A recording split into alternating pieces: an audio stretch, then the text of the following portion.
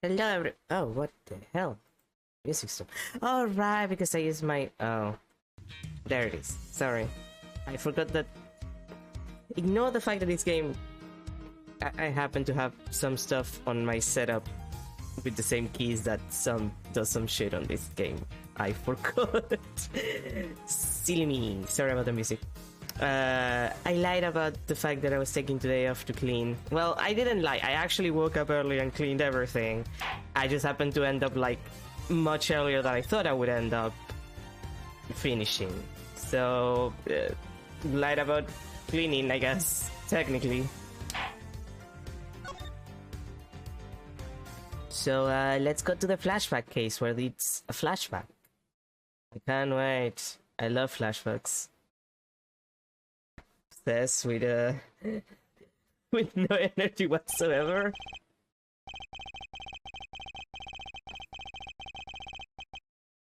Mm-hmm.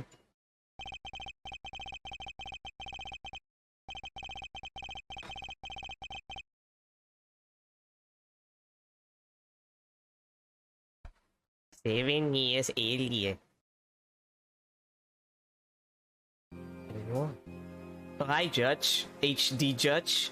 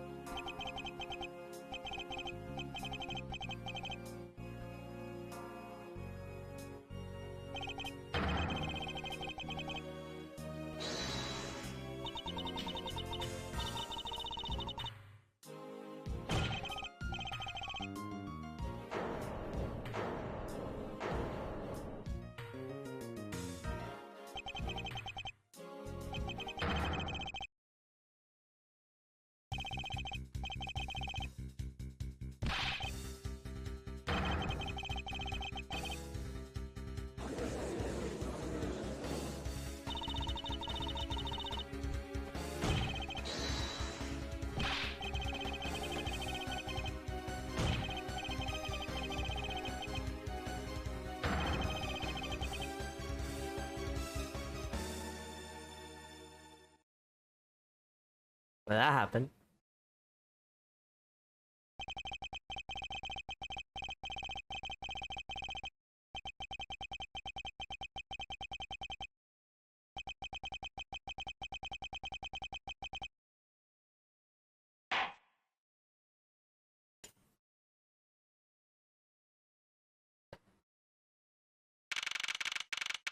September 10, 3:20 p.m. District Court, 3rd floor lobby. Baby Edward is back and he is so small. Not really, he's about the same size. He just looks ridiculous. It's almost time for me to enter the courtroom. And so it is that my first assignment as a prosecutor would be a replacement for a prosecutor who has been accused by the defendant. Okay, but like that means... I'm trying to remember this case. I don't remember much of it. I think this is the one that I remember the least of. I know that Francisca is here, and it's Baby Edward, and it's a flashback.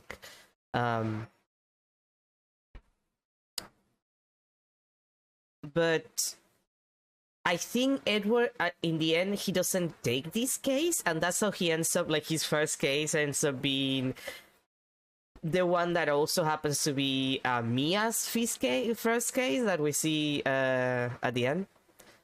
I'm scared of opening war right now because there's been an occurrence of people getting their account banned, most likely because of the co-op event.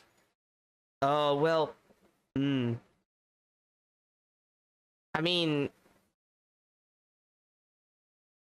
you could always open it, and if it gets banned, like, if it gets banned for absolutely no reason, you could just send a ticket about it. Like, they should be able to return your account to you if that happens, if it's not, you know, if you didn't do anything and it's just because of something unrelated. Though it's weird that it would just get people banned. That's weird.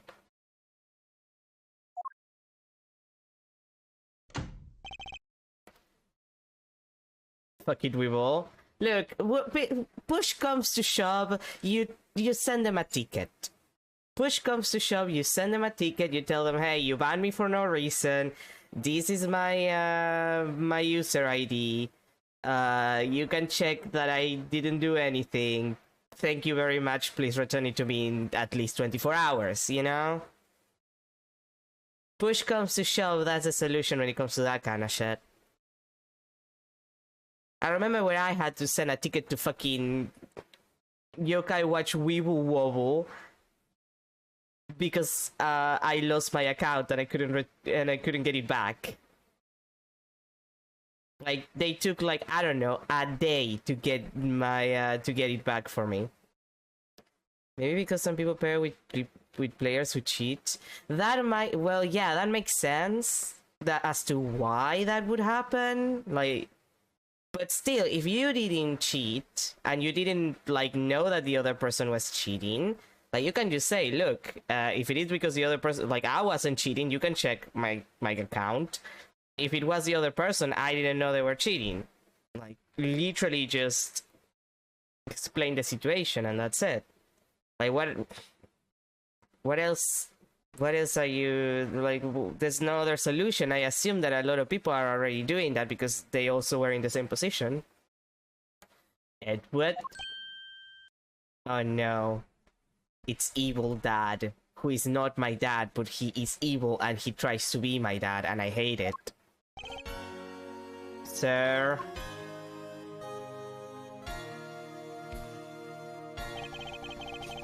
Have you read over all the documents regarding this trial? Yes, sir. I memorized everything there is to know. Very good. The paperwork for the prosecutor's substitution is just about complete. Edward, always bear in mind that as your mentor, I, Manfred von Karma, will accept nothing short of perfection. I understand, sir. And you're still being an asshole, though. No. To have the chance to stand in court at such an early stage in my career, I am honored and proud.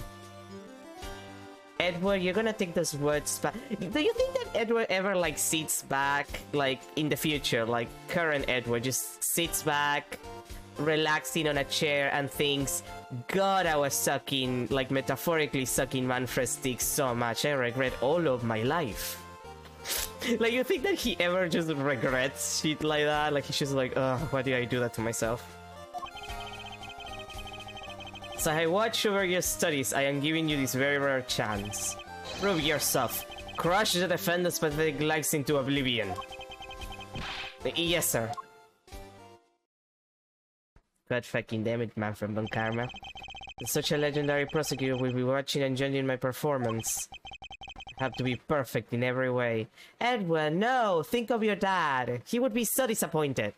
I mean, he loves you, so he wouldn't be, but he would be so disappointed too. That's it? Today's trial should have ended in just 1 minute. Because the defendant was picked up by the security camera, correct? Exactly. The killer had the gall to say that he only killed because he was instructed to do so. Even more outrageous is his claim that the case prosecutor, Bernd Faraday, gave the order. Faraday is such a fool. He's been cornered by his very own prey. I just noticed that Kay's dad, because that's definitely her dad, like, he has like the rat smirk. You know what I mean? Like, he has the rat smirk. Like he has a rat smirk. Sir, are you an acquaintance of Mr. Bernd Faraday? He's a pathetic man who speaks nothing but nonsense. I can't say we are so back. Nice. Nonsense? He once tried to explain to me a way of punishing those who cannot be brought to court. Those who cannot be brought to court? That is nonsense, for no man is above the law. Edward, when people have a lot of money, they are 100% above the law. Well, there are always a few exceptions. However, there is no reason to even deal with such individuals. A prosecutor is a guardian of the court, Poseidon trembles upon his might. One with no obligation to outside matters. Thus, there is no reason to deal with such individuals, I see. Edward, disgracing yourself as Faraday has will not be forgiven. Have no fear. I will not let you down, sir. In place of the accused prosecutor Faraday, I'll prove the defendant's guilt. Very good. I've secured an hour of recess for you to prepare to do just that. Show them all. The power of Karma. So, have you achieved a firm understanding of the case? Yes, sir. I have memorized everything that is written down in the case files. Well, then explain the case to me. I want to see if you really know what you are talking about. Understood. Goddamn. A murder was committed on September 8 in front of the Kodopian embassy. The victim, Mr. Dateman. There it is. I knew it was in this game. I knew it was in this game. Mr. Dateman. Mr. Dateman. He's dead. He's dead, man. He's a dead man. He's Mr. Date. Get it? Get it? Get it? Get it? Get it? Get it? Dead man? Get it? God, this game. I knew that dead man was in this game. I knew it, but I was not expecting it here. Oh, this game and the name puns. I love it. I knew that there was a character in Ace Attorney that they named Deadman. I knew it, and it was a murder victim. I knew it. I remember it was in this game, but I wasn't expecting it right now. I'm so happy that it's there. Anyway, back to the actual serious shit. The victim, Mr. Deadman. Did he dead? Yes. Mr. Deadman was a staff member in the embassy. The defendant in this case, Mr. Mackerel. Mackerel. It's a pun on mackerel. It's the fish. It's a pun on mackerel. Was held for questioning the night of the incident as he was deemed suspicious. He was very sus. It might have been even an amogus. He was quickly placed under arrest for possession of the murder weapon, a gun. Furthermore, at the time of the murder, the great thief Yatagarasu had successfully infiltrated the Kodopian embassy as well. At first, Rail claimed that he himself was the Yatagarasu, but that he did not kill Deadman. I wonder what he expected to gain from such a desperate lie. It's possible that he wants to go down while in the spotlight if he's found guilty. There truly is no limit to people's inanity. Shut up, Karma. You killed a man because he ruined your perfect record. But I digress. Continue, Edward. Yes, sir. During the trial, the prosecution presented the security footage that captured the murder. The footage clearly showed Mr. Rell as the murderer. The act of Mr. Rell firing the gun could be clearly seen from the visitors gallery. Upon seeing that the defendant retracted his statement and admitted to the murder, I did it because I was told to. But the real Yatagarasu burned Faraday. That sounds about right. However, you've forgotten one thing. While this may appear to simply be the murder of a Kodopian embassy staff member, people are actually referring to it as the second KG-8 incident. The second KG-8 incident? I'm very sorry, sir. I fear I failed to study hard enough. Well, even among the police, it's information that only a select few are privy to. Would you please enlighten me, sir? Sir, what do you mean by the second KG-8 incident? In order for me to tell you that, you must first learn about the original case. Take a look at these documents. Look at these documents! This is a 3-year-old newspaper. Overview that, okay. You have heard of the Amano Group scandal before, correct? Yes, I have. The secretary of Ernest Amano, the Amano Group's director, was arrested under suspicion of smuggling. Correct. Except, he wasn't really guilty. But whatever. CCU was an employee of the Amano Group. And the sole witness to the smuggling operation. It was she who brought the crime to light. However, Miss Yu was silenced before she could testify in court. Was then a Kodopian embassy staff member arrested for the murder? Yes, a Kodopian by the name of Manny Kochan was the suspect. Manny Cochen?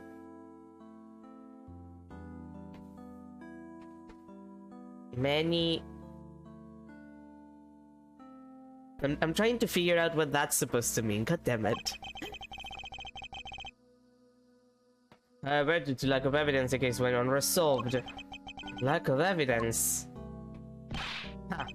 If only I was in charge of the case, I would have fabricated the evidence. What? Nothing.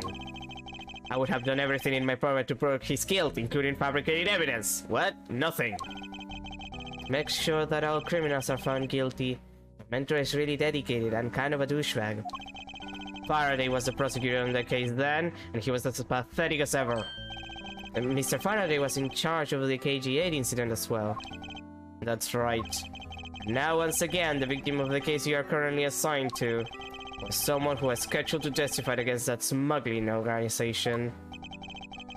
And just like last time, the victim was murdered right before he was to testify. You're catching on! The victim was murdered just before his day in court against the smuggling organization.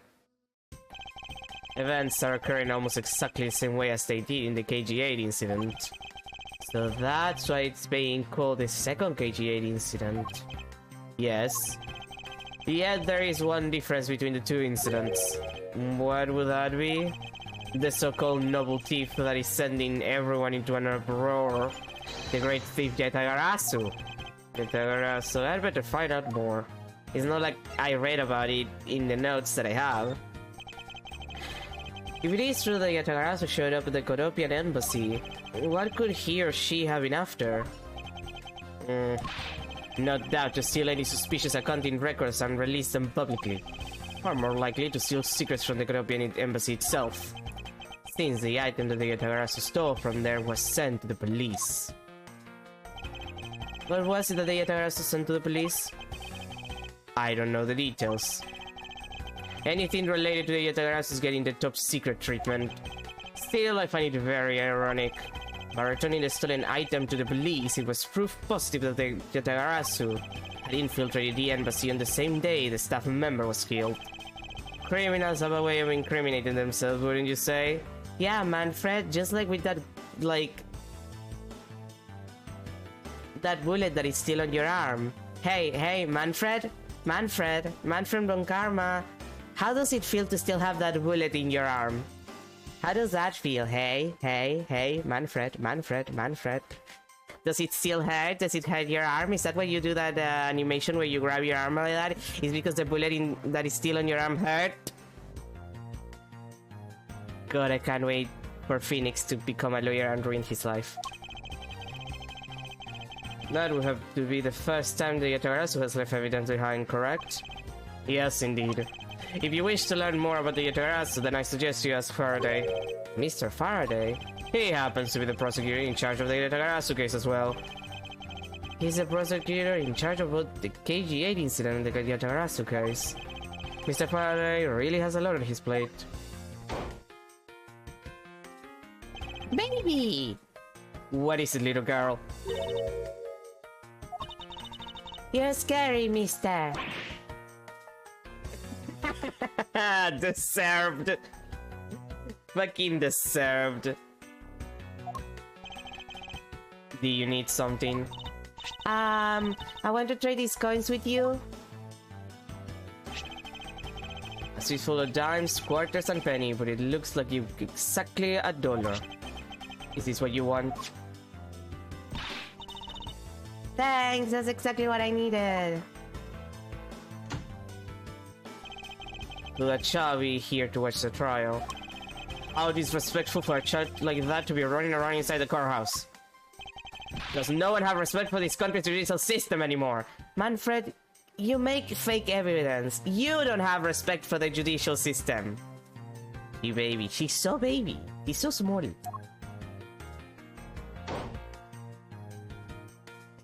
Smallest baby there is. The paperwork for the prosecutor's substitution is complete. Why you? Do you even know how much time there is left before the trial resumes? I am Yowie. I can have you mopping up this courthouse instead of protecting it in an instant. It's no bother, sir. Not being completely prepared could prove to be a perfect handicap for me. A proud one you are. You had better collect the evidence from Faraday and prepare yourself. It's time for your debut, Edward.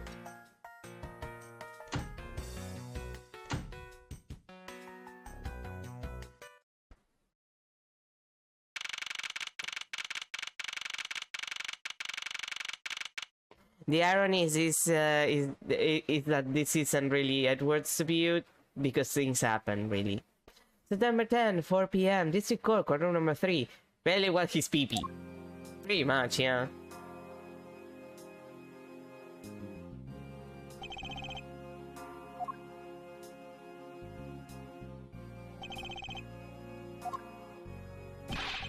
Just what is going on? Why isn't Paradise here yet? Is it possible that the defense did not prepare yet either?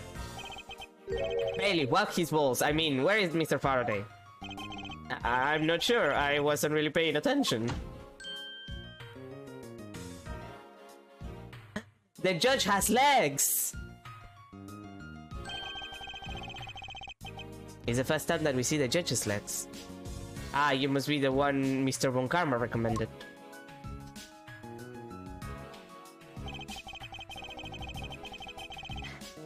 Hi, Mr. Judge.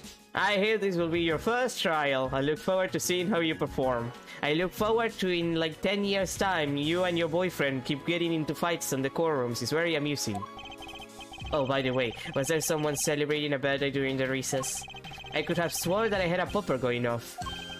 Come to think of it, you're the day with my grandson. Sir, it looks like the trial is about to resume, however... Yes, it will be all but impossible to prove the witness is a liar without the evidence from Faraday. What is that blasted buffoon up to?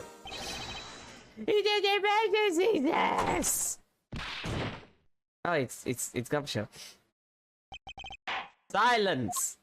There shall be no yelling in the sacred hall of law. Bailiff, whack his balls! I mean, remove this man from this courtroom at once. Please! Wait! You have to listen to me! There's an emergency! Defendant lobby number 2, Mr. Faraday and the defendant! The two of them! They're both dead, Your Honor! What? What? What? Wait!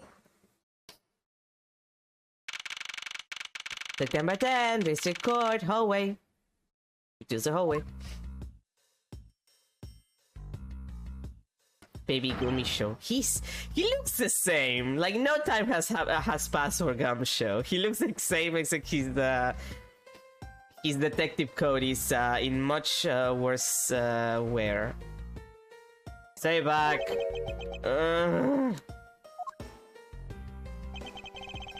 No one's allowed on the crime scene. Period. Just who does this oddball thing he is. This is becoming quite a hotspot. Isn't she Mr. Rell's defense attorney? Hey, you, not running in the hallway, pal! And who are you to tell me what to do? Well, never find out what's going on like this. It's time for some civil discourse.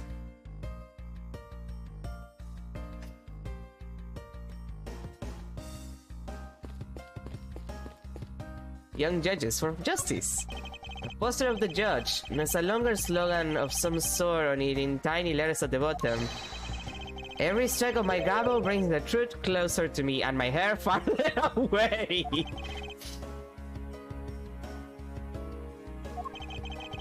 Is it a promotional poster for the court or a hair growth product? Alright, Tyrell. Excuse me, but who are you? Detective Tyrell Bad. Homicide. I was informed of the situation and came as quickly as possible. So how did you arrive and inspect the body before me? Faraday requested for me to testify in the trial. Plain and simple. Mr. Faraday requested that you be here. I've already contacted HQ about the situation. I've got nothing to say to you, kid. Kid? I I'm Mr. Faraday's substitute in today's trial. Therefore, I insist that you update me on the situation. Now! I can't back down here. I have a right to know.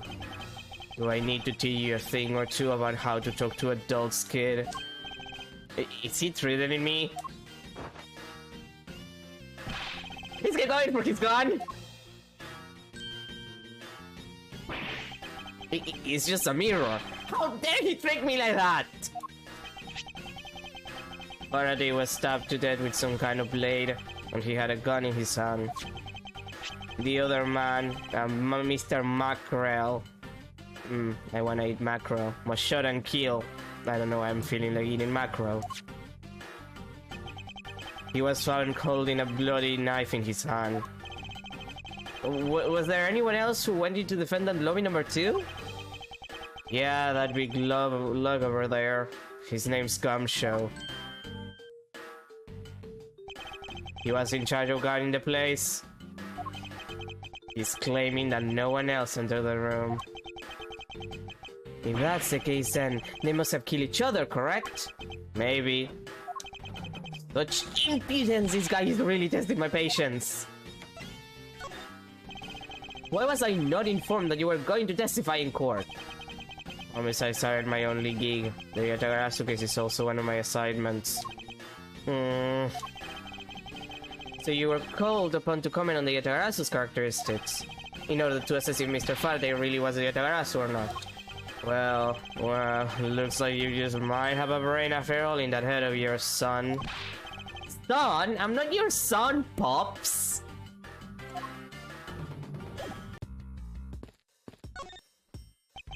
Do you have a minute? You know, I'm not really into talking to people I don't know. Especially at a time like this.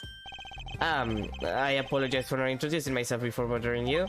My name is Miles Edward. I was to take Mr. Faraday's place in court. Edward, never heard of you. So Faraday's substitute is a newbie, huh? I'll have you know, Mama, that I studied under Malferbo Garma. Do not take me for some naive novice.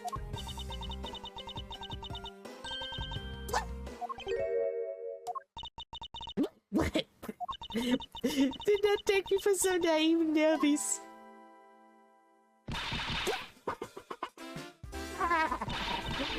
So Karma. Actually, that's closer than a dead giveaway. Stop right there. These are the garments of one who candidly presents the facts. Thanks for the great laugh, but try not to make me laugh so much, okay? I wasn't trying to do anything of the sort. Just kidding. I was just goofing around. By the way, do you know who I am? And my name is Callisto Yu. And if you're telling the truth, then we were about to go head-to-head in court. But of course, I have heard much about you, Miss Yu. But of course I have heard much about you. You're a regular Shakespeare. Did I say something funny? I'd like you to update me on the situation.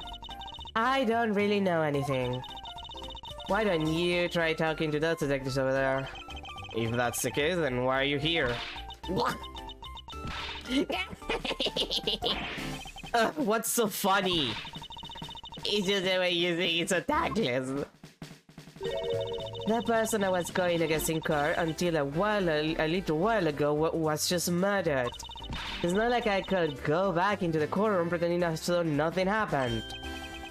That's a good point. I apologize for asking such an insensitive question. It's fine, don't worry about it.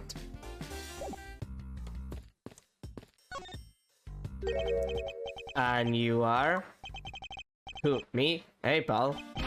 It's common courtesy to tell someone your name first before asking theirs. Yeah. Point taken. My name is Miles Edward. I am a district prosecutor. A prosecutor? I've never seen a prosecutor as young as you, pal. I've told you my name, now would you mind telling me yours? Detective Dick Gumshoe, and just recently I achieved my dream of becoming a detective. More than a dream, it's what I was born to do. Wait, maybe I should check and make sure I'm not really in some crazy dream first. This detective is entirely too excited to be at a murder scene. So, Detective Gumshoe, would you mind telling me what you know about the incident? You know that I don't have to tell you anything, right? I know that. But it would behoove you to fill me in on what you know. Oh, you're a proud one for such a youngster, aren't you? Well, anyway, Detective Bat is the one in charge. So you're just gonna have to ask him for all the details, okay? As for me, I was guarding the door to defendant lobby number 2. So you were on guard, detail. Did you notice anything strange while you were on duty? Well, I freaked out when I heard a gunshot and then it kinda froze. You're a detective and a measly gunshot scare you that much? Then again, I can hardly claim to not know what it's like to hear one at close range. Then Detective Bat came running into the scene. We went into lobby number 2 together and both men were lying there, dead. Is that everything? Yeah, that's it. I was in the hallway the whole time, but I didn't hear a single people struggle. Interesting. Other than the gunshot, he didn't hear a single sudden commotion.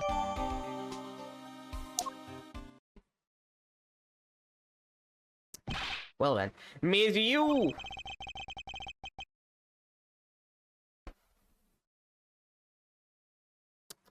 I'm hydrated. There is someone here who wishes to see you. Who is it? Could it be an embassy staff member by the name of Manny Kochan? What? What's going on? Detective Bat and Miss Yu's moods just changed all of a sudden. Wait a second. Was it Manny Kochan? I'll be right there. It's nice to see you again, Miss Yu. Why are you here? I have no desire to ever see you again. Oh no. Actually, would you mind stepping outside for a brief chat? Fine, let's go. Meanwhile, Manfred Von Karma. Bad? Von Karma, it's been a long time. I knew you would show up. You usually do when the antagonist is involved, and I see this case is no exception. Do you know Detective Bat, sir? Yes, he's like an old bloodhound that never leaves the scene of a crime. If only he would get a promotion and move on. It's the crime scene where a detective is most useful and effective. Huh, it's not like I don't know that. Moving on though, Bad. The man that died just passed by. Was he not the suspect from the KG-8 incident? So I was right. Just what is that man doing wandering around here? That Faraday, I can't believe he let such an easy catch get away. Imbecile! I would have proved him his guilt in 3 minutes. Von Karma, I think you've said enough for now. It's in poor taste to speak like that about the departed. Very well. Back on topic, I'm placing Edward in charge of the investigation here. Objection! Oh no, baby Friska! Papa, how can you place him in charge? Francisca, what are you doing here? I'm here for summer vacation, what else? Francisca Von Karma, but small. So she's here on vacation from Germany. She's the daughter of Manfred Von Karma and a student of his who's also a junior to me. The fact that Von Karma has multiple children haunts me. Like, he has a daughter old enough during Ace Attorney 1 to have, like, a grandchild. Manfred Von Karma has fucked multiple times. It's horrifying when you think about it. You're not the one who's junior to me, and don't you forget it! You're not conveniently avoiding the bar examination, are you? Ah, if you were able to pass, then I'll have absolutely no trouble at all. I'll never allow myself to lose to you. Never! Why does she always have to be this competitive? Anyway, Papa, are you really assigning Miles Edward to cover the case? Yes, I am. Why do you ask? Well, you know, I'm close to becoming a prosecutor myself. And I am 100% confident that I can do a better job than him. That's just like Francisca. He has no problem mouth-mudding someone right in front of them. And that's why she is such a pain in the ass. But...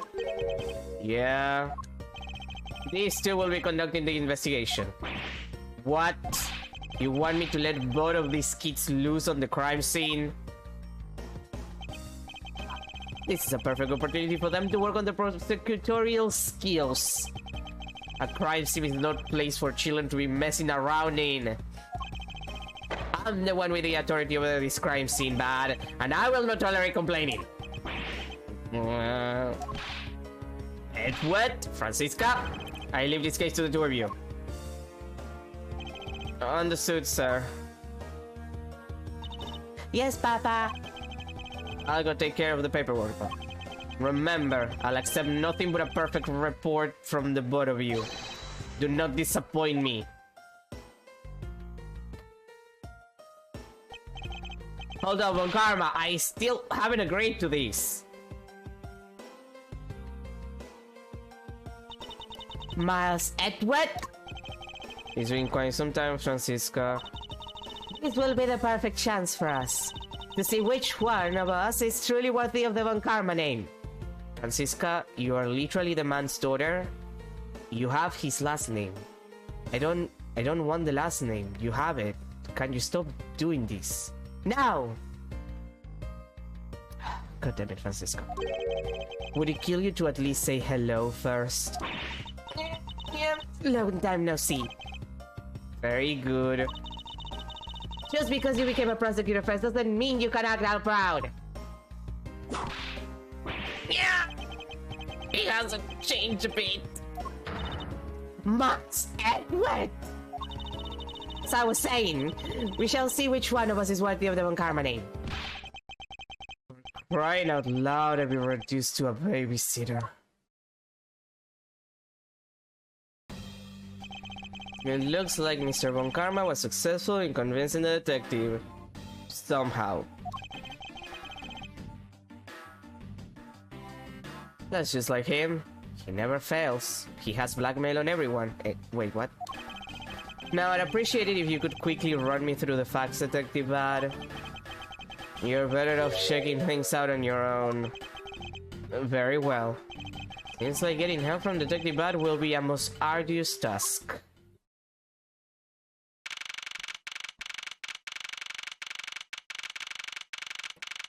September 10, 4:15 p.m. District Court, Defendant Lobby Number 2. Is the only real explanation that they killed each other simultaneously? Miles Edward, you should listen to someone until they are finished talking. What are you talking about? I'll only say it one more time. This is a competition to see who is truly worthy of the Von Karma name. A competition. The person that figures out the truth first wins. So the person who doesn't discover the truth is a dishonor to the name? Exactly! I don't care that you became a prosecutor before me. I simply refuse to hear any more foolish things come from your foolishly foolish mouth. Fine, whatever makes you happy, bitch.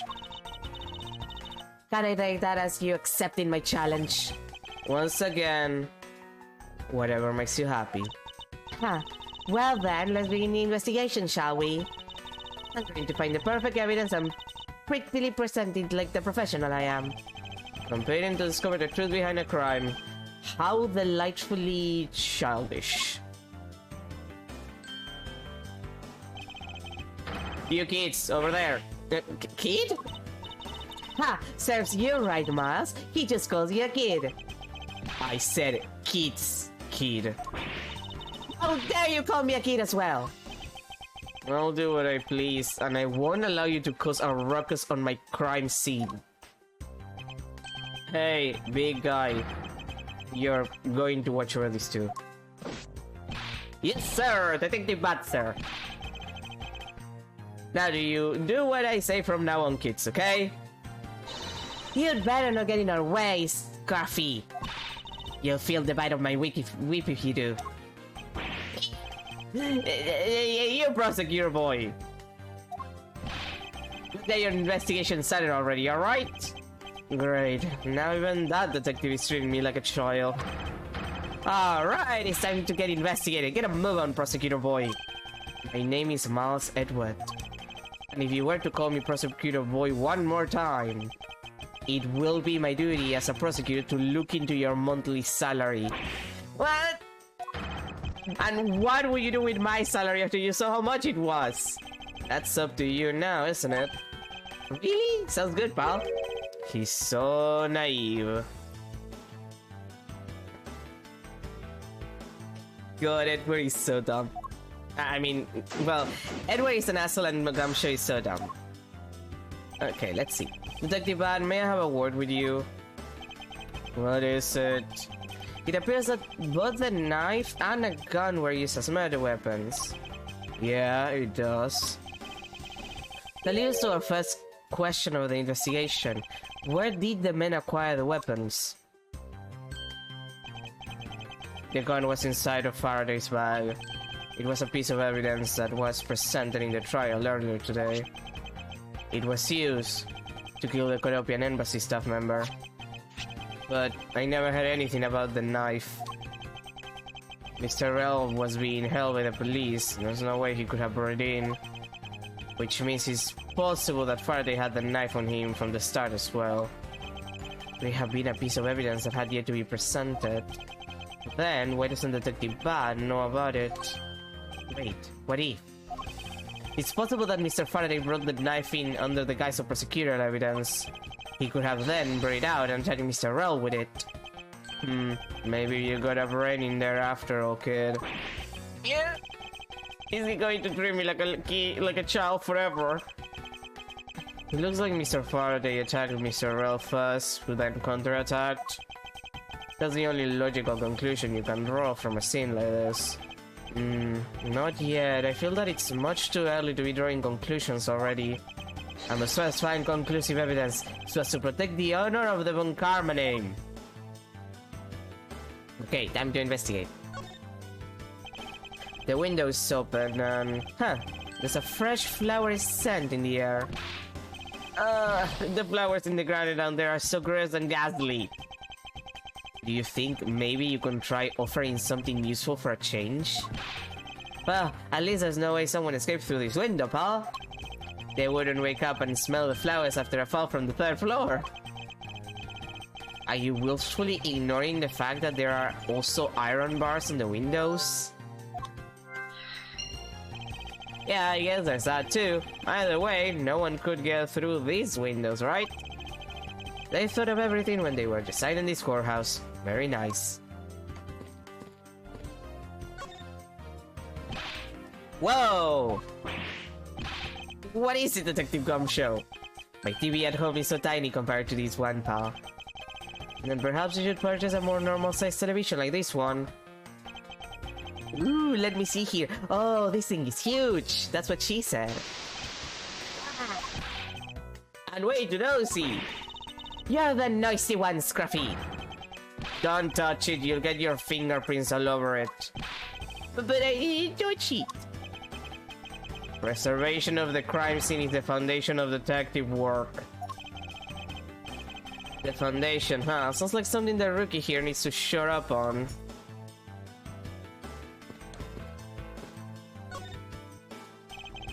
The TV has been left on. Why are you looking at me like that? It wasn't me, I didn't touch anything. Gumshoe, you do know what will happen to you if you touch something again, right? I won't touch anything! I won't even go near the TV either. And you, get back to your investigation, alright? I was trying to do so anyway. There's some stuff in the bag, pal. I suppose there was Mr. Faraday's bag. It's probably the trial evidence that I was supposed to collect from him. Is it the evidence? I'd better not touch it. I leave prints on it. Do you just not pay attention to anything you do?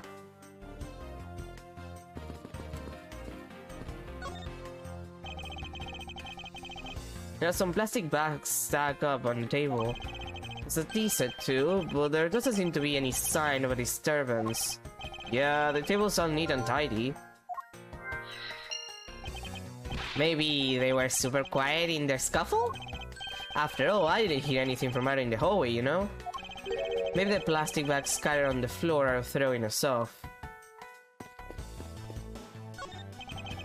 This decorative plant's foliage is quite nice.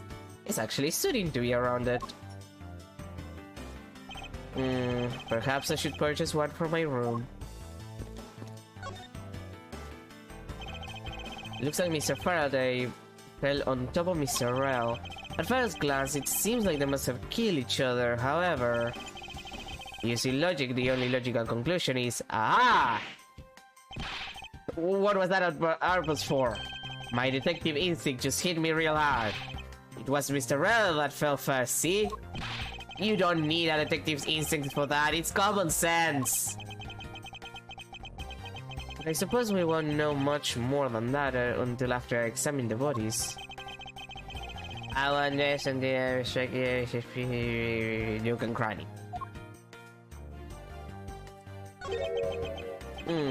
Why are there plastic bags scattered all around? Those bags are for keeping evidence safe, Paul. I know that much, detective. You sure are good at this stuff, aren't you, pal? Normally, I'd be happy when someone compliments me, but when it's this guy... Anyway, these plastic bags could these plastic bags be evidence of a fight between the two men?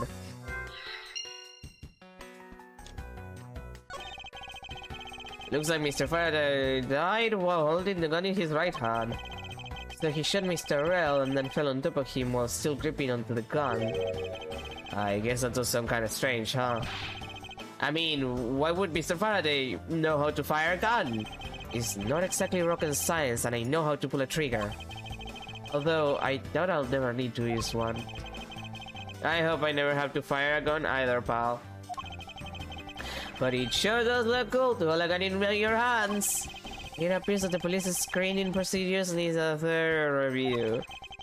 Anyway, I should jot down some notes about the handgun in Mr. Faraday's hand.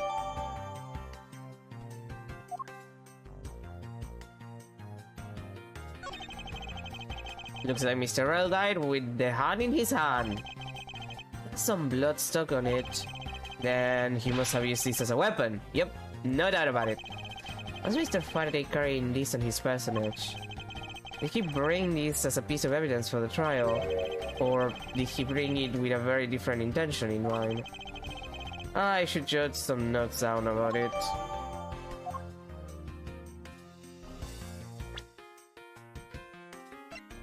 Oh, and it doesn't... It actually doesn't let you check it further, which is what I wanted to do.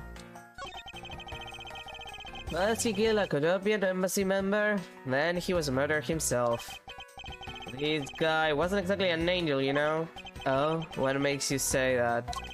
Well, he's been hauled into the precinct several times for theft and assault, pal. So yeah, he's definitely the type to have committed a murder too. Well, he did admit to killing Mr. Dateman. Hey, good point, pal. I knew my detective's intuition was telling me something.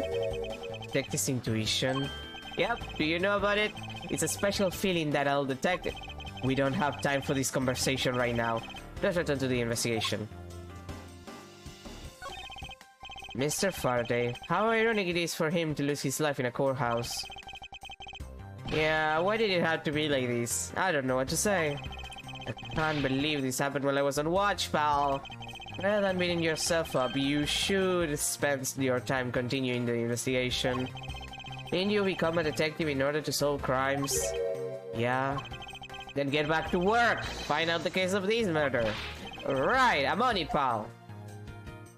Okay, is there anything else that I can check in this crime scene specifically? Oh, here, the hat. His hand is all black down here, see? I wonder what could it be? If you look closely, his blotching pattern resembles an ink stain. An ink stain. Yes, I usually get ink on my hand when I use my feather pen. A feather pen? I never seen one before.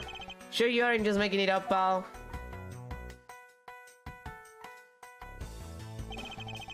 Mr. Rell's cause of death was from being shot, correct? That's what we think, but it's hard to tell with him laying face down. Death is, I don't know, but it's really lamentable that someone would try to hide the truth. Are you sure that we're trying to hide something?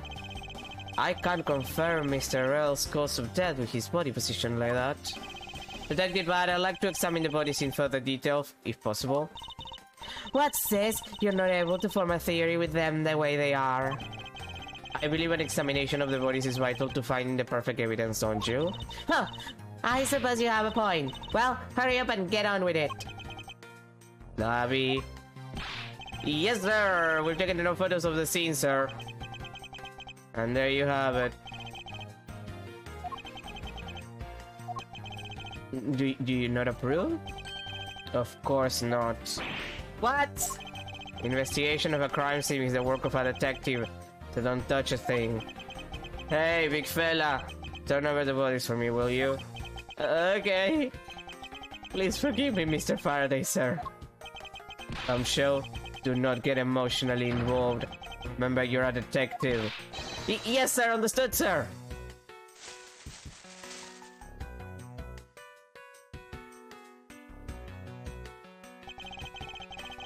I will undress and then I will expect this nook and cranny.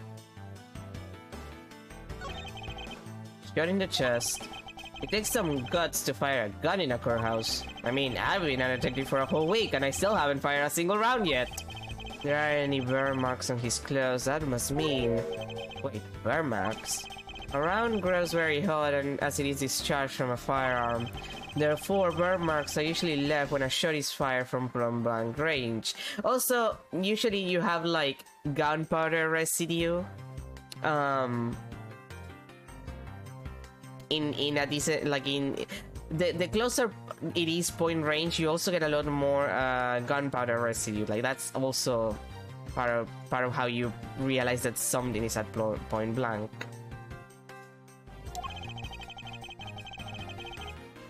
Ergo, Mr. Rell must have been shot from at least a yard or two away. You sure do know a bunch of neat stuff for your age, pal. Apparently, this detective has as much common knowledge as your everyday marsupial. Looks like Mr. Faraday was stabbed with this knife that Mr. Rell is holding. Ouch! What's wrong, detective? My stomach's starting to hurt from just thinking about being stabbed. Just keep your mind on the case, alright?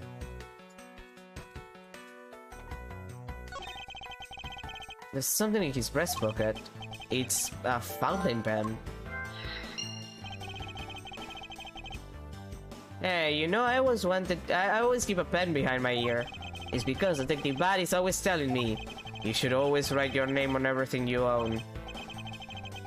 Yeah, somehow you just strike me as quite a forgetful individual.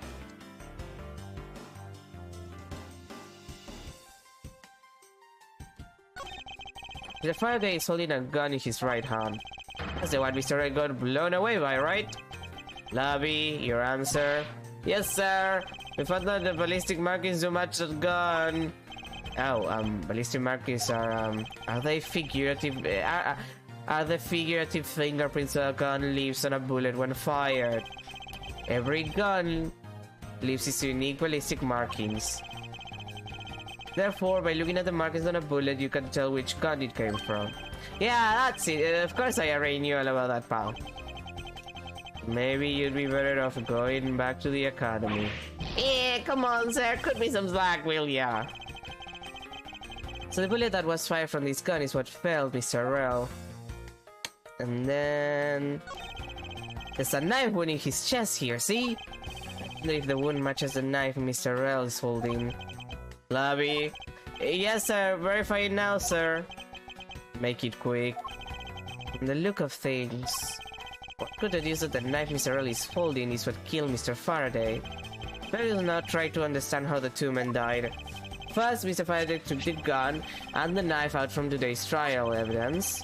Then he aimed the gun at Mr. Rell and fired. However, Mr. Rell managed to grab the knife and counter Mr. Faraday while being shot.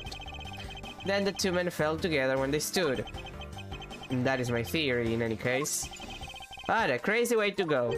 Still, something about that explanation just doesn't seem right. I believe I now have a firm grasp on what happened here. Let's see, is there anything that I haven't... Looks like the sofa is ready to be disposed of. It's so soft! I could sleep for all 25 hours of the day on this thing. If only I could dispose of him. Damn it. Damn it, Red. Detective Bad, do you have any thoughts on the case? Faraday and Well, it looks like they killed each other to me. Although, there are a few things that just don't seem right. And what would they be? Why don't you try thinking on your own before on your own first before you bother me, boy? Never been downgraded to just boy? Ah, I see. Do you figure something out? This is the competition, Miles! And as such, I'd appreciate it if you didn't talk to me. As you wish. She's so rude. Okay, let's start connecting ideas.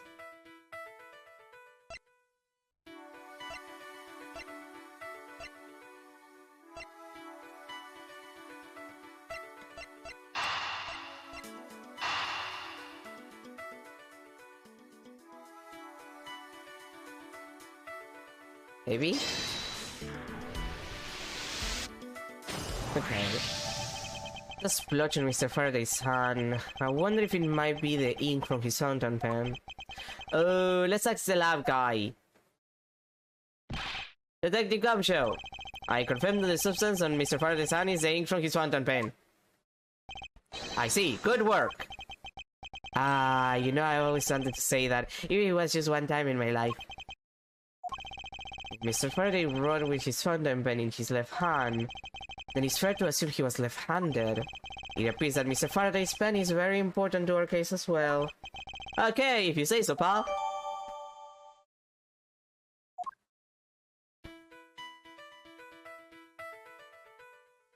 I don't want to check if it's gonna... No, it's not gonna let me check.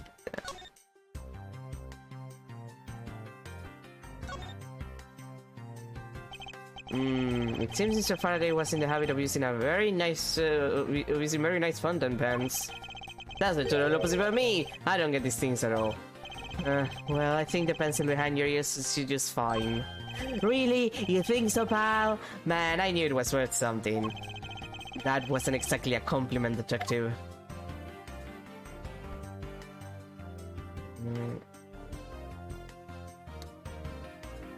Okay, is there anything of note left? Oh, wait. This looks like a quality nib.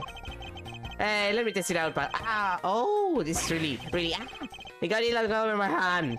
Detective Gumshoe, don't ever play with the evidence like that.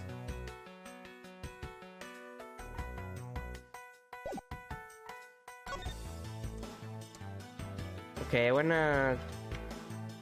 Is there anything here that... No, it seems that that's all. Okay.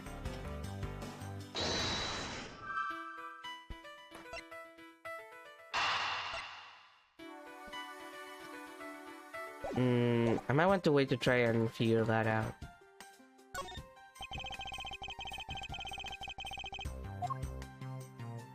Oh, and I can't... Oh, really? I can't... Okay, I can't do that. Okay. I wanted to point out the contradiction that he's holding it with his right hand.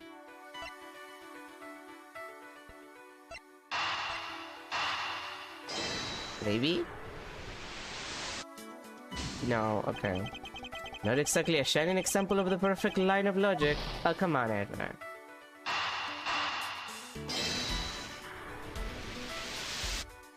Okay, there it is. There's a very tidy pile of plastic bags on the table. And yet, a portion of them wound up scattered on the floor as well. For no good reason. It's not likely that the ones on the floor were knocked over during a struggle. In which case, there might not be another explanation as to how they got there. Might there not be another explanation of how they got there? Another reason. I believe it's possible that the blood on the outside of the bag is related somehow. Please get that blood away from me, pal. Detective Gumshoe, whose blood is on this bag? Hold on, let me ask the lab guy. Alright, please hurry. Wait until you get a load of this, pal. It's Mr. Faraday's. Oh, and the technicians said they didn't find anything else on or in his bag either. It would appear that this bag is a very important piece of evidence. Okay, if you say so, I'll leave it in your hands, pal. You're the detective, though. I guess there's not much left to investigate, huh? They really did kill each other. No, we can't conclude that quite yet. There's still something I find very peculiar here. The theory that they simply kill one another is too simplistic in this case. In fact, there's actually a contradiction that shows there is another possibility. No way, pal, really? I suppose I would just have to show you the contradiction in this crime scene. I won't rest on the nook and cranny. He just says that so much.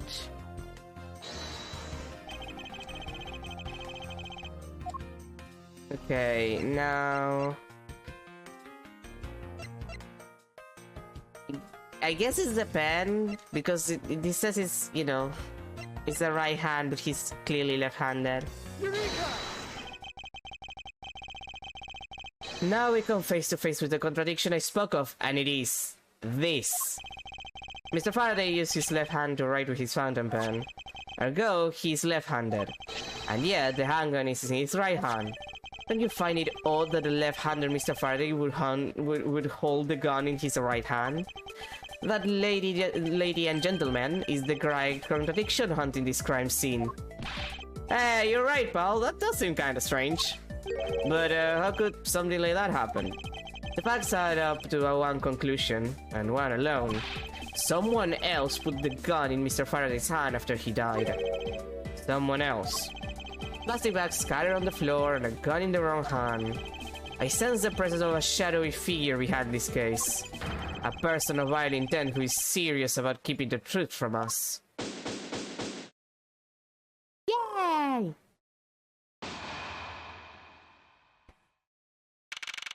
September 10, District Court.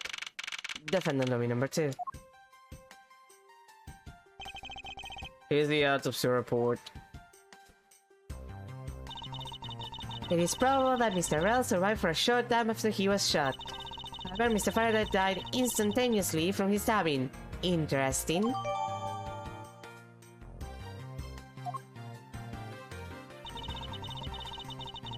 It looks like we now know everything we need to know about this case.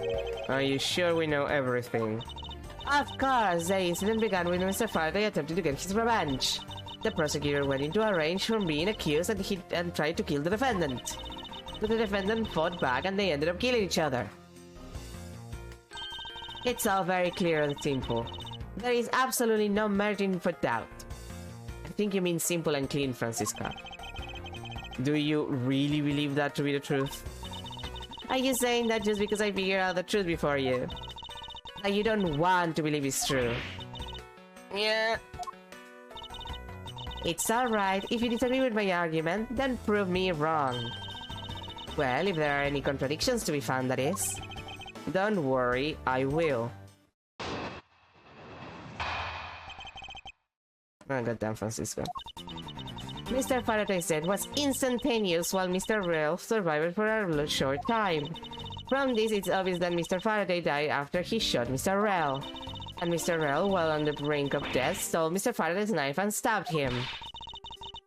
Those are the facts of this case. Mr. Faraday's was instantaneous, therefore he must have attacked first. Proving that logic to be false is probably the fastest way to show her that she's wrong. In that case, I should first look for any holes in her theory. Okay.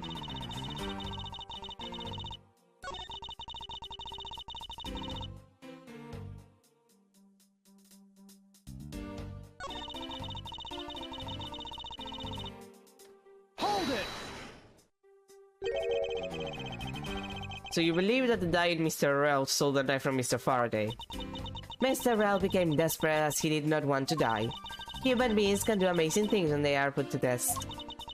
So the two men struggle, and in the end Mr. Rel was able to grab the knife and stab Mr. Faraday. The messy condition of this room is a testament to the struggle. Yes, my logic is perfectly sound. Can you really say that it's perfect? What are you insinuating? Nothing. However, I can't let what you said slide by without further inquiry. One must be clear and precise. So if you could append that statement to your testimony. Fine.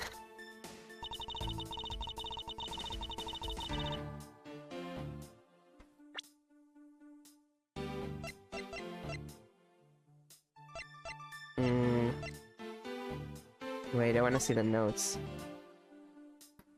Okay. Died of a stab to the chest, a shock from the stabbing caused instantaneous death. Rel died from... There's no gunpowder burns on his clothes, suggesting he was shot from a few yards away. It's possible he was alive for a little while after being shot. Don't I have any notes on...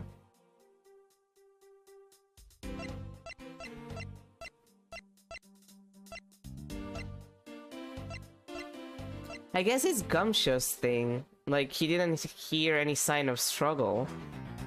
Objection!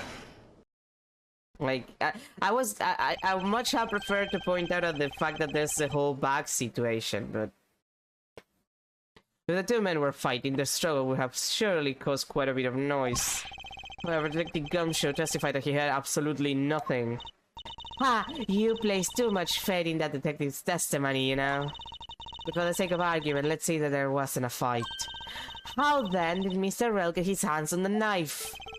Mr. Faraday's bag was sitting right here in lobby number 2. It is not hard to imagine that perhaps Mr. Rel saw a chance and took it out at some point. So, what you're saying is this. Mr. Rel took a chance when he saw the opportunity and took the knife from the bag. And then Mr. Faraday shot Mr. Rel after being stabbed. Isn't there something strange in Francisco's statement just now? Wait, something doesn't add up. Oh, really? It's simply not possible for Mr. Faraday to have shot Mr. Rel after being stabbed. Yeah, the crime scene notes. According to the coroner's report, Mr. Faraday died instantaneously, meaning that he died immediately upon being stabbed with a knife. Ergo, he could not possibly have fired the gun after that. You got me. But of course... You're making fun of me. Well then, if the report is correct, then there is only one correct explanation. If we suppose that Mr. Rel attacked first, then Mr. Faraday, who died instantaneously, would have been unable to kill Mr. Rel. Therefore, Mr. Rel must have stabbed Mr. Faraday after he was shot, then they both died. That is the only explanation that makes logical sense. Negating your opponent's ideas in order to prove your own theory. I see you've been studying, Francisca. I just wanted to explain it to you as simply as possible, before you foolishly propose a foolish theory that only a foolish fool like you could... Just could, in general. How naive of you to believe that only your opinions are valid. And still expect to discover the truth that the crime scene offers you. Francisca, you've still got a ways to go. What are you talking about? Are you saying there's a flaw in my logic? Mr. Faraday died instantly, and the fact that he did is what gives rise to the contradiction in this scene. The contradiction here in this crime scene is... the order of events, really. But also, technically it's the order the bodies fell.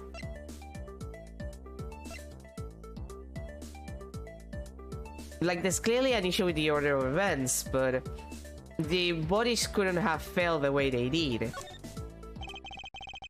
Let me get this straight. What you are arguing is this. Mr. Faraday took the gun from his evidence bag and shot Mr. Rel. Then, the wounded Mr. Rel found an opportunity to take the knife and strike back.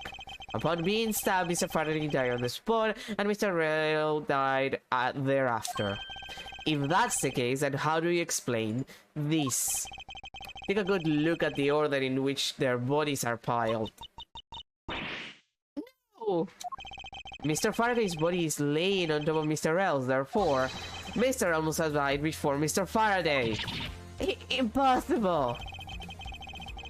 Yes, I agree that it seems strange no matter what angle you approach it from. Which means that the real mystery behind this crime scene that we must always... No! Not so Miles Edward! What now? I simply think that you ought to think a bit more outside the box. And that it's even clearer now that the incident is starting to Mr. Faraday's murderous intent. He sure bounced back quickly. An explanation won't be enough this time. It's going to take some very decisive evidence to prove her wrong. God damn it, Francisca.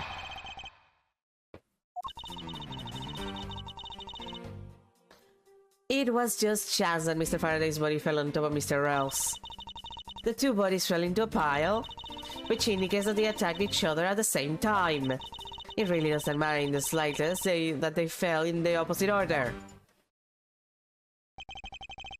I just know that Francisco's explanation isn't absolutely correct.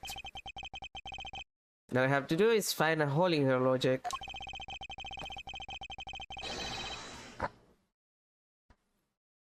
Oh, sorry. No, I should have muted my mic for that. I am so sorry that you had that. It's my nose. Don't worry about the horrifying noises on my nose though sometimes. Once I do, I can then present her with the evidence that proves the contradiction. Yeah. What happened, part 2? Uh-huh.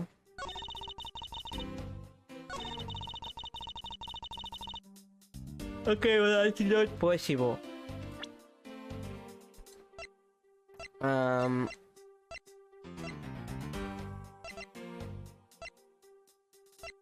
Like, by the crime scene notes, that's... Objection! And Francisca, that's not possible.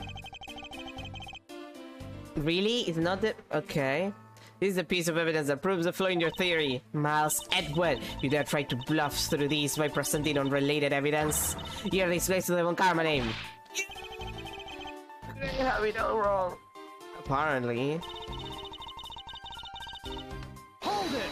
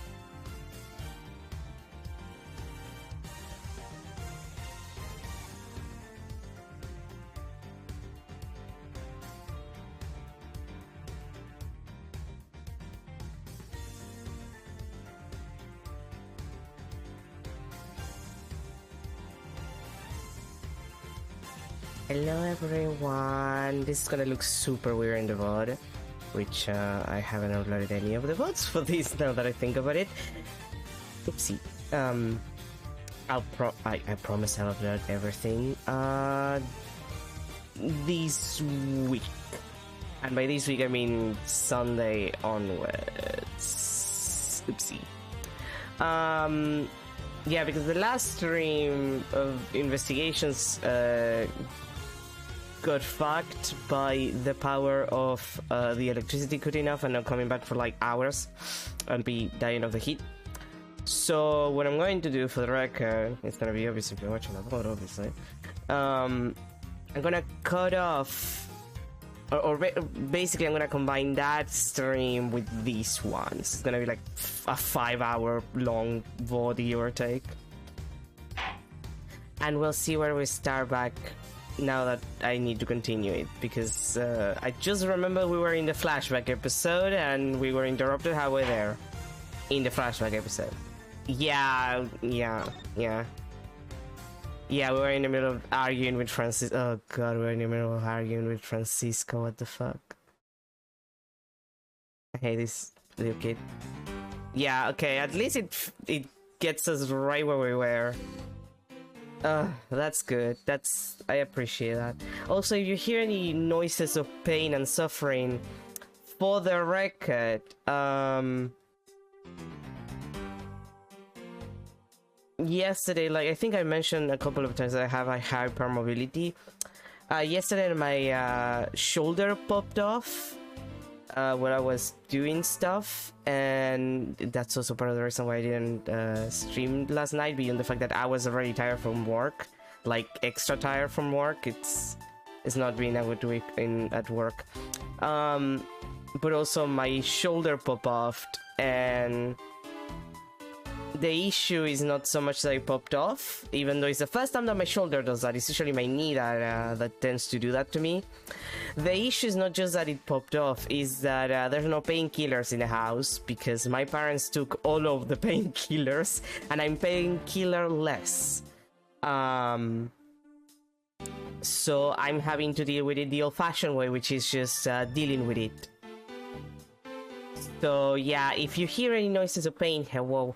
That's me suffering the pain of my shoulder because it's still hurting from yesterday after it popped off. My life is hilarious. It's just funny at this point. Anyway, I'm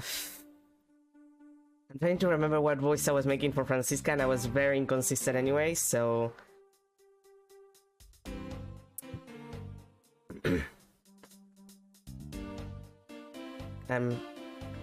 Just give me a second, I'm trying to work out the voice. My body is just destroyed, for the record, like, every part of me, dead, destroyed, absolutely fucked up. Just, it's summer. Summer fucks my body up more than winter.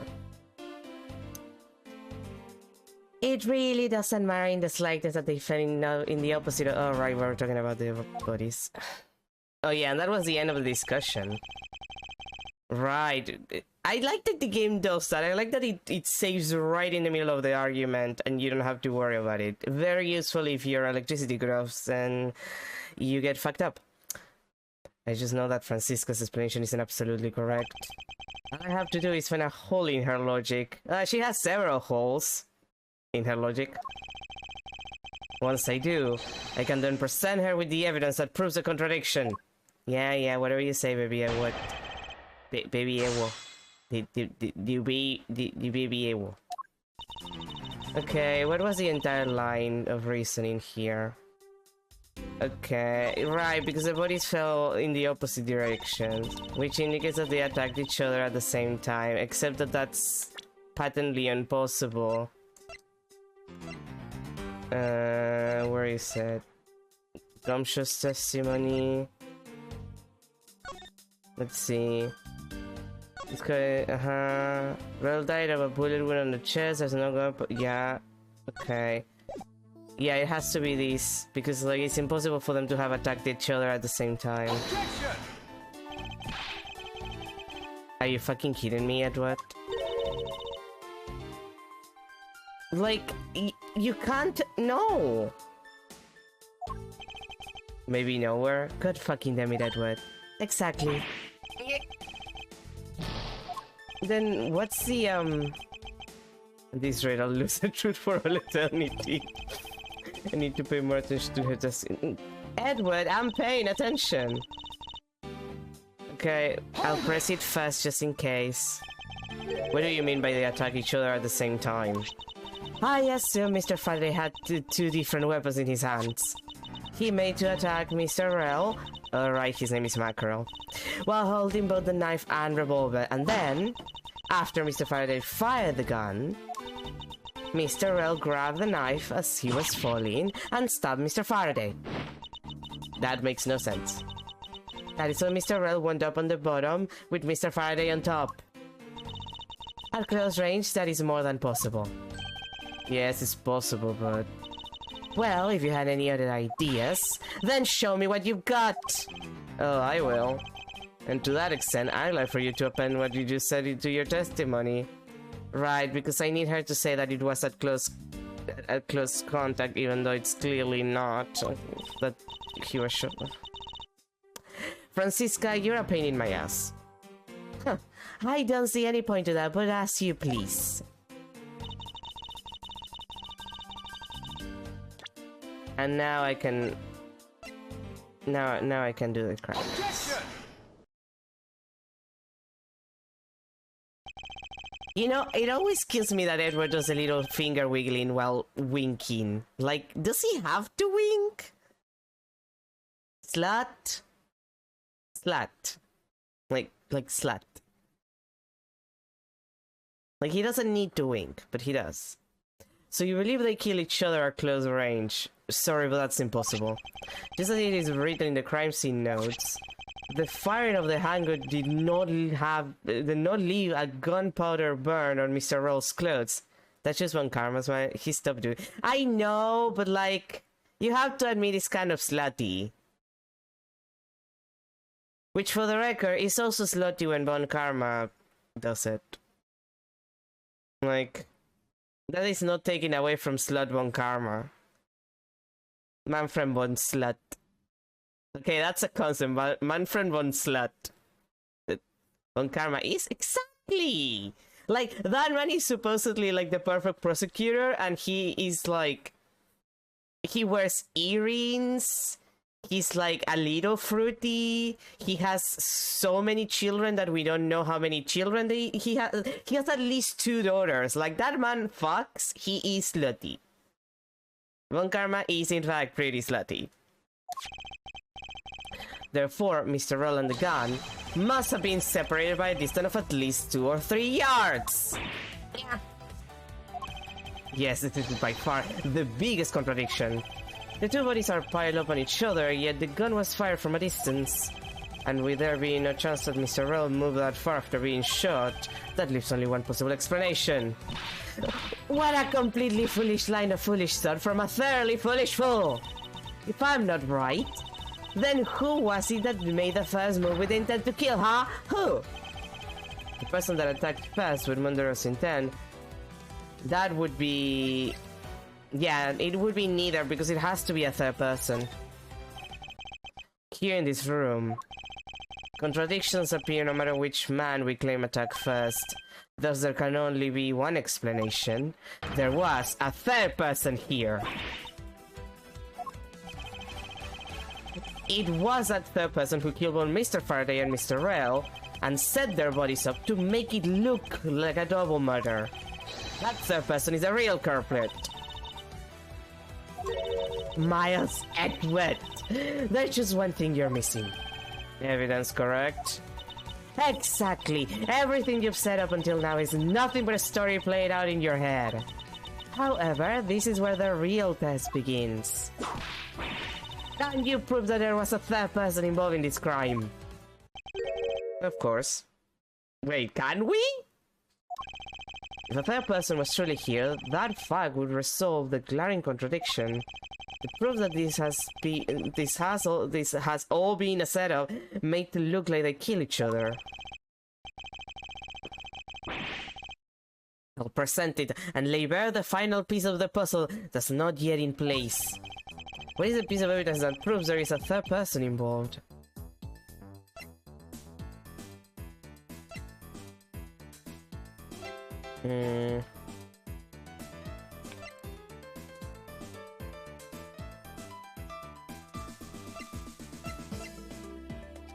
Might have brought this as evidence. It was found in Rell's hand. 4 PM, discovered after a gunshot was heard. Shock from stabbing caused instantaneous death, which is technically a clue. There's no gunpowder,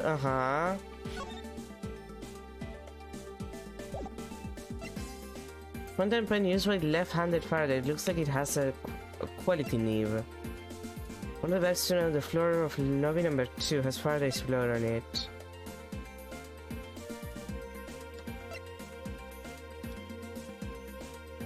Other than a gunshot, didn't hear a sign of struggle. See, here's the deal, that's a couple of things that you could argue. Like, the fact that there was no struggle would prove that there had to be someone else there to keep the thing quiet. The gun was in the wrong hand, so that's already a clue that it was the wrong person. The bags were thrown about, but like, there was a couple of bags on the table that were completely fine.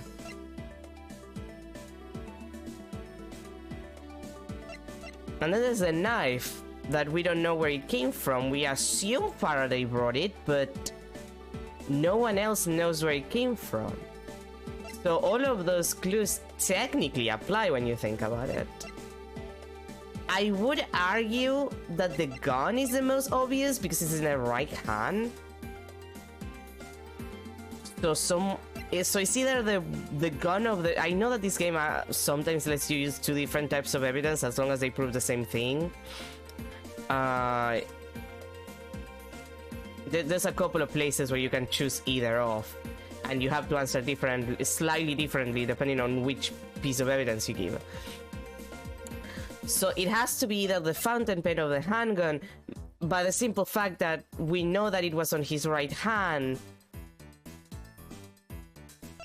but Faraday is left-handed. So if he shot him,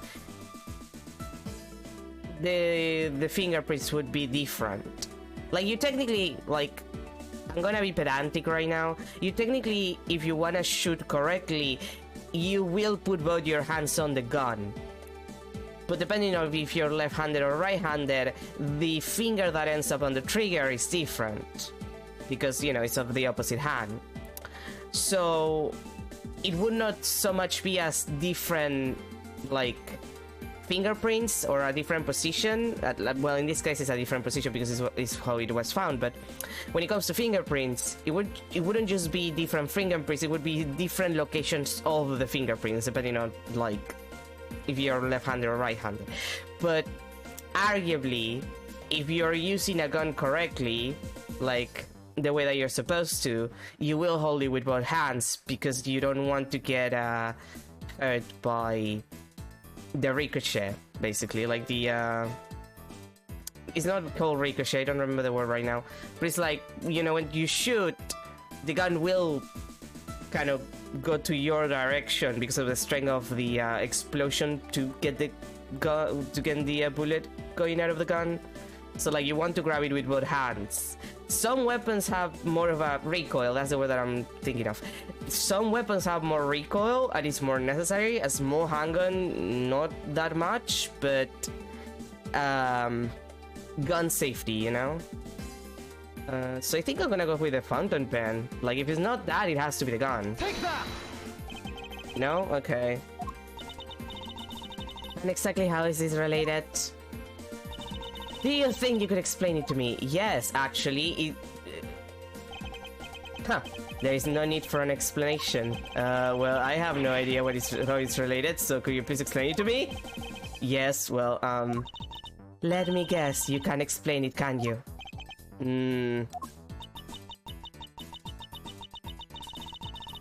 Yeah. It would appear that I was wrong. Oh, come on, my reasoning is fair. Okay, so... wait, actually, it could also be the bags. Oh, actually, you know what? It has to be the bags, now that I think about it. Because of the positioning here. Like, the bag is too far away. Like, I wasn't thinking about the position of that bloody bag, but it's too far away from Faraday's body for it to make sense. So it has to be the plastic bag that has blood on it. Take that! Yeah, there it is. I was reasoning wrong. I was doing bad reasoning. I was not being Mingus smart. I was being Goomin, the not smart. The gun in Mr. Faraday's hand and the plastic bag with his blood on it. These two items point to the presence of a third person. How so? Recall Detective Gumshow's testimony. I was in the hallway the whole time, but I didn't hear a single peep of a struggle. If there wasn't a struggle in this room, then there shouldn't be any plastic bags on the ground, meaning that someone else would have deliberately scattered them around. Do you not see the possibility in this? Disregarding the gun for the moment, there's a high probability of blood splatter when a knife is used on a person. If the culprit held a knife with a plastic bag around it, they could use the bag to catch any blood splatter from when they withdrew the knife. Then, by spraying a few more plastic bags around, mixing the bloody one in with them, and arranging the room to make it look like there was a struggle between the two, they were able to conceal their presence. Ah! Sucks to be you, friend. Looks like we've still got a long way to go in this investigation. Yes. Objection! Miss you? The judge! He has legs! Wait, I made that joke last time. What the heck's up with you, pal? Mr. Bad, I advise you to place Detective Gumshow under arrest. What? What's the meaning of this? Ah, looks like you're not man enough to discipline your own subordinates. Don't you dare. That detective claims he was there standing in front of the door the entire time, but I have it on good authority that it was all a giant lie. Miss Yu, I ask that you please explain that last statement. I'll let his son explain it himself. I saw it with my own eyes, I tell you. During the recess, there was a period of time when there was no one in the hallway. What? See, Mr. Bat? I ask you, why would a detective who was supposedly doing his job the whole time want to fabricate such a lie? Show. Did you kill Faraday? No! Of course not, sir. It would appear that the one who set this whole crime scene up is the detective, which basically renders his testimony a complete lie and wholly invalid. It looks like your perfect logic has just come tumbling down, Miles. I was in the hallway the whole time, but I didn't hear a single peep of a struggle. Was the statement really a lie? Detective Gumshow, you're now a suspect in the murder of 2 men. Now spit out the truth or so help me. I haven't lied to anyone, sir, honest. I really was there. I was in the hallway the whole time. Detective Bad, I ask that you please do not act without my permission. After all, I am the one that is heading up this investigation, am I not? Don't talk like you know what's going on, boy. Why do you call me a boy? He gives put Edward a boner. All I want is for this investigation to run perfectly. Perfection is the only wish of a disciple of Karma, after all. Therefore, before you take the tempting Gumshow into custody, I'd like to set the record straight on something. And what's that? What should I ask Detective Gumshow about? Huh. I mean, motive doesn't make any sense, because it doesn't matter if he has a motive or not, because he's not the person at fault here.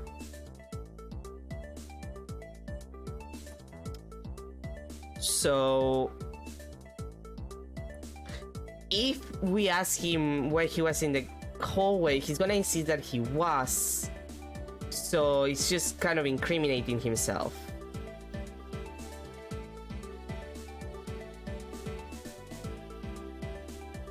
So yeah, actually, stayed over the hallway would make the most sense, wouldn't it? I'm trying to consider it. Like, it makes no sense to actually ask him.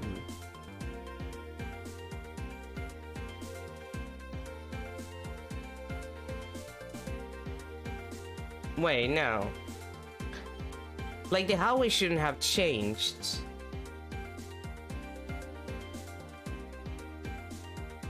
Like, here's the deal. I'm concentrating a lot on the hallway, but arguably the hallway doesn't matter. The crime had to have happened here. Well, I guess the crime had to have happened here. I guess it could have happened somewhere else that the body could have been moved, but that looks like a lot of work. He's not gonna answer this question, and I don't think he's gonna give us anything now that I think about it, about the state of the hallway, because it shouldn't have changed. I guess actually motive is what works. Like, he has to have a motive for it. Otherwise, you don't have any case. I suppose the one thing I'd like clarified is that Detective Gumshow's motive for committing this crime. Motive, huh? Yeah, if he has no motive, what would you think that he did it? Gumshow, you got a grudge against Faraday or anything? No, sir, not me. Not a single bad thing against Mr. Faraday, sir. Is that a fact? Objection! You really have a problem with lying, don't you, Detective Gumshow? I'm telling you, I am not lying. The more natural you act, the more suspicious you become, you know. If you want a motive, Edward, I have one for you right here. Could you please share it with the class? However, be forewarned that I won't hesitate to object to flights of fancy, because all I'm interested in is the perfect explanation. Edward, there's no explanation that is perfect. You're being dramatic. You're being a nerd. You're serious, aren't you? Fine. You amuse me, so I'll humor you with a little card practice.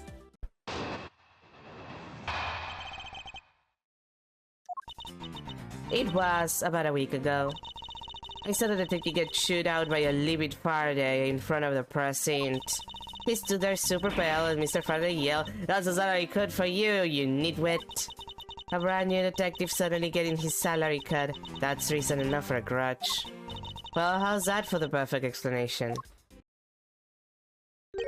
You totally misunderstand me, pal.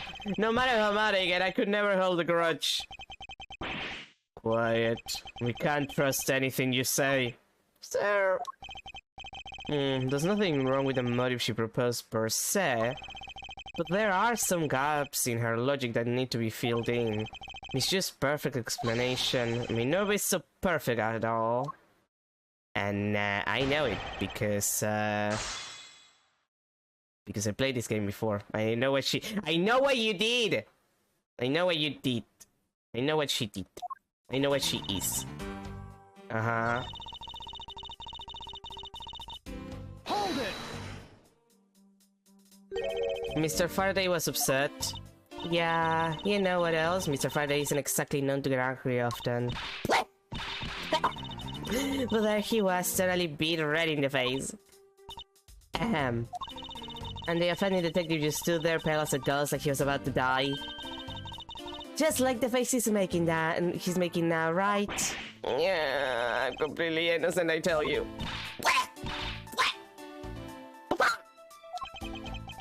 I'm sorry, I just think she laughs like a chicken. The poor man.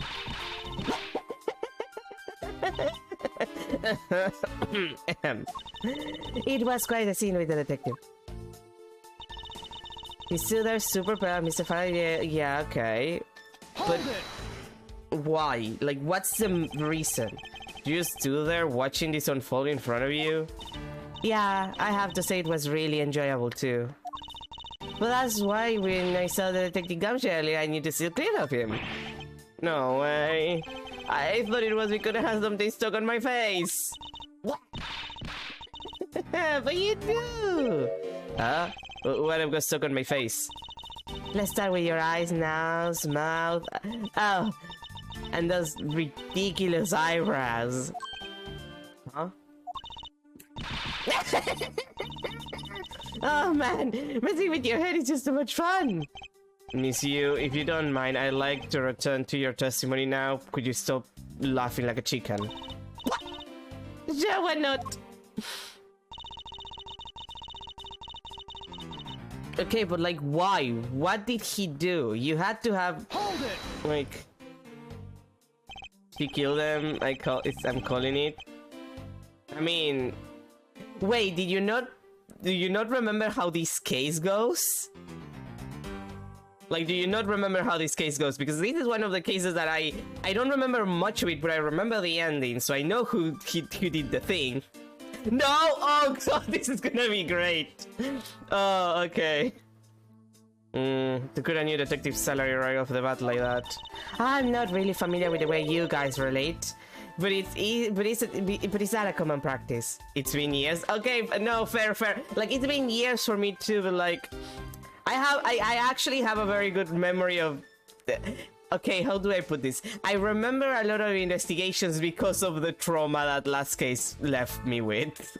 I think that's what I remember so much of investigations. Like, I just remember the ending, like, well, the ending. I just remember a lot of it because, like, that ending that I couldn't get because the game save file, like, the save file fucked up, it just left me with, like, a very vivid memory of this game and what it did to me personally. So I remember a lot of, like, the beats. I don't remember details, like I don't remember how this conversation is supposed to go, but I remember very clearly the end of this case, and I remember how the game continues, more or less. Speaking of cutting my salary, didn't you threaten to do that to me earlier too? I suppose I did. It's only natural to cut a worthless detective's salary down to their actual worth. My father can even fire anyone new at all with a snap of his fingers. What? Do you think maybe that's the reason for detectives to hate you people? Well, I guess they really shouldn't cut people's pays. Detective Bud, don't tell me Mr. Von Karma cut your salary earlier. Probably did. Okay, but like... the thing here is that I need to know what it was that pissed him off so much. A week ago. Then you and Detective Gumshoe are acquaintances. What? No way, I only met him in person today. Then how do you know about Detective Gumshoe? I've seen him around before.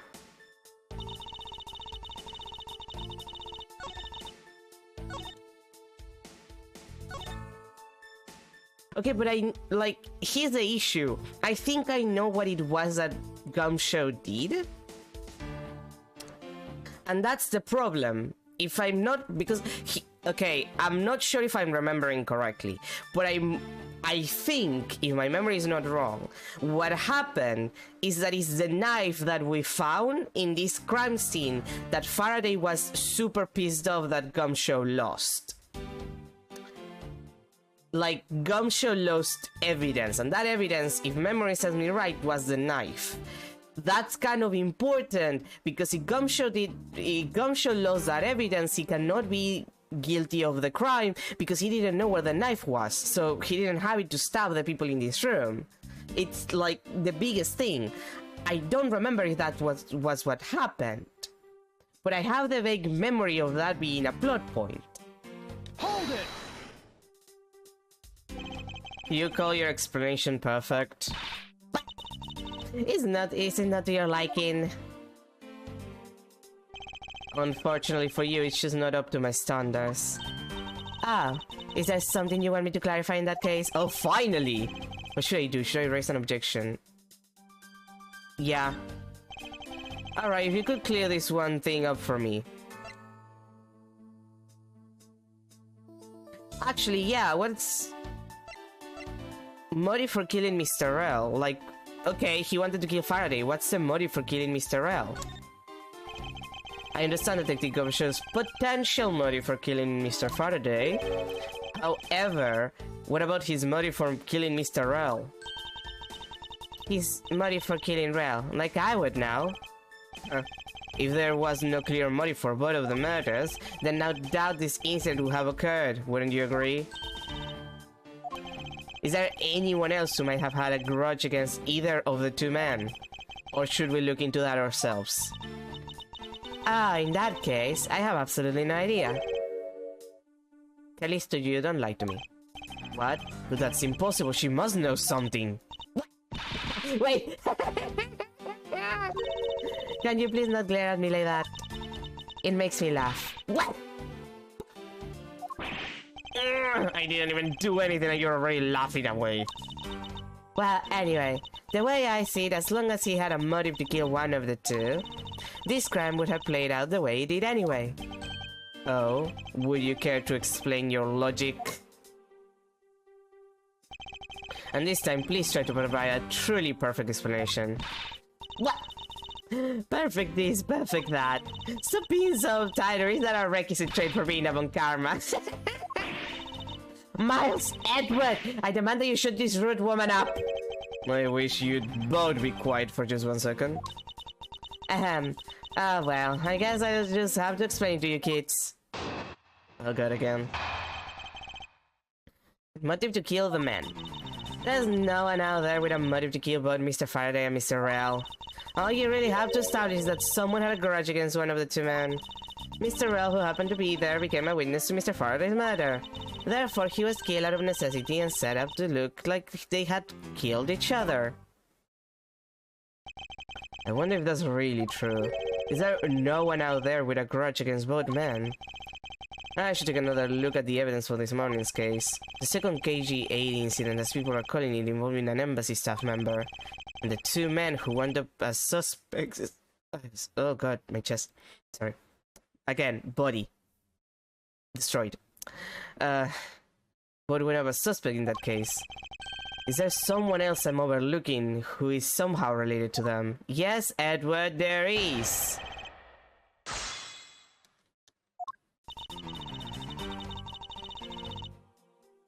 Yes, there is. Wait, Objection! I just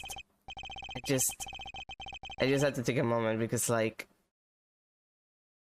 this is the dumbest, like, can I just point out that this is the dumbest thing ever? Because, like, we know that it, like, she knows that we know that it's related to the KG-8 incident. And we know that she's the sister of one of the victims of the KG-8 incident. Like, she is, she's Callisto Yu. The other woman was, like, what was it? EU? CCU. Like, CCU. So, like, we know that she's related to the case. She can't just say this shit and be like, oh yeah, I don't have any fucking idea.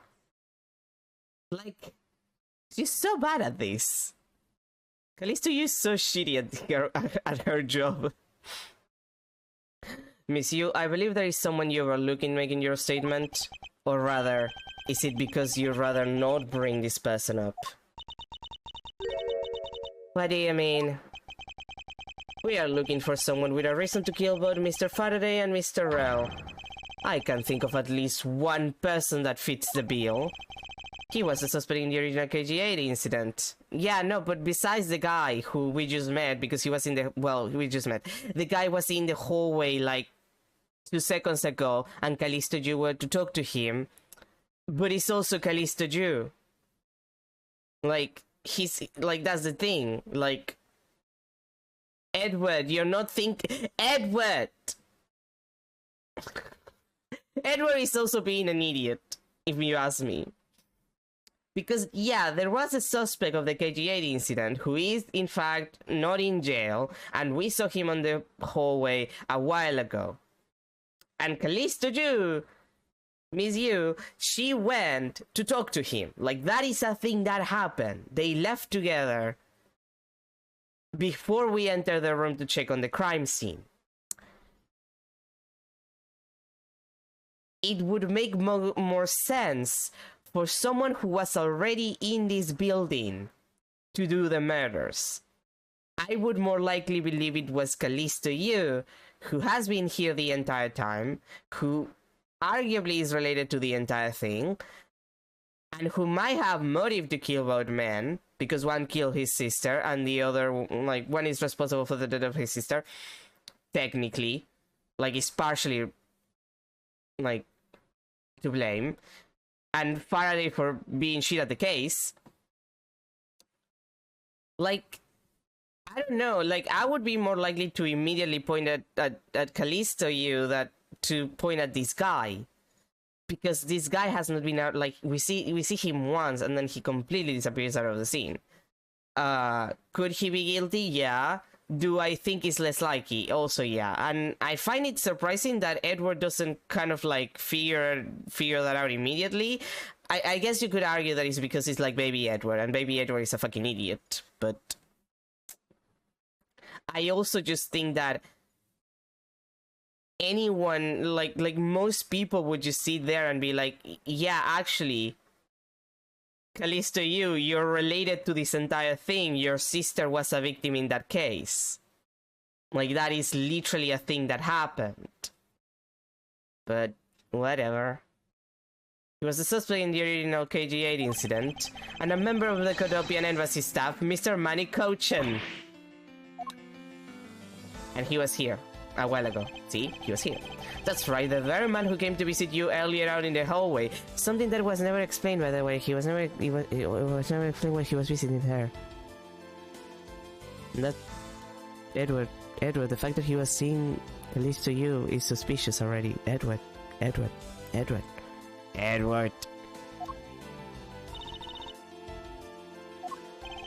The man who killed a member of the Codopian embassy staff, Mr. Rell, and the man who was the lead prosecutor of the KG-8 incident, Mr. Faraday. Are you telling me that Mr. Cochin has no reason at all to kill both of these men? Well, I suppose he might have a reason or two.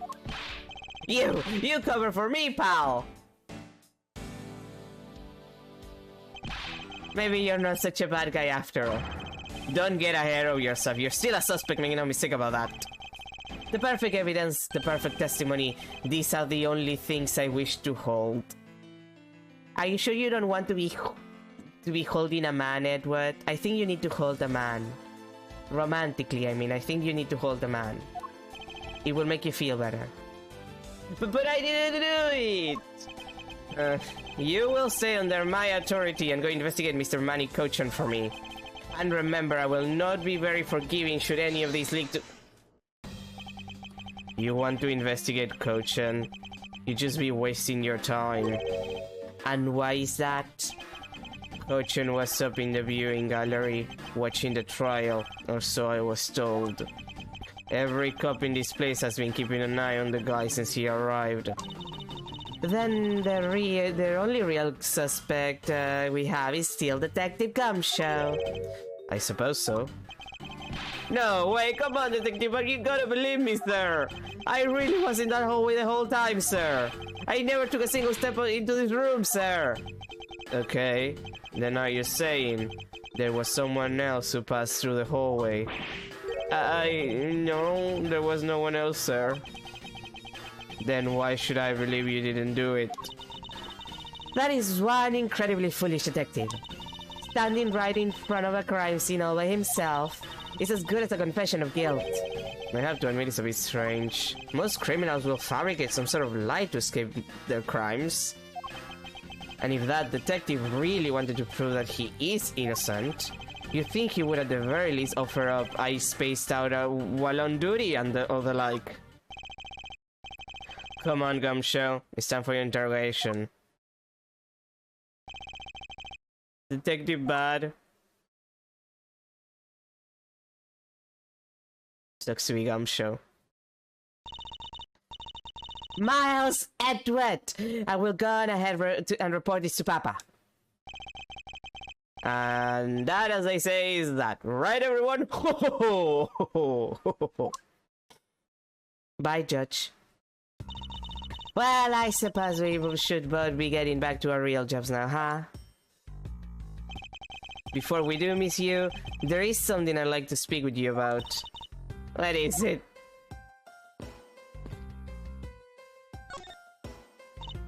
So, what do you want to ask me about?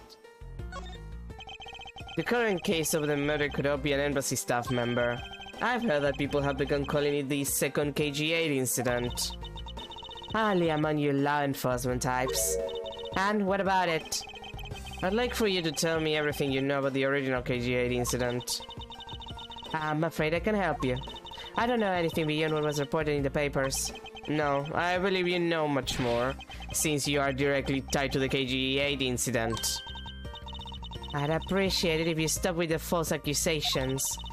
Baseless outbursts are useless both inside and outside the courtroom, don't you know? I do, but I also know that I do have a leg to stand on here. 2 of them, in fact. I have both of them.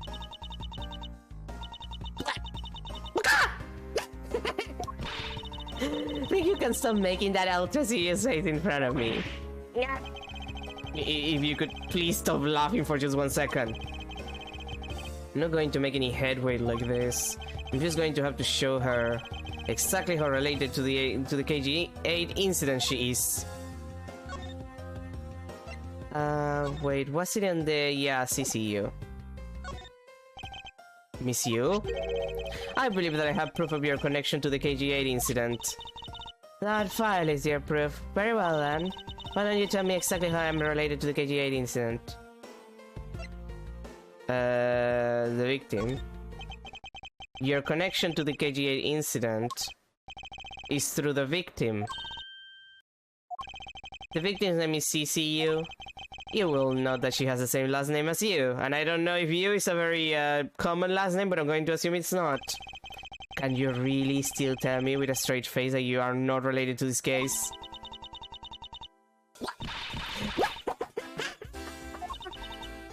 Sorry, but we're not related. Just kidding. You asked that question with such a serious look on your face. Couldn't help but...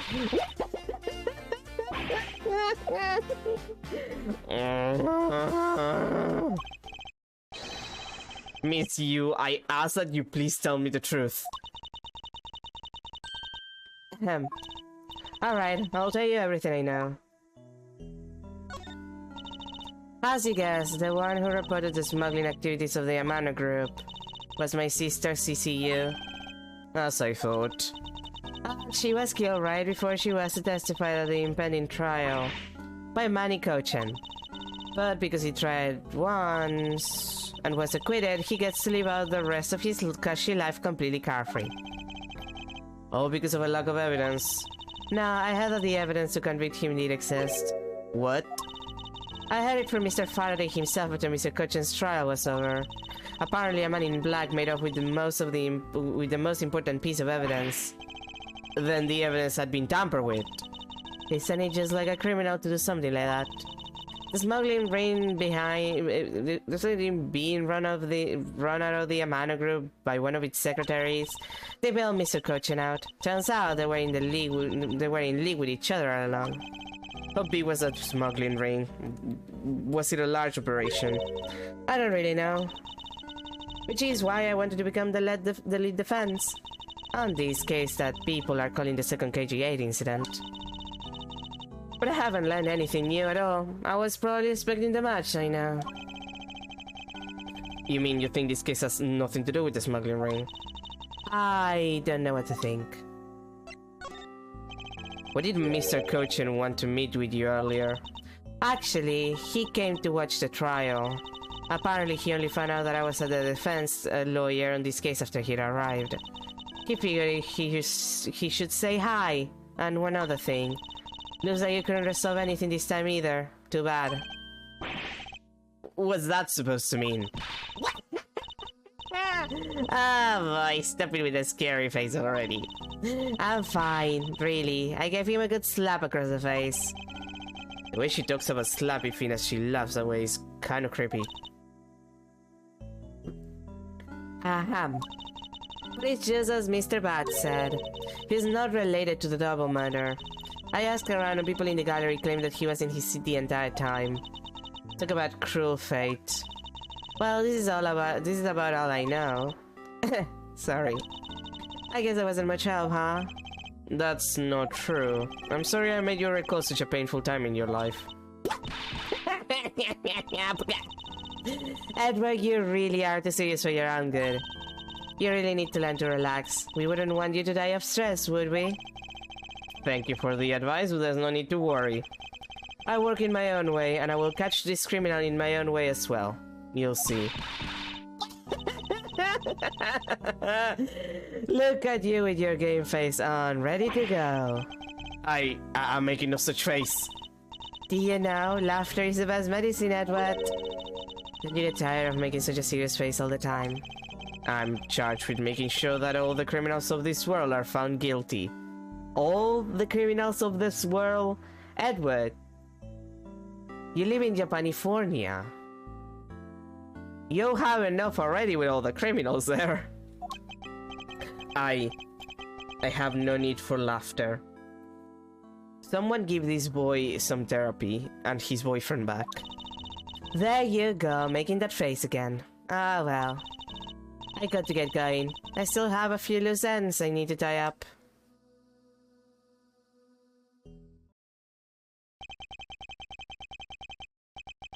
The KG-80 incident of this murder investigation. It is my belief that these two cases are related to each other somehow. Plus that Detective Gumshoe. It's obvious he's lying, even though the lie is hurting his chances. Clearly this case is run from over. But whether or not the detective is the murderer can only be determined once I've completed my perfect investigation. Mr. Bon Karma, I swear to uphold your honorable name, or my name isn't Miles Edward. Edward's dad as a ghost standing behind him. My dear son, he's kind of a douchebag, you don't have to do this.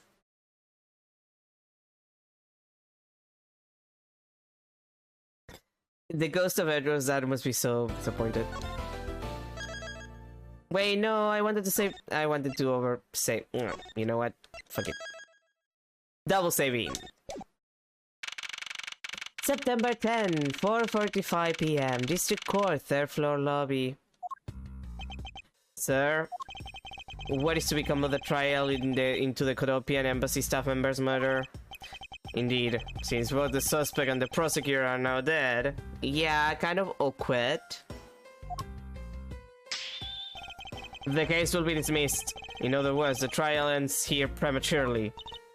Ah, looks like you'll have to wait just a bit longer for your big debut. I suppose it can be helped. The evidence for this trial will be transferred to you in a little while. Sir, what do you think about the murder of the Kodopian embassy staff member? And the murders of Mr. Faraday and Mr. Rell?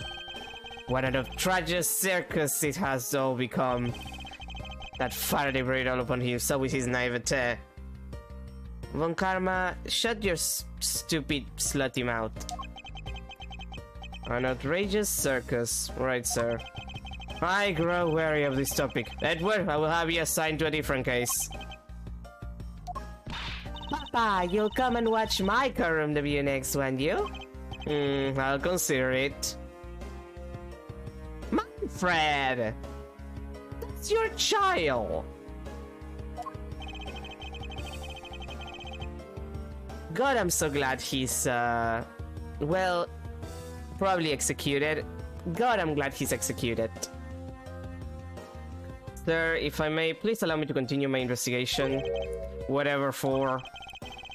I know that there is already a suspect in the murder of Mr. Faraday and Mr. Rell. However, there is not enough evidence to prove that it was he who committed the crime. I'd like to continue investigating in order to find the perfect proof of his guilt. The perfect proof. Don't make me laugh. A worthless person like you has no right to claim such a thing as perfection. Papa? What do you think is the real culprit behind these murders? Miles and I were competing to see who can find the real killer first. Plus, being able to investigate a real crime scene is a very rare opportunity. It would give us some real-life experience, wouldn't you agree? If you want to investigate this case that much, then do as you wish. Then you're allowing us to continue? In core, your top priority is to win, and a solid investigation is one of the keys to winning. We have to make sure you become recognized as a first-rate prosecutor, don't we? It wouldn't be very interesting otherwise. God, Manfred Von Karma, I wish I could have put a bullet between your eyes right here and now. I'm returning home now. Edward, Francisca, see to it that I'm not disturbed. Serve for the results of your competition. Yes, sir. Of course, Papa. Francisca, thank you. What are you thanking me for? Your logic earlier was built on the scruffy detective's lies. That means that the competition is still on. Yes, just as you wished. I couldn't let you get out that so easily. Well, that easily, also. Now then, let's see how well you fare on the investigation from here, Miles Edward. I know I don't have enough information yet. My first order of business will be to question anyone involved with this case. Let's see. Oh, game, please. Sir, nothing to report, sir. Sir. Is there no one who will make this man take responsibility for his actions on the job? Looks like we have no chance but to report this to Papa. Then this guy can have fun in a waking nightmare after being awakened from his dream. Actually, let's not. I kind of feel sorry for him now.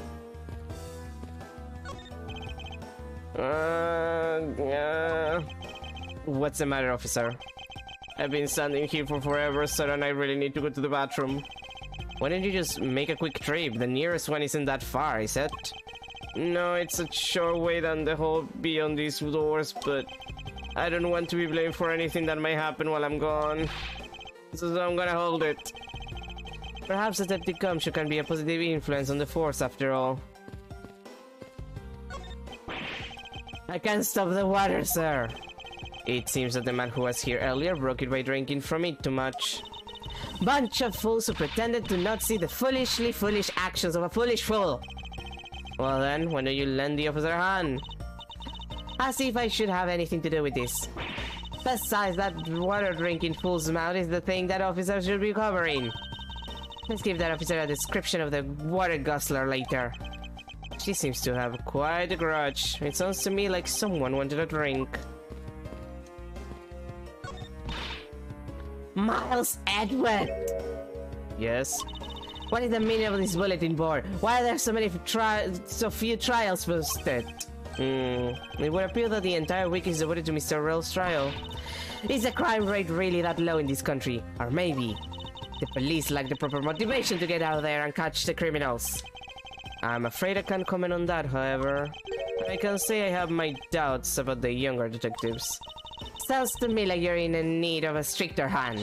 And I'll start my discipline regimen with that pathetic, filthy-coated detective. I feel bad for the beat guy, and yet I can find no suitable reason to stop her. Whoa, this thing is so incredibly detailed. My inner modeling fanboy is impressed.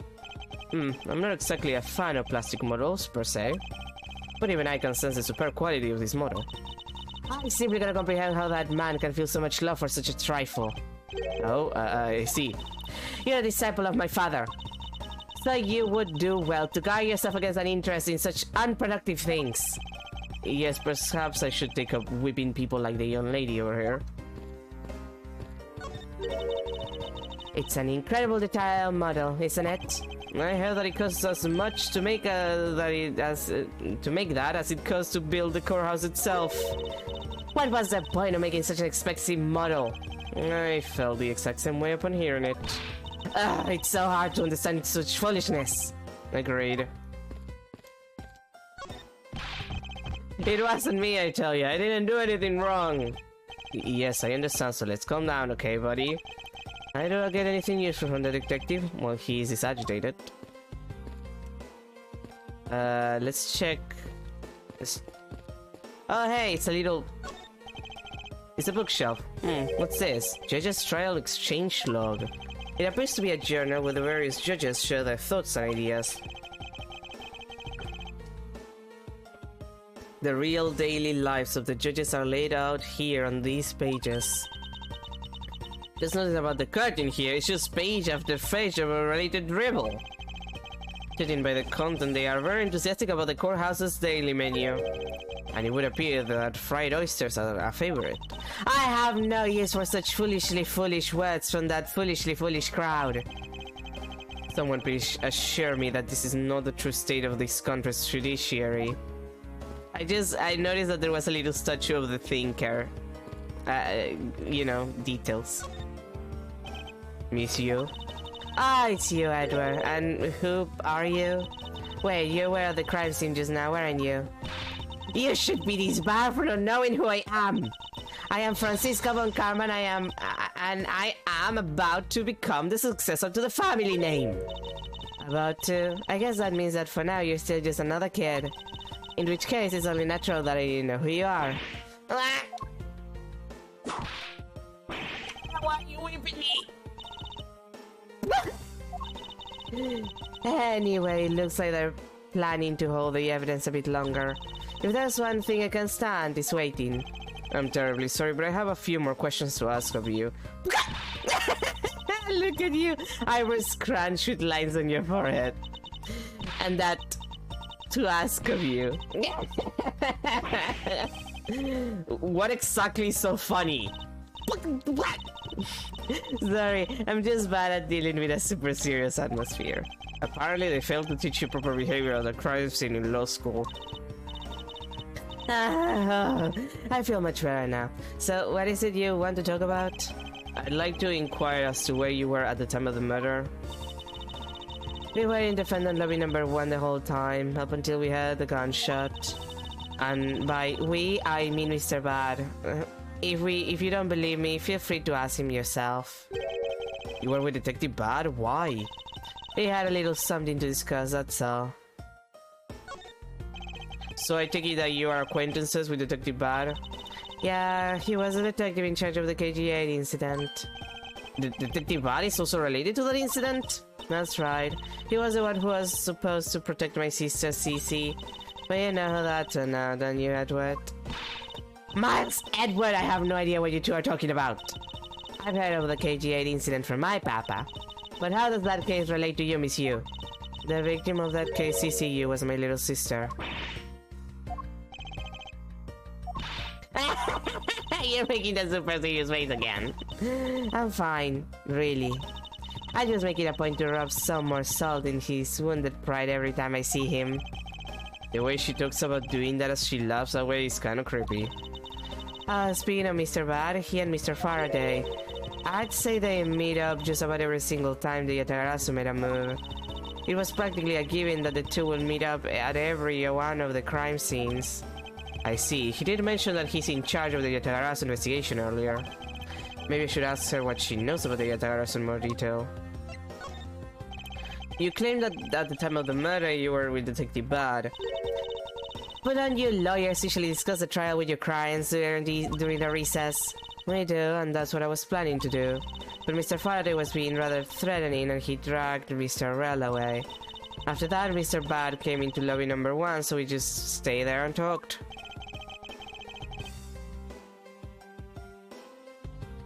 No, so we had a little yawn there. And what did you talk with Detective Bad about?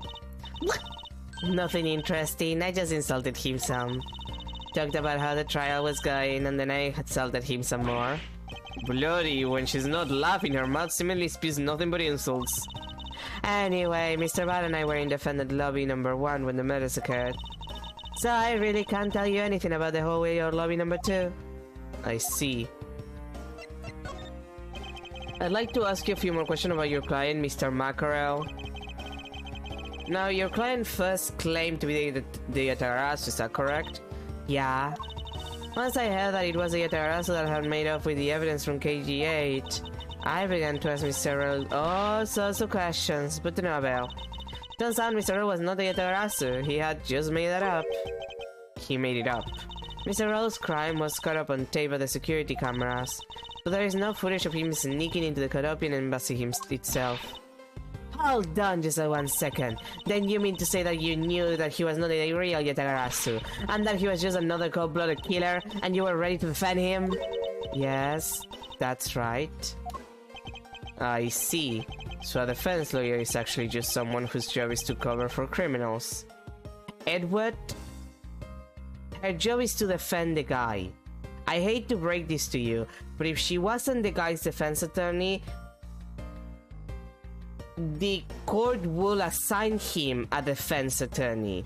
You don't get to choose who you defend when you're a defense attorney, okay? For the record, I actually had like a class in middle school. No, high school. I had a class in high school. I think it was a history teacher specifically who told me this. The guy's partner was a lawyer, and she is I don't know what the situation is, but like she was at the time that he told me a defense lawyer, and she was specifically a court mandated defense lawyer. Like, she was there for the people who could not pay for a defense. You don't get to choose that shit. You do it because you think it's the right thing to do, because everybody deserves to be defended. You don't do it because you like defending people who are criminals. Like, I hate to break that to Edward, but like, that's just how the system works. That's why defense lawyers are so detestable, but they are no match for us one karma. I don't believe it, you're serious. Why didn't you say that face for something really worth being serious about? And Edward, do you remember what I said earlier? I have my own agenda. I'm still on the hunt for leads regarding the KG-8 incident, alright? And for that, you have not a single qualm about defending a known killer. Don't put words in my mouth. I said no such thing. The only way I had to get close to Mr. Rell was to be his lawyer. I had no intention of covering for him. Ever. So don't you dare suggest I was going to. I'm sorry, forgive my rashness. Yeah, Edward, it's almost like it's her job. She's a defense attorney, for the love of God. Miss Yu? I was wondering if you could tell me about the Yatagarasu? The Yatagarasu, huh? I don't really know much about that character myself, but I do get a lot of consultation requests from companies to defend them. Requests from companies? The Yatagarasu isn't some petty thief out for money, you know? Huh. Alright then, perhaps the Yatagarasu is in the business of stealing people's lives. You're not very funny or witty, are you, little Miss One Karma? Francisca, be careful about who you whip. Choose carefully or we have my head be super. There! I choose carefully, just like you wanted.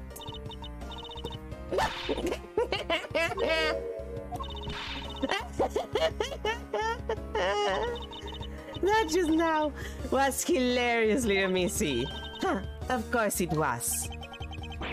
What is wrong with these two women? Why does my pain give them the light? And so in the end, what is the Yatagarasu? I have to say, I had never even heard of this thief when I was in Germany. The Yatagarasu deals in information, namely in digging out dirt about backroom dealings and the like of companies. The Yatagarasu is a vigilante who steals such info and then makes it public for all to see. Huh, vigilante or not, this person sounds like just another criminal to me.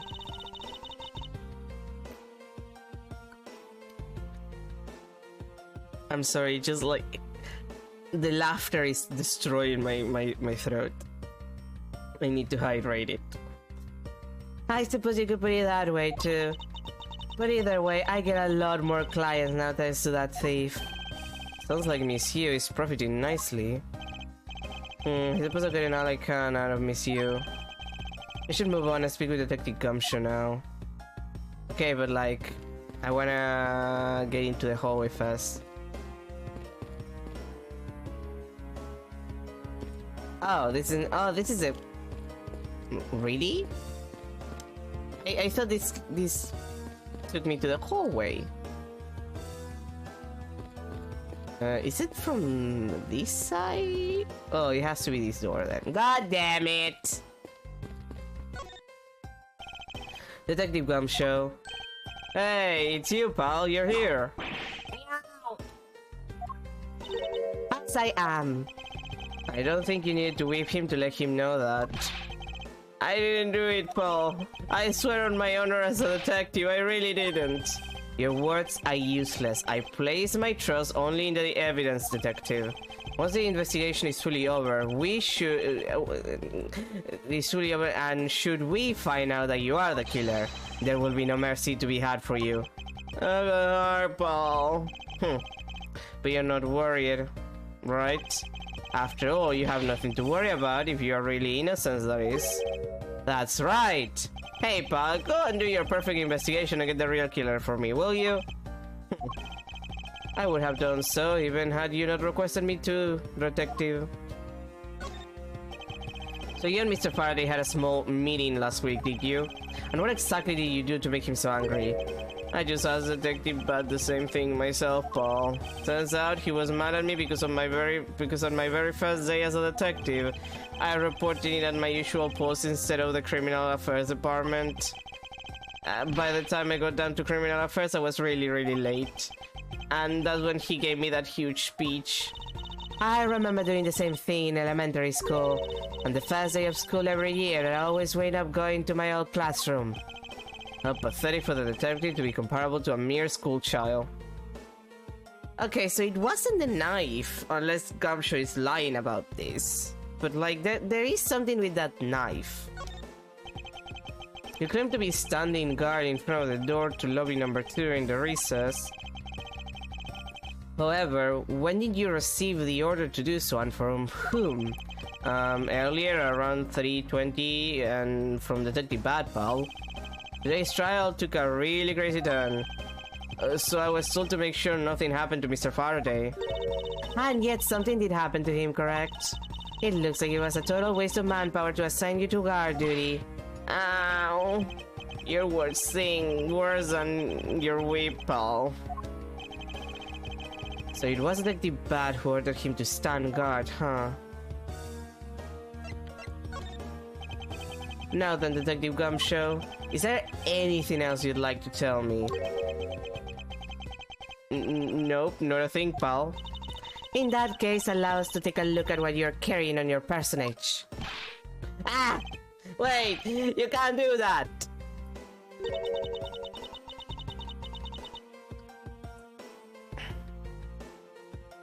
There's nothing of any particular value here.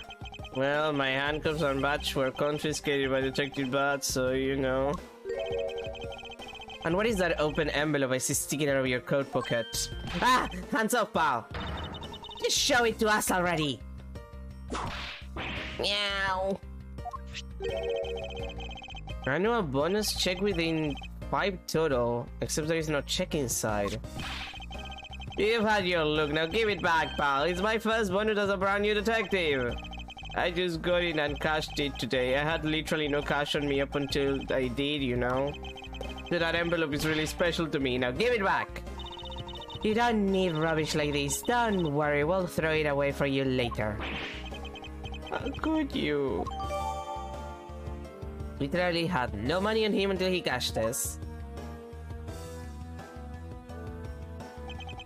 I'm sorry, but I need to take him in for questioning now. I think I asked him just about everything I needed to.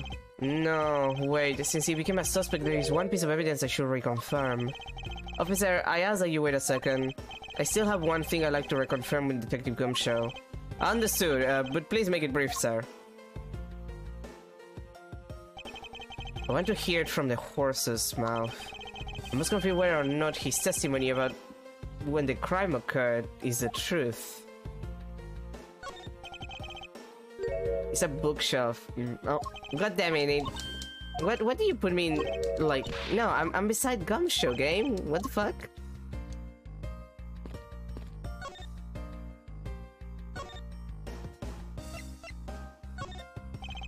You told me earlier that you had no sound other than the gunshot out in the hallway.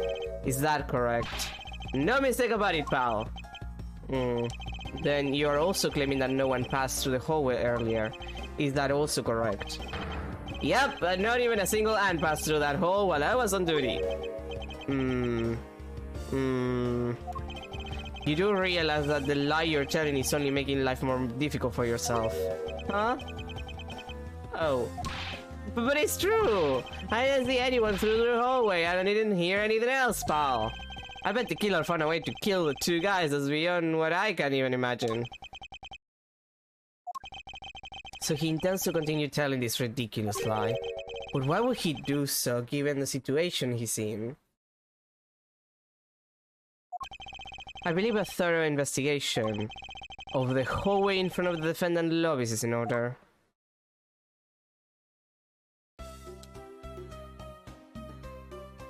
creepy. Ah, you!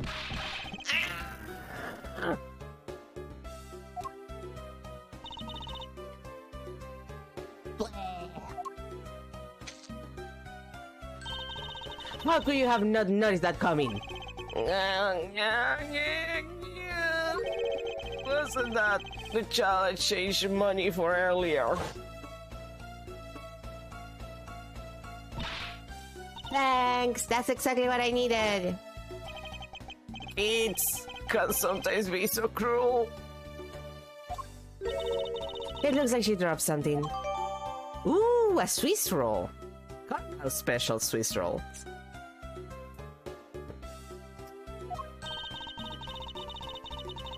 Maybe we should arrest the girl. She might turn out to be a valuable lead. I believe some sort of punishment may need to be dealt the next time we meet. I believe that's all that I needed are two of these, man. Now for Detective Bad and the judge. We have to confirm who is correct. The judge or that scruff face, right? I suppose we should infect the hallway in front of lobby number 2 next then. I suppose so. Shall we head on over, Francisco?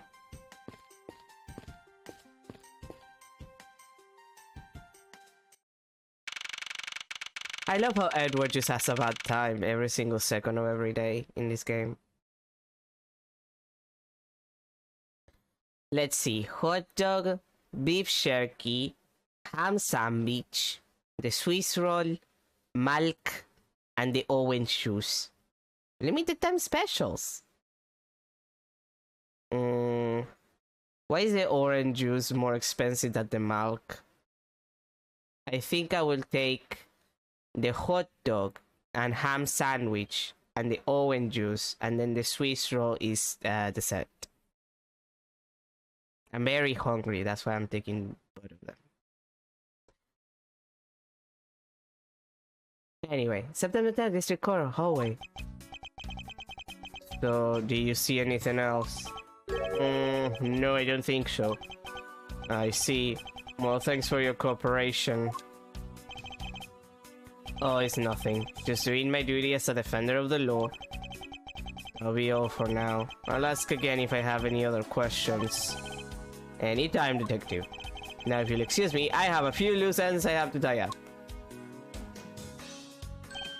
Oh, you're the new prosecutor Mr. Von Karma recommended, right? My name is Miles Edward, Your Honor. And I'm Manfred Von Karma's daughter, Francisca Von Karma. I'm set to become the successor to my genius father any day now, Your Honor. I see. Mr. New Prosecutor recommended... Ah! I read my song. You're right, Your Honor.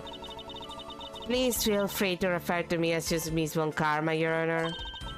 As for him, just Edward is fine. Apparently somebody doesn't feel that I'm worthy of a proper title. Oh, very well then. I shall call you Miss Von Karma and Mr. Prosecutor Edward. Your Honor, Mr. Edward is fine, sir. Now, about your earlier testimony. Yes, what about it, Mr. Edward? I would like to ask you a few questions about what exactly you saw. Alright, after all, it's my duty to clarify my testimony as a defender of the law. I greatly appreciate your cooperation, Your Honor. Now, the first thing I will need to do is figure out that detective's exact movements. Let's see. I won't rest until I expect the average suspicious. Yeah.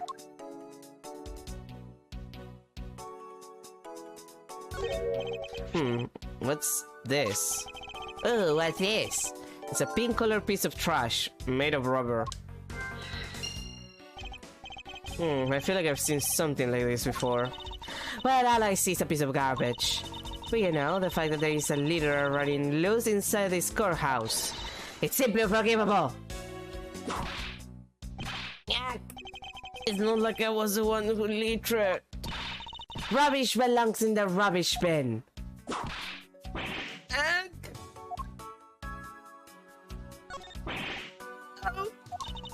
What's the matter?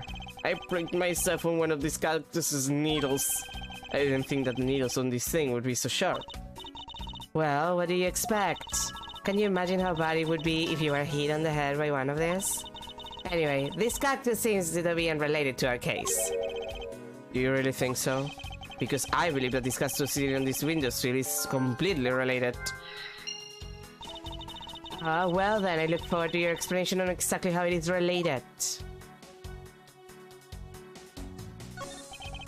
I can look outside. However, I doubt the killer could have escaped through here.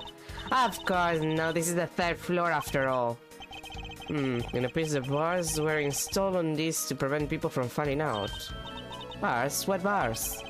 Can you not see them from your vantage point?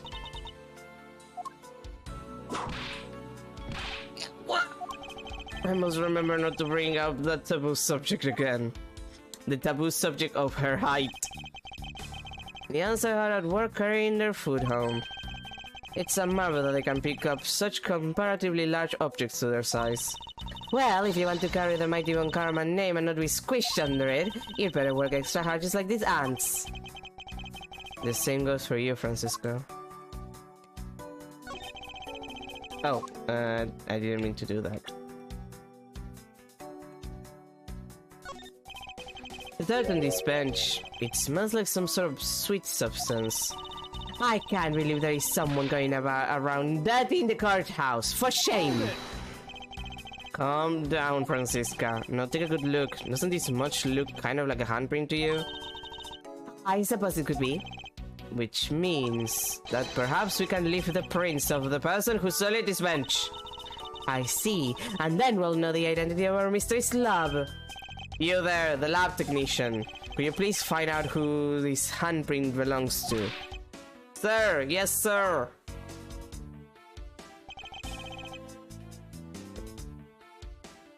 Well, that was fast. I got the results of the fingerprint analysis, sir. And do we know who they belong to? Sir, the fingerprints belong to Detective Gumshoe. Oh, interesting. Good work, officer.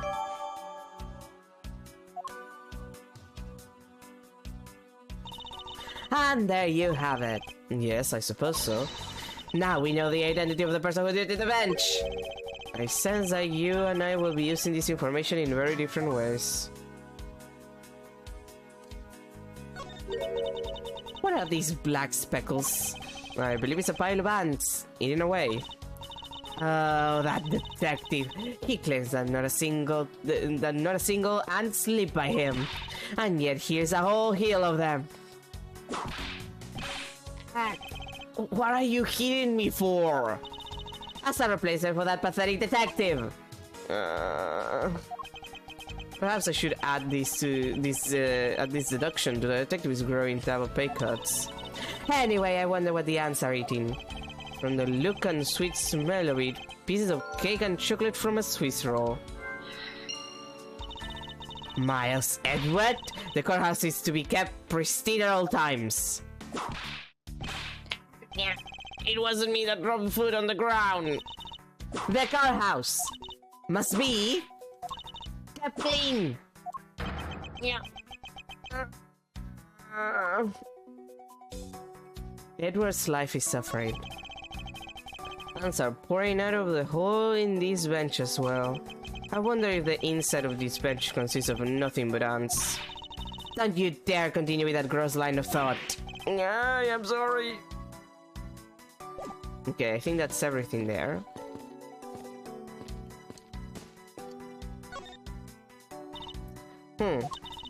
It would appear that the vending machine sells snacks and various other foods. Just lovely. What will I think of next? Don't be a jerk in a crowd like this, beef jerks. 1 packet for 9. Defendant's fresh milk. 1/2 pint for 7. I can't believe they milked the defendant. Oh, that means it should come. The milk is just calm. Okay. Stay neutral as the Swedes do until the end with these for 6. They're awfully overpriced. The lineup is simply awful, period. Speaking of snacks, I wonder if that Swiss roll the little girl drop is from this machine. I was wondering about that myself.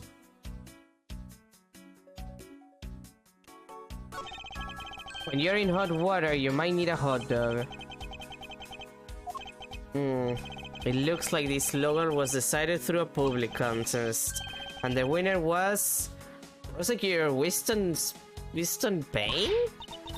What a pathetic slogan. No presence at all. Now, if it was up to me, it would read, if you leave Madison upon karma's hand, everyone in court will be found guilty, dogs. Objection! Overruled. And be a jerk in court like these big jerks. I see. Miles, Edward, wouldn't you agree that it's a very clever pun? Do you really think that they put that much effort into the product name? Even a foolish fool could understand the foolish thinking of the fool who made it up.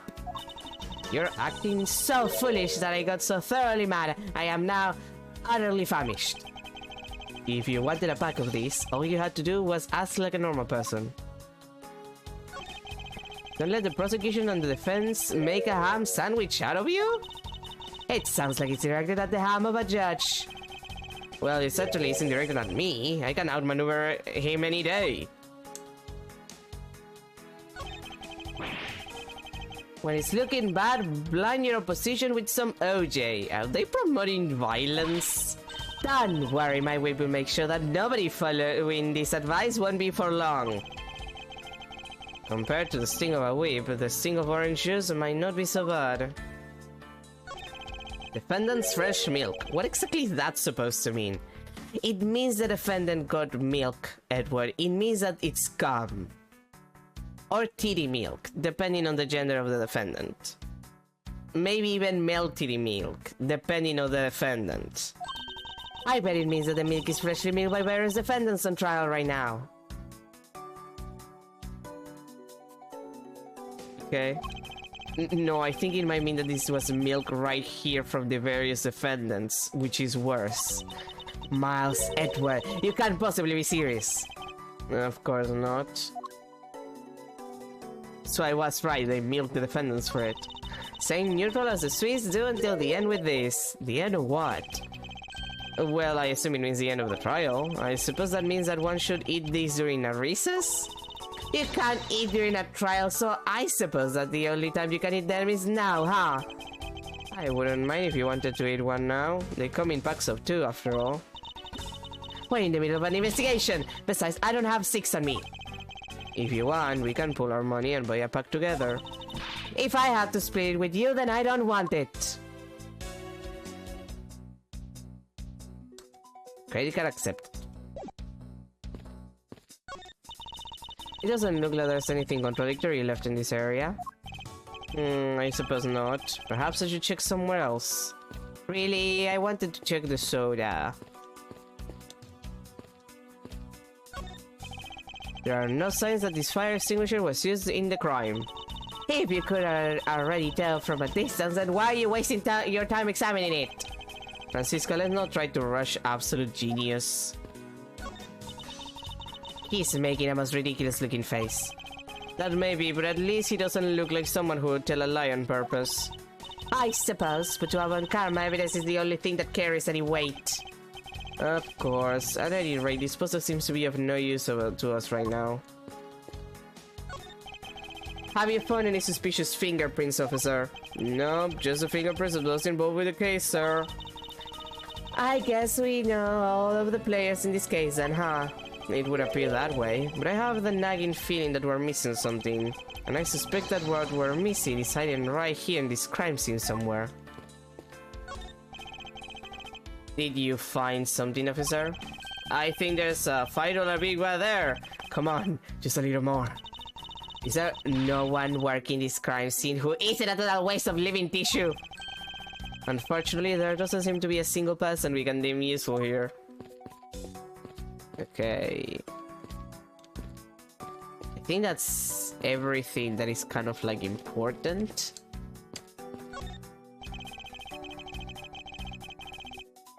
Yeah, no, I think that because I thought that maybe these here, but Detective Bad, I have something I wish to inquire about.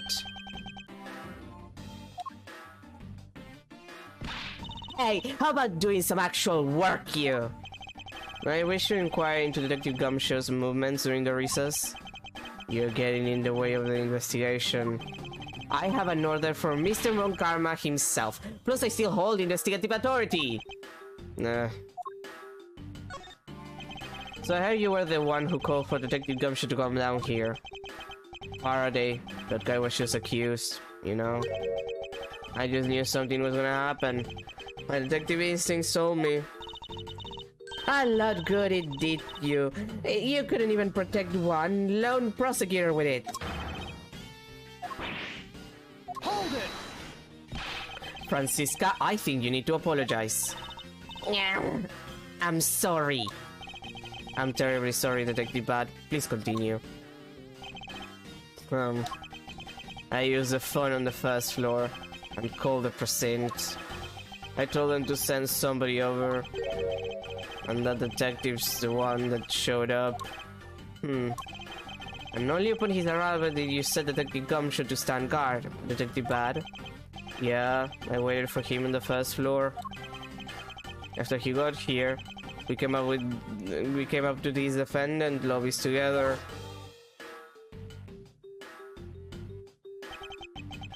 As we entered this hallway, we ran into you.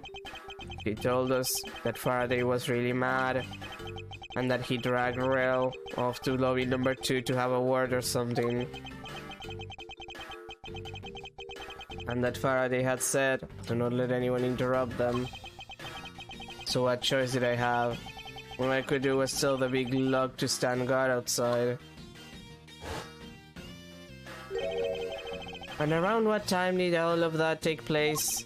Let's see, I think it was about 30 minutes before I had the gunshot.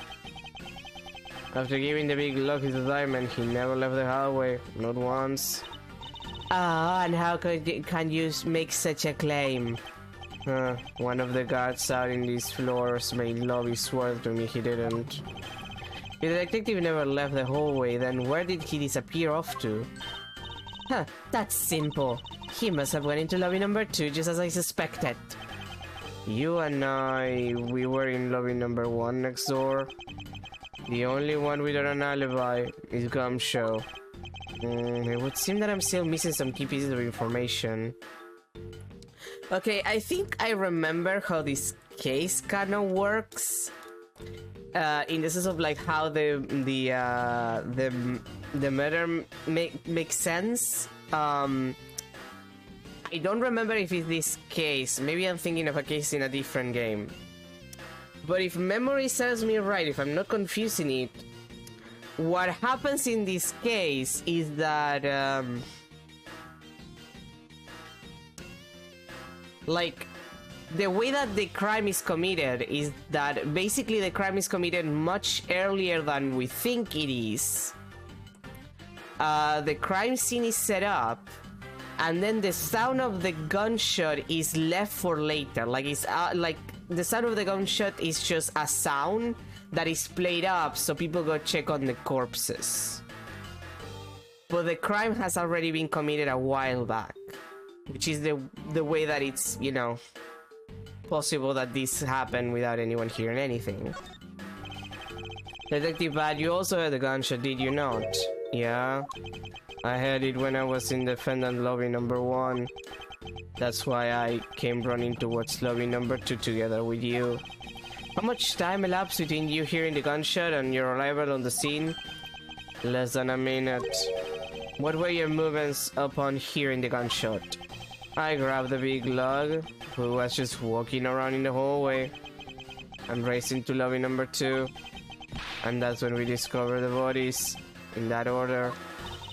That makes you the discoverer of the crime scene, right? Yeah, I guess it does, little miss. I am about to become a prosecutor very soon. You will treat me with the dignity I deserve, or else. You wave that thing around anymore, and I'll have you arrested for obstruction, little miss. You wouldn't dare! Just joking. Detective Buddy's really something if he can make Francisca behave. Are we about done? Is there anything else I should ask him about? Time he heard a gunshot, place he heard a gunshot, situation around the gunshot.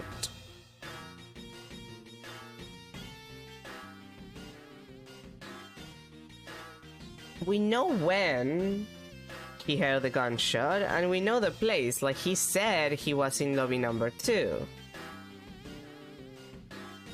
So I guess...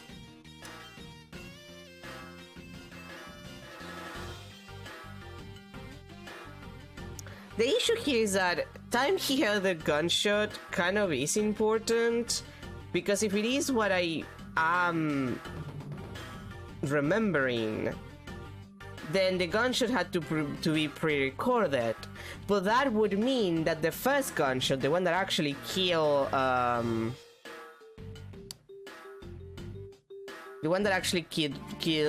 Mackerel, had to be heard as well, and had to be heard by other people. So there should be a discrepancy between the time that he heard the gunshot and the time that other people heard a gunshot sound. If I'm not misremembering, and that is in fact how they did the crime. So time he heard the gunshot makes the most sense to me. I'd like for you to tell me the exact time you heard the gunshot. It was around the end of the recess, and the trial was about to start again, I think. He was supposed to make time for himself to transfer the evidence he was holding. But I got the sense he wasn't gonna show for the handoff. So I figured I should go get him, or he'd be late. And just as I thought that, bang, the son of a gunshot hit my eardrums. We heard the gunshot right before the trial was about to restart, huh? You heard the gunshot right before the trial was about to start again. Okay. Are we done here? I don't have any time to waste. Oh, come on! Now you're doing is standing in front of this door doing nothing. I get the sense that he's somewhat investigating this crime scene. Or rather that he's keeping us under surveillance. But to what end? Detective Bud, may I ask you to cooperate with us for just a little bit longer? I don't have anything else to say to the two of you. You guys were the ones who said you wanted to investigate in the first place. Fine then, be obstinate. We'll just do as we please. Come on, Miles. You may no longer be willing to help us, however. May I ask for the forensic scientist cooperation? Do as you like.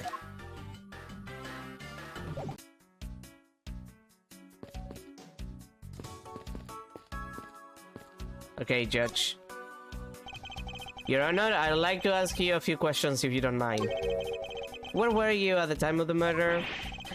You suspect me of anything? No, nothing of the sort, Your Honor. Very well, you may continue with your testimony. Your Honor, is your testimony I'm after. Oh! I had no idea you were chasing after me or my testimony. I'm beginning to sense that I might want to avoid being in a trial run by this judge.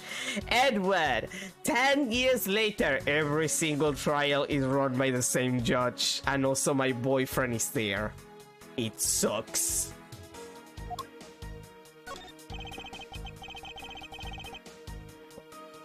Let's see here now then. How should I put this? When you get to be my age, you need to pay more frequent visits to the restroom. If you go take a look through the window at the end of this hall, you'll see a small window. That is the window to the men's restroom. In other words, you can see clearly into this hallway from the men's restroom. When I was going into the restroom, that detective, Gumshoe, is it? Well, he was standing in front of the vending machines buying something from it. However, and this I couldn't believe, when I was about to exit the restroom, there was not a soul in the hallway anymore.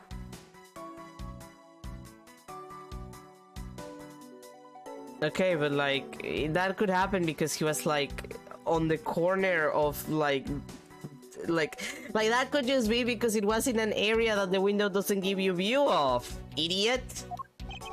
Your Honor, if you could please calm down and explain it to me rationally. Oh, I'm really sorry. Please let me regain my composure. It was really suspicious. That was my finely honed judge's intuition said. Although, well, until the murders occurred, I just sort of brushed it off. Oh, apparently the judge doesn't understand the concept of staying calm. The restroom window, huh? I wonder if you can really see the men's bathroom window from that one there. You can, I'm looking at it right now. I demand that you show me this view at once. I suspect that her height is what's limiting her ability to see. That's probably what I'm going to find out from his honor. Mr. Edward, may I return to my other duties now? Yes, I'm sorry to have held you up. Thank you for your cooperation, Your Honor. Oh ho ho! Anytime, Mr. Edward, anytime! And then he left. The judges in this country seem rather friendly. Yes, if not a little wishy-washy. However, I hear that they are known to hand down very fair verdicts. Okay, let's see.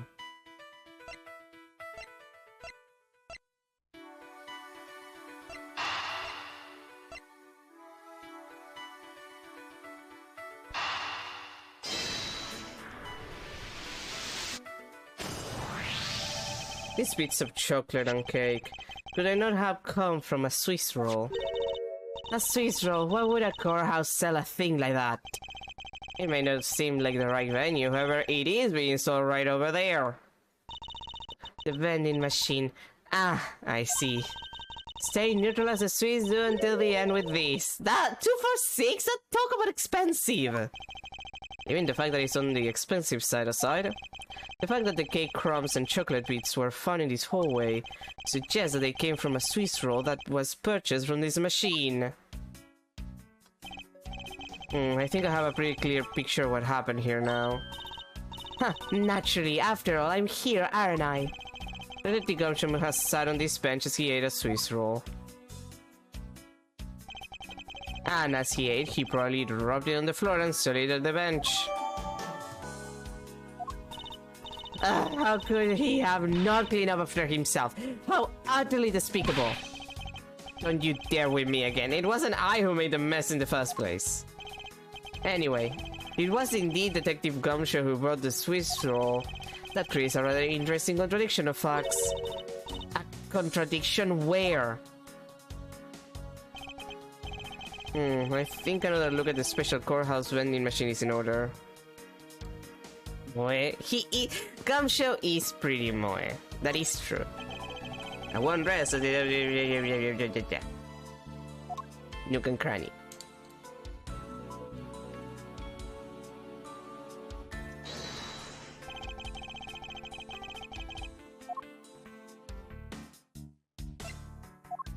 And then the bonus, he had 5, and he literally had no money until he cashed this, so... About Detective Gumshoe's finances, he said that until this morning, he didn't have even a single penny on his personage. Just how poor is that guy? If his bonus really was only 5, then he should not have been able to purchase a pack of Swiss rolls. However, facts being as they are, we found cake crumbs on the floor. Meaning Scruffy must have bought a pack somehow. Indeed. That detective should not have been able to purchase a pack, and yet he did. The question is how. Delicious Swiss roll. Actually, I don't think I actually like Swiss rolls.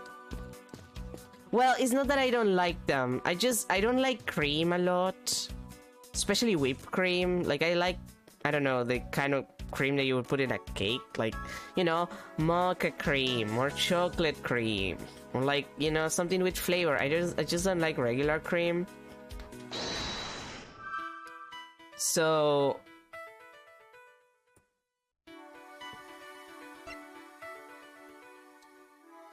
if it's something that has a lot of cream in it and it doesn't like have anything to counterbalance it, like fruits, for example, I just don't particularly like it. It's why there's this place that they sell Black Forest Gateau, and I tried it once there and I hated it because they put like basically no fruit and pure cream on that cake, and it's disgusting. I just remember that, saying that. This pink rubbery substance. I saw this in a different form earlier today. I believe it's a piece of a popped balloon. I suppose that's possible. The balloon probably got a little too close to our friend, the windowsill cactus. That would be the logical conclusion, yes. Black Forest is such a hit or miss. Yeah, I do feel like the main issue is, and I repeat, it's a case of this specific restaurant that I asked for it. They put basically no fruit on the motherfucker and pure cream. Like, the cake itself was fine, but the amount of cream it had on top of the lack of fruit was disgusting. So I feel like that's the main issue. Like, you have to know your balance of cream and fruit, and you have to actually use fruit. They did not put fruit on that piece of cake that I got.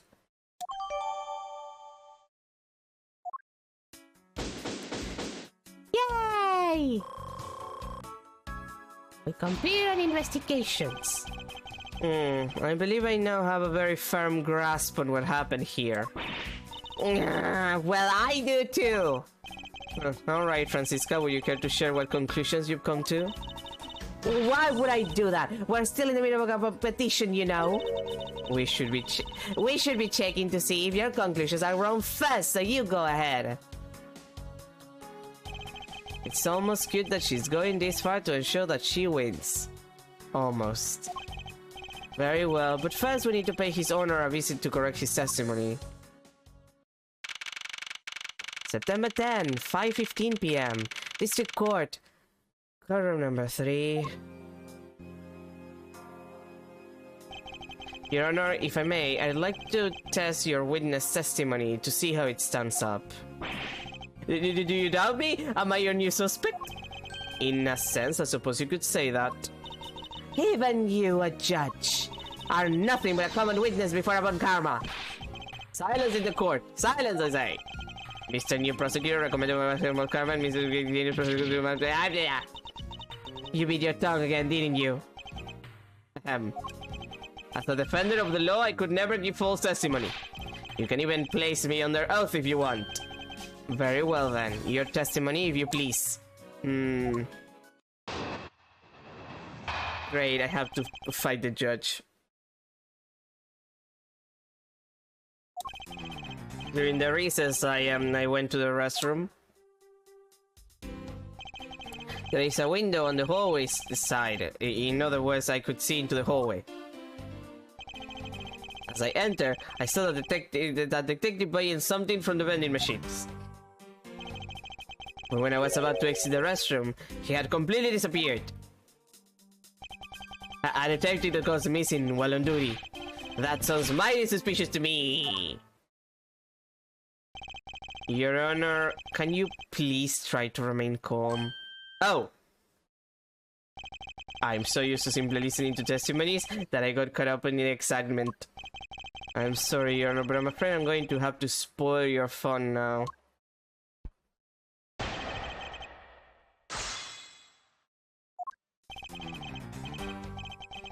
Uh-huh.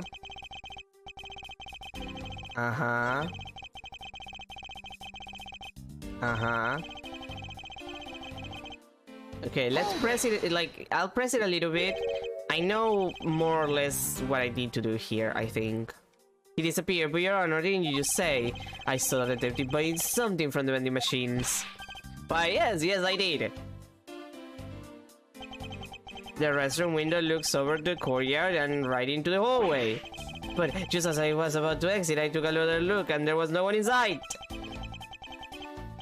That led me to the only solution to this mystery.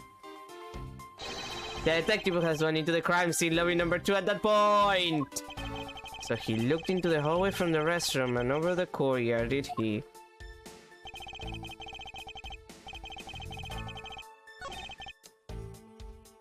Okay. And... yeah, I think it's either this statement or the next one that would make the most sense. Objection! What was that finger whack for, Mr. Edward? It's just something he does, don't worry about it. He's just a slut.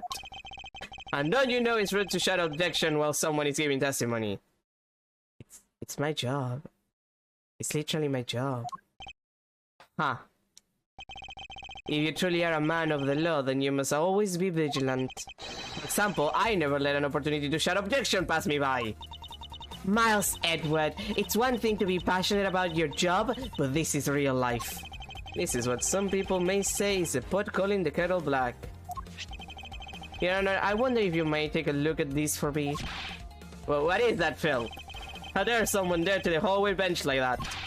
Who is the culprit? That party is hereby found guilty of uncleanliness. If you must know, the uncut bench Sullier has already been placed under arrest thanks to your earlier testimony, Your Honor. Oh, well that's good, but who was it? We were able to discover something from the smudge on the bench, namely Detective Gumshaw's fingerprints. Not happy with committing just murder, he had to go and dirty the whorehouse too. Guilty! Your Honor, please calm down. Well, it's true that the detective is the one who made the mess on the bench. We have not yet established that his action is related to the double murder. What do you mean? I believe that the detective bought a pack of Swiss rolls from the vending machine and then promptly sat down on the bench to eat one.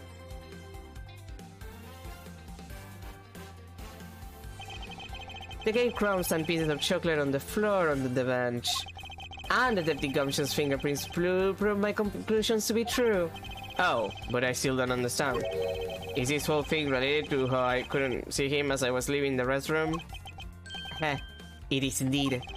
The window in the hallway was built rather high up into the wall, at around a grown adult's chest height. As evidence, I submit that Francisca herself was unable to see out of that window. He's going to kill Edward. She's going to kill Edward. She's going to kill you, Edward. Edward, you're fucking dead.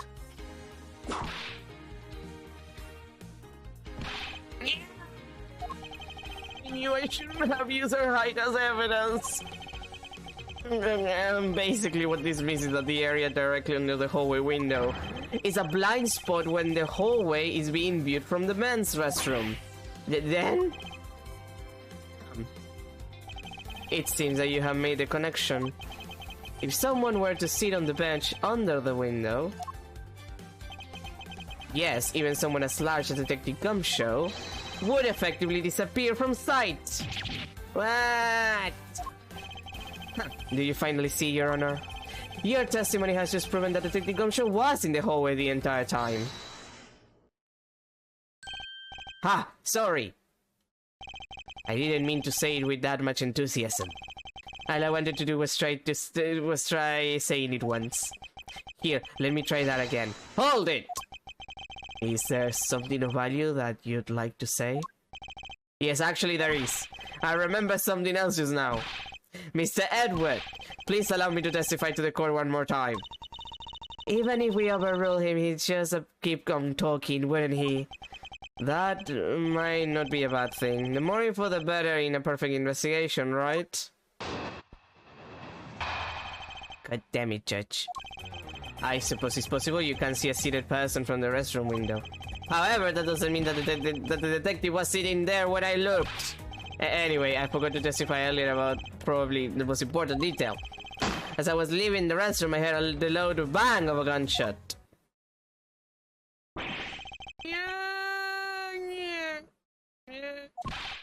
How's that? That is a testimony of one who judges the crimes of others.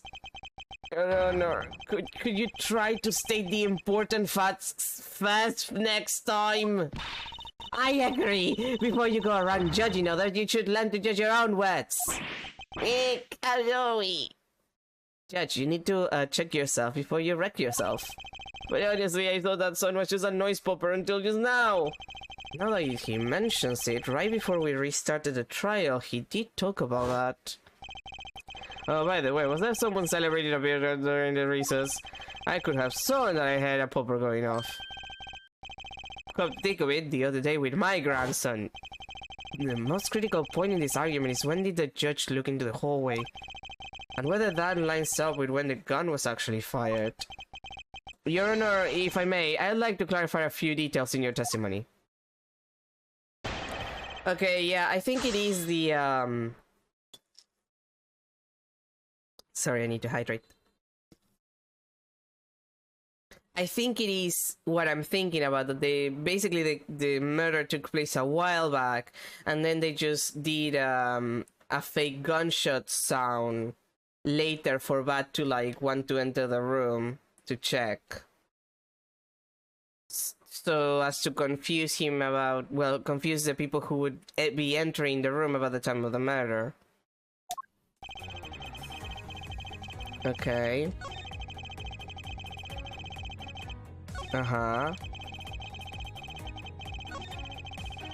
Okay. Hold it! I need to know the time. Your Honor, about what you just said. I know, I couldn't believe it myself. Oh god damn it, he's doing that. Did you have to do an old back to me, Judge?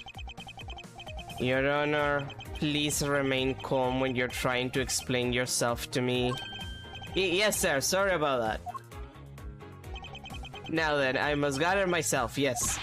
When I had the gunshot, there was no one in the hall. I should know. I looked. There was no one there. The judge's motion circuits appear to be stuck on overreact. At this point, nothing stands out to me as a contradiction in his testimony. Francisca, if I'm correct, his testimony is hardly precision quality. I know that. And that's why I said at this point. I think my first line of attack will be to draw more information from his honor. Wait, really? Like, I press him to...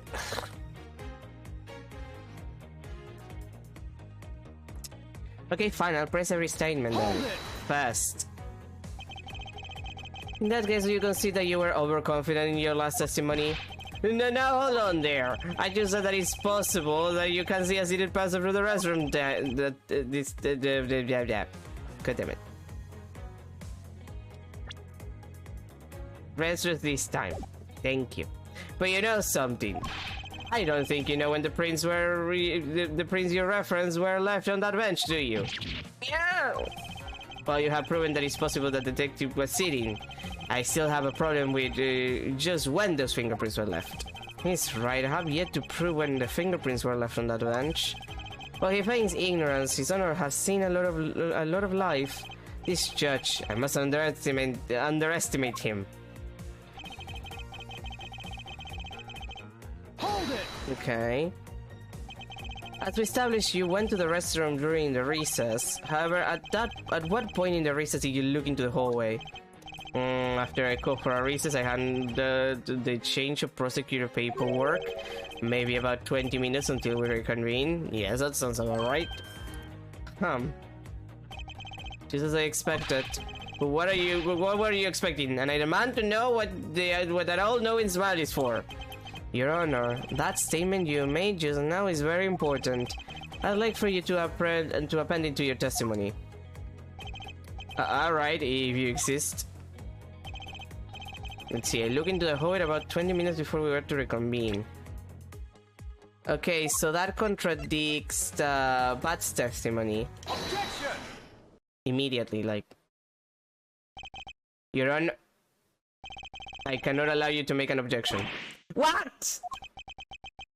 Your Honor, I'm really sorry, but I cannot allow you to not allow me to make an objection. Eh, gods! I've been overruled. He's so stupid. The judge is so stupid, I love it. Your Honor, there are simply too many holes in your testimony for my taste. What do you mean by that? You claim that you heard the gunshot during the recess, but that is simply not possible. Mr. New Prosecutor recommended my man friend Moncarmayak. Instead of biting your tongue, what the... Francisca! Instead of biting your tongue, why did you bite your tongue on those preposterous names? Thank you. I see you have no mercy for the elderly either, Francisca. Don't talk back to me unless you want to be whipped in the back. With your height, you need a stepladder or 4 to accomplish that. Damn, Edward. That's cold. That's ice cold. I know she's tiny, but damn, Edward. Damn. She deserves it though. Oh boy, dehydration. Ahem, Mr. Edward. My ears are not that far gone yet. I'll have you know, I can still hear just fine. And I heard the sound of a gunshot loud and clear with my own 2 ears. Ha, Your Honor, I have here an interesting bit of testimony. It's from Detective Bad. And according to him, he heard the gunshot right before the trial was about to start again. What did you say? Your Honor, you just said that you heard the gunshot about 20 minutes before we were to reconvene. How do you explain this glaring contradiction? That can't be! Unfortunately, that is the truth. But I heard it clear as day. Bang! That loud sound of the loud sound of a gunshot. The sound of a gunshot. We keep returning to this point of contention. And that piece of evidence, I always did wonder why I found it where I did. However, now I understand what that gunshot the judge heard really was. Unfortunately, Your Honor, this is what really produced the gunshot you heard. Have a balloon piece. I found this object in the hallway earlier. What is that pink substance? It may not look it, but this is actually a piece of a balloon. I see. And I suppose you would like me to accept that pink balloon into the court record. Your Honor, I present this piece of evidence in order to overrule your testimony. What? Your Honor, your argument goes as follows. You saw no one in the hallway when you heard the gunshot. Now, there is no guarantee that the detective was sitting on the bench at that time. Therefore, you believe he must have been at the crime scene defendant lobby number 2. Am I correct? Yes, that's exactly right. Huh. Let me ask you something. Do you think that the gunshot you heard was produced by a real gun? I think I've said enough that even you can figure out the rest on your own. Your Honor, you were fooled by the popping of this balloon into thinking it was a gunshot. What manner of trickery is this? That was a good effort you put forward, Miles Edward. But if it was me, I'd have wrapped this thing up before the judge even testified. Care to elaborate on how one ends something before it even begins? Well, to be honest, I did think that the sound was a bit off from a real gunshot sound. But who could have guessed that someone would pop a balloon in a place like this? I mean, to be fair, it wasn't popped on purpose, but I guess he has a point. Not a common thing to happen in courthouses. Oh, God, my nose. That's true. One doesn't usually think balloons in conjunction with courthouse. He's so sad. I know, right? The saddest little judge. I want to trade these coins with you. Sit. The balloon that girl was holding. It explains everything. Your Honor, if it makes you feel any better, you didn't lie once in your testimony. However, I can't really vouch for its accuracy. Who knew that giving testimony could be such a difficult thing to do? What have I done? I owe Detective Gumshoe a very, very big apology. Yeah, you do. You actually do. I will see to it myself that he's released. Wait. There are still a few things I have yet to resolve about what happened in the hallway. Your Honor, I request your permission to further question Detective Gumshoe. But why? I thought we just cleared his name. Whether we did just now or... Oh, God fucking damn it, give me a...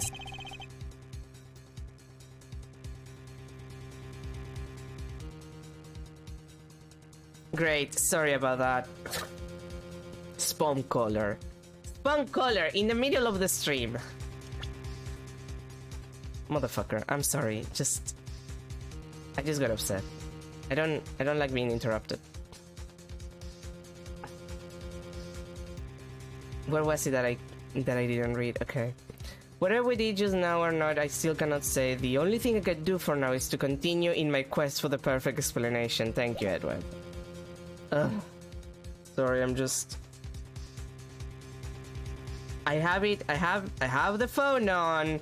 because people are traveling, and then they'll call me, and then they'll get annoyed when they cannot reach me, and they call me at night. I was like, if you call me in the middle of the day, it's because it's an emergency. I'm just so upset right now. I hate spam callers. I hate that shit. And to that end, I must resolve the remaining issues pertaining to the events that occurred in the hallway.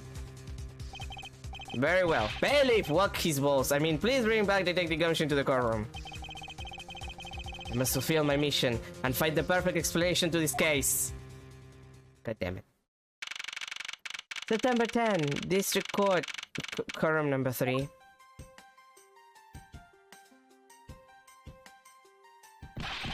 What is it now? Is it time for my trial already?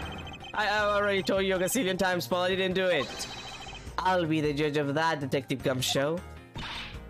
No, you won't. I'll be the judge of that. No. I'm the judge around here, and I'll be the judge of that.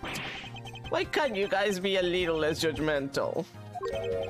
Yes, well, speaking of hasty judgment, Detective Gumshoe, I'm afraid I must apologize for our error in judgment on my part. Your Honor, I don't believe you should apologize just yet. We have yet to prove that he is completely innocent of this crime. I guess so. What are you guys talking about? In any case, I would like you to testify as to your actions while you were on guard duty. And please remember, you're not on trial. This is all just part of the investigation. As such, you may still be found to be innocent. However, if you should give false testimony... Yow! My whip will object loud and clear. If you are found to be lying, you will be held indefinitely. Understood? I gotcha, Paul. Thinking back on the state of the crime scene and the judge's testimony, it's obvious that Detective Gumshoe is lying. And if I can't break his lie, then we may never get a break in this case.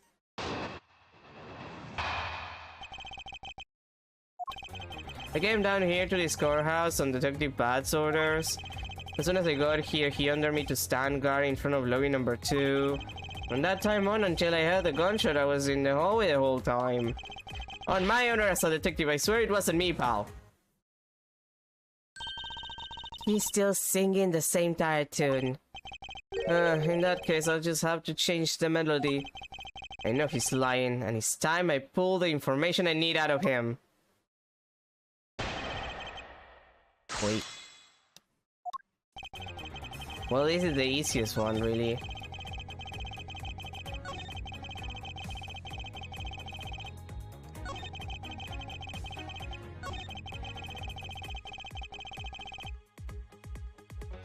Hold it! You claim to have been in that hallway the whole time. However, is it not a fact that you did something while you were in that hallway?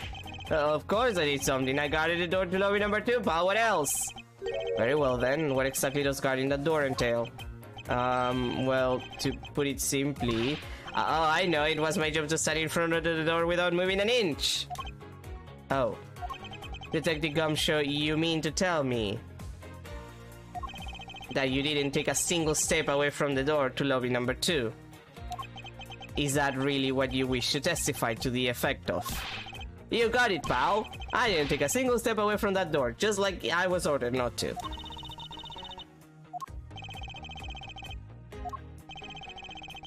Their honest reaction to that? Why is everyone so quiet all of a sudden? Because we are all in shock and in awe of your utter stupidity. Scrappy! If you're going to lie, at least tell us a more believable one. Yeah, ouch. I'm not lying.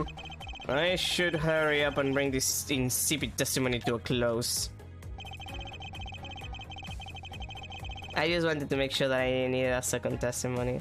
Like an added one. Objection! Just in case. I have an objection. What is it, pal? Detective Gumshoe, I wonder if you might recognize this from somewhere. Hey, it's one of those things, the courthouse special Swiss rolls, right, pal? Precisely. In that case, I suppose that you also recall the solid hallway bench? Hey, you know what? I think it was probably me that did that. Detective Gumshoe, you know you can't go around dirtying up the courthouse like this. You inconsiderate slovenly pig!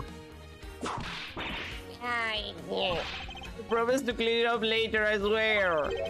Now then, shall we get down to business to defeat the Huns? About the fact that you didn't move even a single step from in front of the door. If that really were the case, then how were you able to buy a pack of Swiss rolls? But he wanted his Swiss rolls. Well, I think he deserves the Swiss rolls, but apparently Edward does not. Furthermore, if you didn't move a single step from in front of that door, how do you manage to get the bench dirty with your grubby hands? Yes. It appears that Francisca's whip can do more damage than my words alone can. Alright, I confess, Paul. I was hungry, so I bought a pack for myself, okay? I thought I could shoot out again if anyone found out about me eating on the job. So I didn't want to say anything. Well, unfortunately for you, I saw you do the whole dastardly deed. I clearly saw you buying a bag of Swiss rolls from the vending machine. Okay, I'm sorry for lying. But that's all I'm sorry for. You got that because I'm not holding anything else back. That last statement. It may sound like it makes sense. However, there is something I don't quite believe about it. I had the yonis. Are you sure you're not withholding further information from us? Of course not. I've got nothing else to hide, pal. Huh. Oh, if only that were true, Detective Gumshoe. But it is true, pal. I swear there's nothing else. Detective Gumshoe, I'm sure you are aware of the price of a pack of Swiss rolls, correct? Remind me again, pal? The vending machine on the hallway. It's selling packs of 2 Swiss rolls for 6 a pack. And yet, according to you, you didn't have any cash on you until you cashed your 5 annual bonus check. Isn't that right? Let me ask then, how did you manage to purchase a pack all by yourself? Can you provide me with a proper explanation to that? I told you about it by myself, pal. There wasn't anyone else in that hallway with me. So there's no one who could have helped me buy it. Wait, don't tell me. You got some kind of proof that there was someone else in the hallway, don't you? Correct. As if you could. I mean, what are the chances of that? Wait, you do. 5 annual bonus is crazy? Yeah, no, like... How does the economy work in this universe? Because I know that Gumshoe gets his pay, like, reduced all the fucking time. But, like... It makes no sense that he would be paid that little as an annual bonus. Of course I do. What? How? What proof do I have that there must have been someone else there in the hallway? That's the balloon. A big boy like him needs food. I know, and no one respects his needs. Take that! What the heck is that? Hey, I knew you didn't really have anything. You prosecutors are all the same, always lying to people. You should stop, you know? Yeah, I refuse to be lectured by the likes of you, detective. Miles, how long do you plan on being strung along by this moronic detective? I have no intention of falling for his life because there was definitely a second person. Because if it was truly alone and along, then that piece of evidence should not exist. Right, it's a Swiss story itself. Okay. It's actually... I was confused. It's a Swiss story. You showed that to me not 2 seconds ago, pal. I think you're under the mistaken impression that I bought this pack of rolls. Well, if you didn't buy it, then that means you must have stolen it. You thief! Well, I would never do such a thing. Oh, you liars are the same. You start out as thieves, you're under arrest, pal. I believe you meant to assert that all thieves start out as liars. And in that case, what does that say about you, detective? Yuck!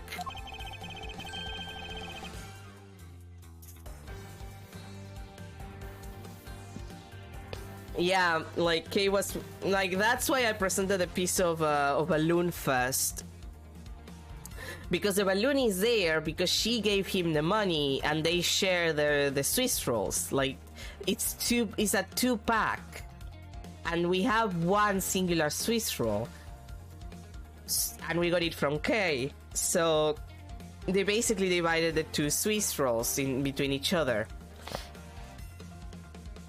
And that's also when the balloon got popped. 2-pack. Exactly, it's a 2-pack. This particular Swiss roll was robbed by a certain someone. Oh. There were 2 rolls in this package. You ate one of them, but you then gave the other one to a certain other person, didn't you? Yeah, no way, pal. You got it all wrong. I ate both of them. Got you this time, child. It would appear that we've caught you at last. Hey, don't you dare do anything bad to that girl.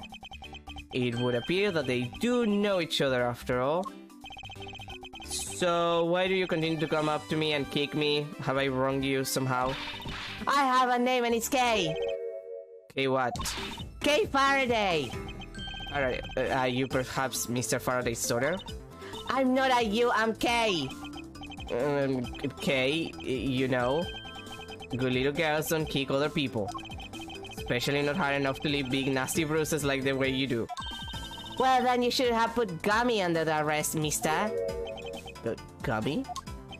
My guess is that she's talking about Detective Gumshoe. What a cute nickname you've given him. Gummy didn't do anything wrong. Okay. It appears that I will need to speak with her in a bit more detail.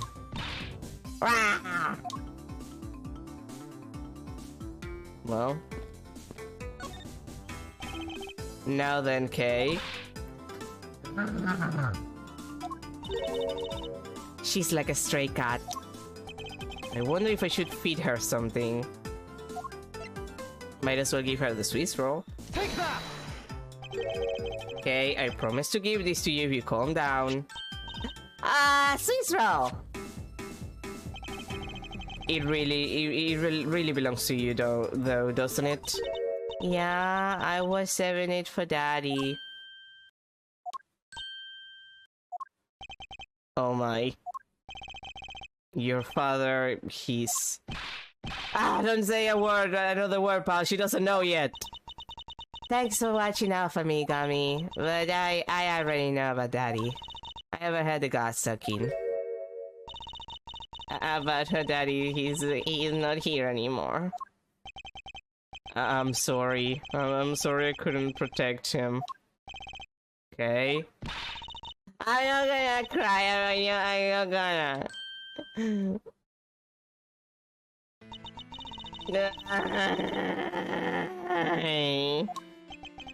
It's alright, let it out. Your father just passed away after all. I myself was also involved in a case at this courthouse when I was a young child. A case in which my father, who was a defense attorney, passed away. All of my dreams of becoming a lawyer were crushed into fine ash on that nightmarish day. Even now, the wound festers deep in the depths of my soul and is not gonna be fixed until my boyfriend does it for me. Ever since that incident, I've dedicated myself to locking away every criminal I can. And now to have this happen right in front of me. This child, I feel a certain shared fate, a common bond between us. Edgy dude, not the trauma dump on the kid. Look, Edward is bad at not trauma dumping on kids. He does it all the time. He's an idiot. Miles Edward, what sort of gentleman are you? Are you going to just stand there and watch a lady cry? You're right, sorry about that. Okay, here, how about we use this handkerchief here and dry your little eyes?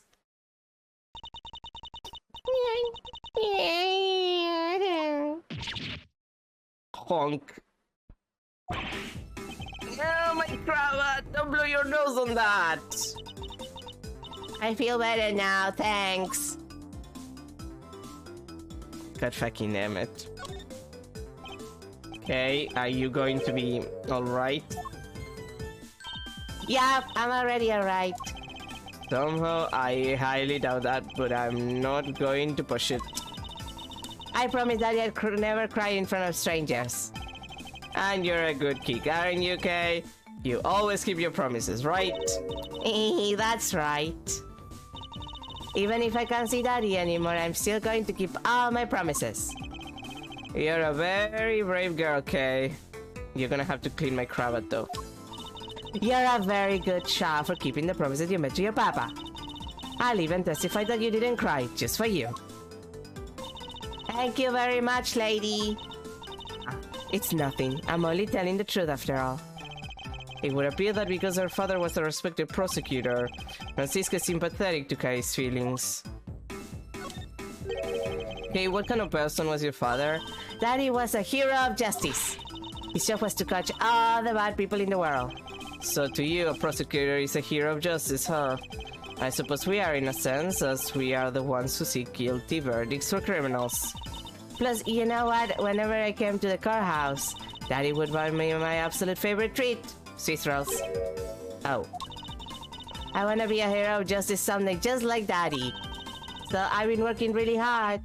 I see. And what have you been working hard on? I've been working hard to keep all the promises Daddy and I made together. A promise notebook. May I take a look inside, Kay? Sure, okay. It appears to be an exchange diary of sorts between father and daughter. Mr. Faraday's writing conveys a sense of the kind man he was. This little notebook just might come in handy later. Thank you for showing it to me, Kay. I hope you'll continue to work hard and become a hero just like your father. I'm gonna try. Hey, Kay. So I'm a detective that catches the bad people, right? That makes me a hero too. Yeah, you're really cool too, Gummy. Yeah, aren't I, Kay? What is with the two of them? I hand down verdicts of justice, so that makes me a hero too. Yes, and thanks to your also heroic testimony, you almost painted a detective as a vile criminal and sent him off to jail. I am really sorry about that. Gummy's not a bad man, okay? Poor judge. He's being treated like a vile criminal rather than a hero of justice. It appears that you and Detective Gumshoe are good friends, Kay. Yeah, we're friends. In that case, would you mind telling me a little more about him? So I take it that you ran into Detective Gumshoe earlier? Yep. I was on my way to see Daddy when I saw Gummy standing there. He was standing in the hallway staring really hard at the vending machine, so I said hi. And when was this? Before everything got crazy. How long were the two of you together? We only talked for a little while, and then we went on our own ways. That's right, pal. Kai and I only talked for a little while, and that's it. Oh, which means we have now confirmed that Kay was in the hallway during the recess, isn't that right? Yeah, you got me. I told you to stop picking on Gummy, mister. Very well then. I'll just have to speak with a good detective in private later. Were you the one who brought this pack of Swiss rolls, Kay? Well, I didn't really have a lot of money, and I somehow made $1 out of all the pennies and quarters I had. But that still wasn't enough, and I really wanted one. Come to think of it, you did come and ask me to exchange a handful of change for $1. And that's when you came and asked me to change your money, correct? Yeah, thanks so much for doing that, mister. Sure. But let me ask you, even with that $1, you still didn't have enough, correct? Well, that's why. Hey, if you bully Kay anymore, I'm going to have to arrest you, pal. Need I remind you that you're the one already under arrest? Ow. It sounds that Kay is going to be less than forthcoming with this question. Sorry about your roughly thing. Yes, well, nice positively drenching your nasal mucus. Don't worry, Kay, I have a spare. So, here, you can have this one. But Daddy said, never take things from a stranger. It's one of those promises you made in your promise notebook, correct? Yeah, look, see, it's right here on this page. Never take things from a stranger. Never go anywhere with a stranger. Alright then, I'm not giving this to you. I'm merely allowing you to borrow it.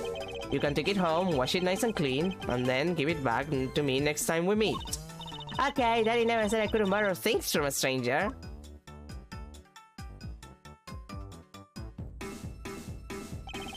Now then, Detective Gumshoe. Uh-oh. I believe it is now crystal clear that you were with little K in that hallway.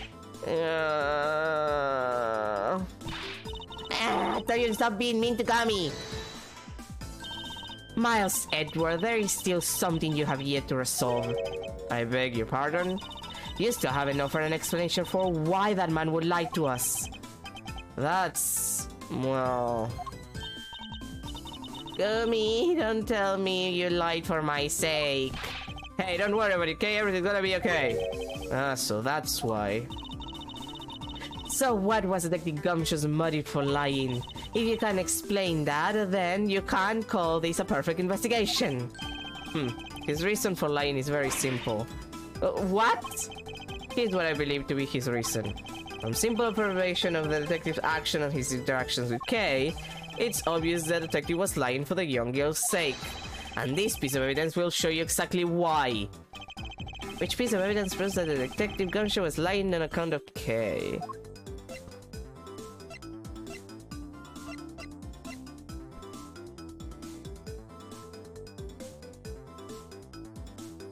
Wait, wrong one.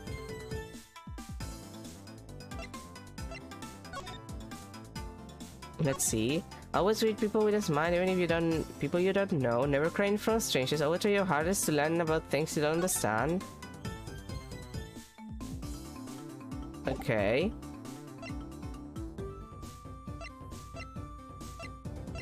It has to be either the balloon piece of the notebook itself. I think it's the notebook though. Mr. Faraday and Kay's promise notebook. How does this explain anything? If you could take a look at this page, it's clearly written that Kay should never take things from a stranger. When Detective Gumshoe heard about that promise, he tried to cover for Kay. What a foolishly foolish fool! Fools of a foolish reason for a fool! Ow! Tommy, you lied because of me, didn't you? Because I'm your friend, Kay, that's why. Tommy! At long last, Detective Gumshoe, can you please tell me the whole truth now? Yes, there's no beating you, pal. Huh, pal? Okay, I'll spill the goods. I've been standing guard for a while. I was getting really hungry, and the snack vending machine was taunting me. But all the cash you had on... But all your cash you had in hand was 5, and that wasn't enough to buy anything, right? After all the cheapest items in that machine is a 6-pack of Swiss rolls. Yeah, but then like an angel from heaven, Kay showed up. I was thinking about sharing a snack with Daddy, so I wanted to buy a Swiss roll. I only had about $1 in coins.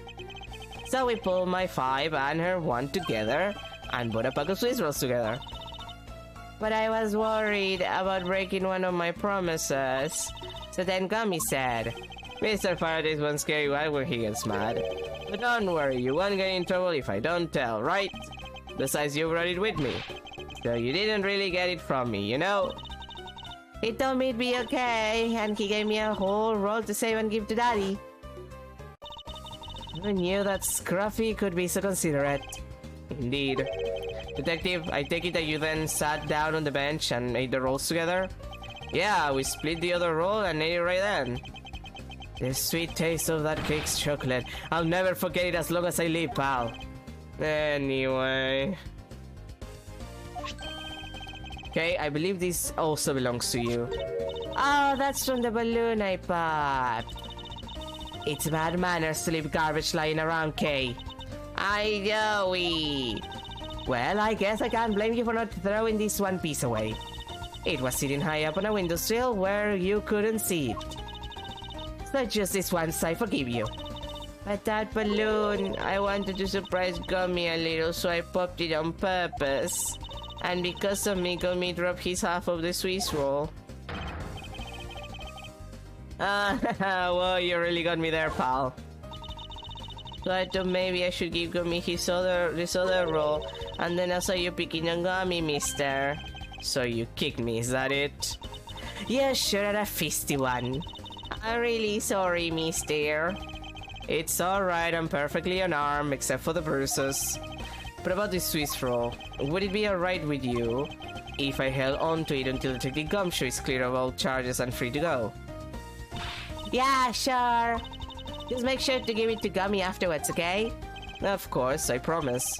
Now then, I believe we have proven beyond the shadow of a doubt that Detective Gumshoe was in the hallway for the entire duration of his study, which undeniably proves that Detective Gumshoe could not have committed the double murders. Oh goddamn it, it's you. Actually, it just proves the opposite, Edward. You've just shown that Detective Gumshoe is the only one who could have committed the crime. What do you mean? It's quite rude to have us rob, monsieur. What?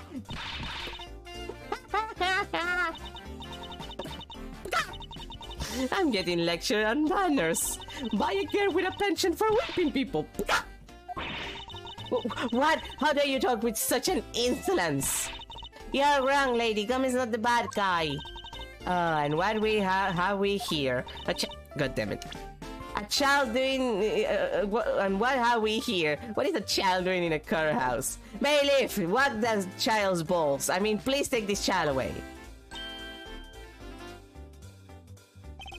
Well, Miss Callisto, you. That girl is Mr. Faraday's. I know, so what? You think that just because she's a victim's daughter, she gets to just run wild around the crime scene? I think it's actually quite dangerous for her to speak nothing of getting underfoot. I suppose you're right, however. As long as we're in agreement on that point, let's get back to the real issue at hand. Now then, detective, you were in front of the door to lobby number 2 the entire time, correct? Yeah, but... You see, isn't it obvious that it could only be the detective? He is the only person who could have gone into lobby number 2 at the time of the murders. I have no counter-argument to that. Don't worry, I've already put in the necessary paperwork for his normal arrest. But the investigation is far from over. Oh, that's right, I was going to speak with you about that. Do you think it's reckless to talk to the suspect out in the open without a guard? I suppose it is. Well, as someone with more experience in law than you, allow me to share something. Always keep a good eye on a criminal, and you may regret what comes of your negligence. Ah, Miles, I can't believe you're letting this woman lecture you like this. This is unforgivable as a disciple of Karma. Ha ha ha, down, Tigress. Now then, you'll be looking forward to the results of your investigation. Bye. So, we're back to square one. Actually, this is our last chance. I can tell that if we fail to solve this case, Detective Gumshoe will be formally charged under all of the circumstantial evidence. This investigation is not over yet. There's still one location we have yet to inspect. It's where Detective Bad and Miss Hugh were at the time of the crime. Lobby number 1. Boy.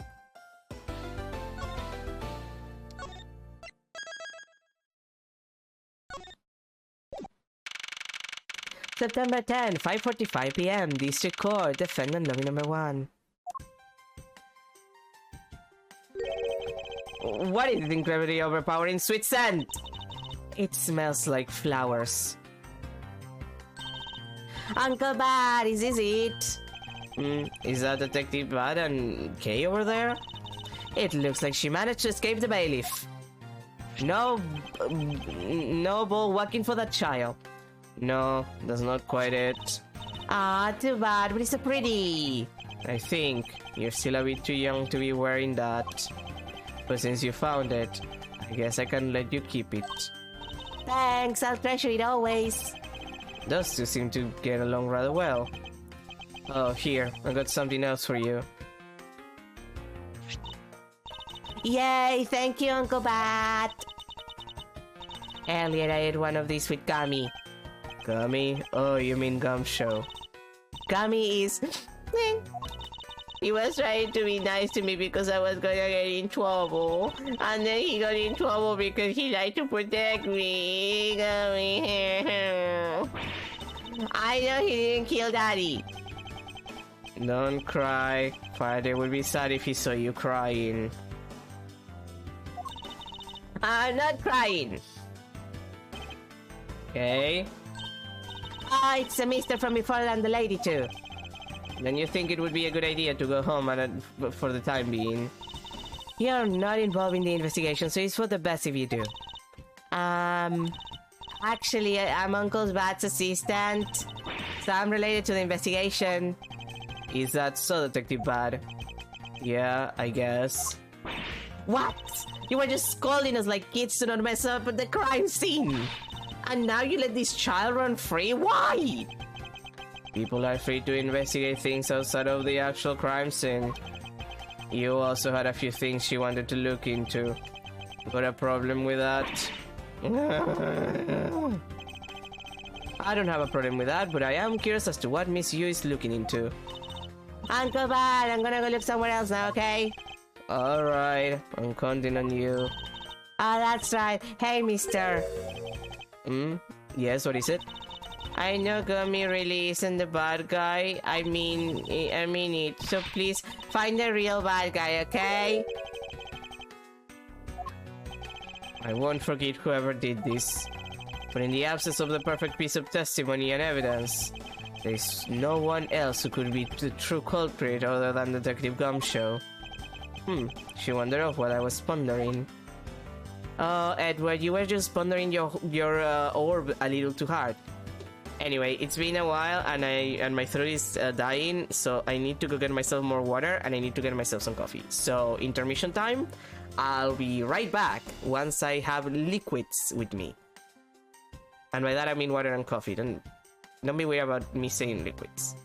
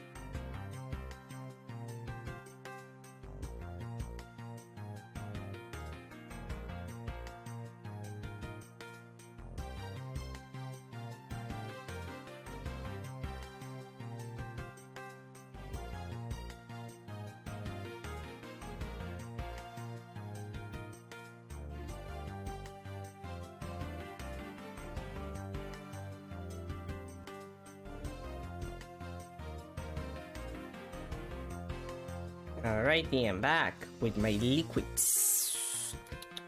Let's see. That expensive painting is ill-suited to be hanging on the wall of this room. I wonder if a guard detail should be placed on it. Why do you say that? Well, a desperate low-paid detective might take off with it someday. You never know. She may be thinking about hiring a guard, but it's obvious she isn't factoring in that guard's salary whatsoever. One of the windows in this lobby is open as well. The air conditioner is working just fine in this room, so why did they open it, I wonder? These decorative plant leaves are shinier than the ones on the plant in lobby number 2. That's probably because it's next to the windows where it's easier to photosynthesize. You may be right, plus the curtains are always drawn in lobby number 2. The caretakers of this house don't think enough about the plants, do they? That's because they're the courthouse's caretakers and not a bunch of botanists. Want an incredibly strong scented herbal tea. I feel that more than being relaxing, this scent may make one a bit heady instead. You put it in a special request for that. No wonder she's so violent if she's been drinking this stuff the whole time. Neither woman should be allowed to comment on this particular topic, ever.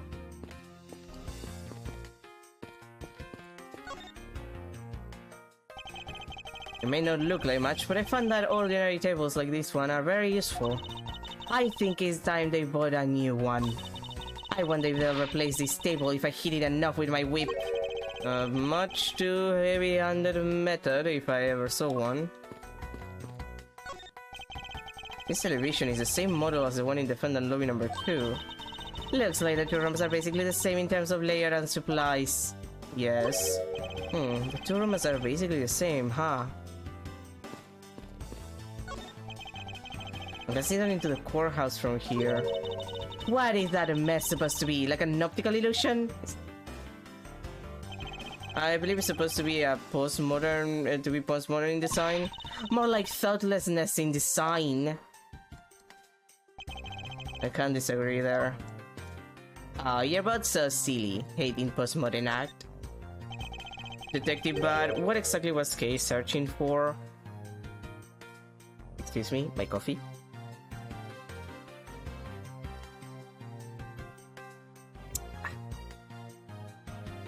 It's like it frees my throat of pain for like 2 seconds. Nothing that concerns you, boy. And I suppose it has something to do with Kay? It does, because she's Faraday's daughter. Anyway, hurry up and get to the point. I don't have time to waste. Sounds like you'd rather be left alone. I have something I'd like to confirm with you once again. I don't have anything to say to you. Damn.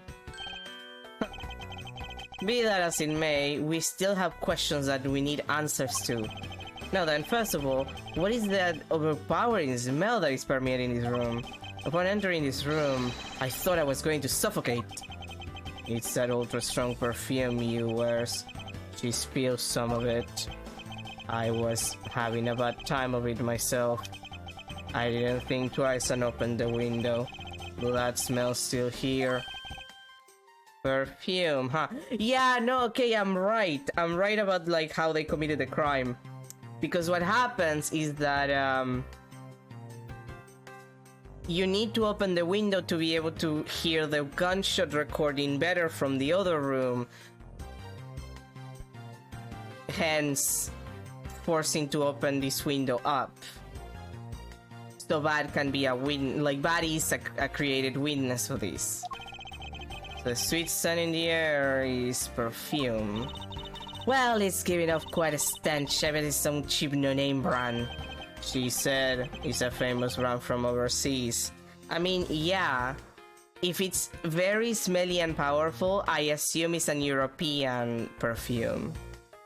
And not Eau de Toilette, I mean like 100% perfume. What with the creation of perfume being like Like like the Europeans, and I'm pretty sure it was the French to be precise, created perfume to hide the fact that they didn't wash enough. Perfume exists to hide the fact that you smell bad. So it has to be strong. Franziska, you're from Germany, you should know this. It's a knockoff. Yes, definitely a knockoff. No disrespect, but she forced one of those bottles on me. Here, little girl, you can have it. Huh. I was born for a much more expensive and refined perfume. However, seeing as you just happen to have a spare, I suppose I'll take it. Miles Edward, you will hold on to this bottle without fail. Why can't she ever be honest about her wants? Now we have the perfume Miss You wears. Just fantastic. Is that all you wanted to talk about? If so, I'm going back to investigating. Actually, I still have a few other things I wish to inquire about. So you were in this room the entire recess? Like I said, I made a call to the precinct to get that big lockdown here. But other than that, I was waiting for the recess to end in here. At least your story is consistent. Earlier, you stated that you were in this lobby with Miss Yu. Yeah, I ran into her in the hallway. She said she wanted to talk to me about something, so we came in here. Then what you're saying is that until Detective Gumshow's arrival, you and Miss Yu were in two different locations. I guess I am. Interesting. Speaking of that lawyer, who I don't trust for the record, she seems to have a great dislike for you. Oof. Let's see, Miss Yu is the sister of the victim of the KG-8 incident. And as I recall, Detective Bat was the lead detective on the case. I wonder if the reason for her disdain isn't simply because you failed to guard CC, but because you were the lead detective on the case. You knew? Huh. I also know that today's trial involving the Colombian Embassy staff member is being referred to as the second KG-8 incident. Now then, Detective, I believe it's time you were honest with me and told me the truth behind your relationship with Miss Yu and Mr. Faraday and the KG-8 incident. If you already know that much, I guess it'd be alright to tell you. Now then, I'd like to ask you a few questions about the KG-8 incident. It's not exactly a happy story, other than the people who were directly involved. You two will be the first to hear what I'm about to tell. I love secrets! Oh, it's a lollipop. Okay. The honest truth behind the KG-8 incident. I was expecting a toothpick.